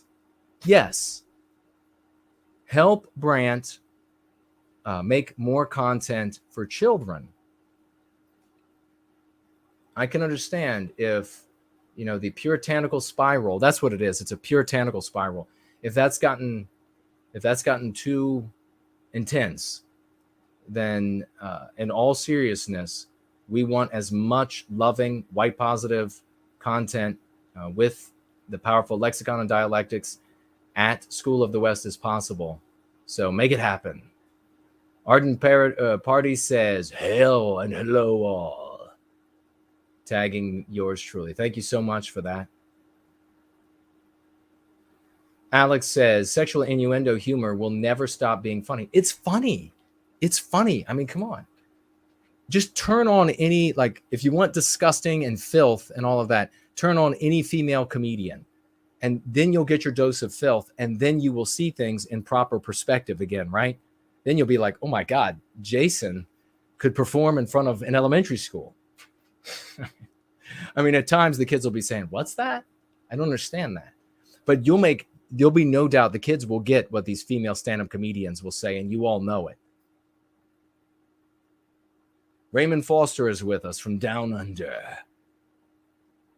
This guy, when he doesn't have a ride, can literally put his fingers in his mouth, a big whistle, and one of these giant 6-foot-tall kangaroos will show up.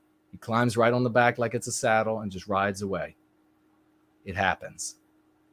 Patrick of Southtown is here. Great to see you, brother. Another epic champion in service. The real Vincent is here. Hello to you.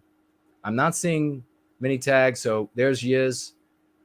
Extremely based, writes Yiz, to what I was saying earlier. Well said. Thank you. I appreciate the endorsement. Yeah, I think all of these people who are giving, who have, been saying, expressing these concerns to each other, and some of them that have expressed concerns, the few that have expressed concerns directly to me, they're good, they're wonderful, awesome people.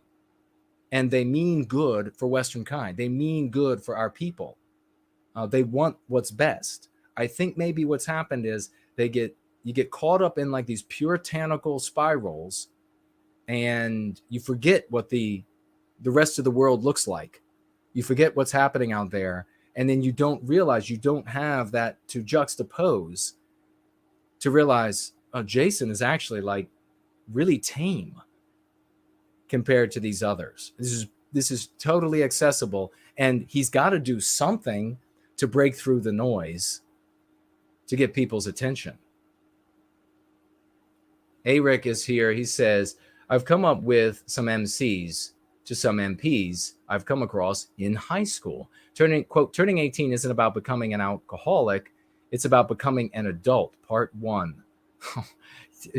Share. Can you send me these? We're running out of time. I really got to roll. We support you publicly and behind the scenes too, writes Eric. Thank you, brother. I appreciate that. To the idea that turning 18 is all about the alcohol in Australia, that when you can legally drink. I see. The other one, quote, popularity is just perception, part 2. Nice. This is awesome. You see, he's empowered. Okay, weird sounds outside. Is that somebody who's been criticizing me? Now they're like coming for my throat. Let's get it on. He's empowered with the dialectics, the arguments, so he understands. That means the thought chains. So when you do that, you can get on the path to creating things like MCs, and that's exactly what I was talking about earlier. Beautifully done. Thank you. Bell wrong. No, I saw the Kiwi farmer comments on the Kino Casino thread like yesterday. They mentioned no white guilt somewhere. I had nothing to do with them. I don't know KF. I don't touch KF with comments. I don't know what you might have been talking about. Tagged me talking with somebody else, and that's why it turned orange for me. So I know those guys have been going after Nick Fuentes a lot. So, and then once he started getting bored, they started going after somebody else, I guess. I don't. Maybe there's truth to some or none or all of the things there's. I don't know. My guess, though, I would lean away from there being much truth at all. But just fun, like tabloid magazines. Sounds good, Jason. Thank you for that. Promethean Epoch says life would be pretty good if Jason was dictator. Yeah, but it's dictator, king, emperor, Jason Kuna. I'm watching your show instead of Salty Cracker, if that helps. Cheer you up, brother. Thanks, Real Benson. Well, you're getting something done here, not just being told that you're getting something done.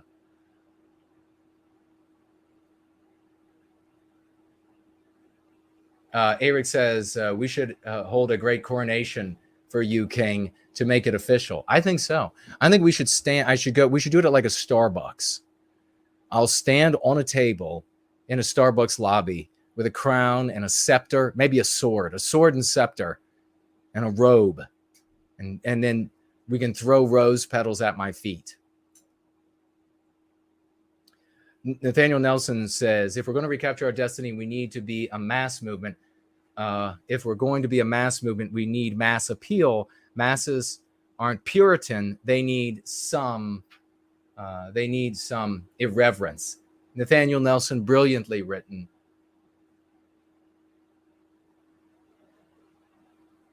And Archangel said, I said many other things. Okay, there was a conversation going on between Archangel and Carlisle.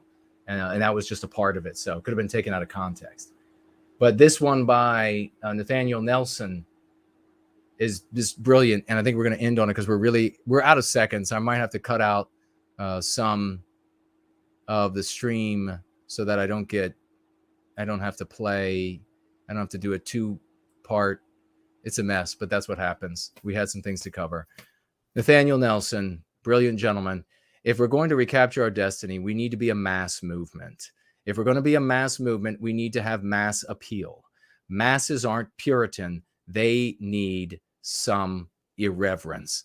And on that note, I love you all. Let's go free.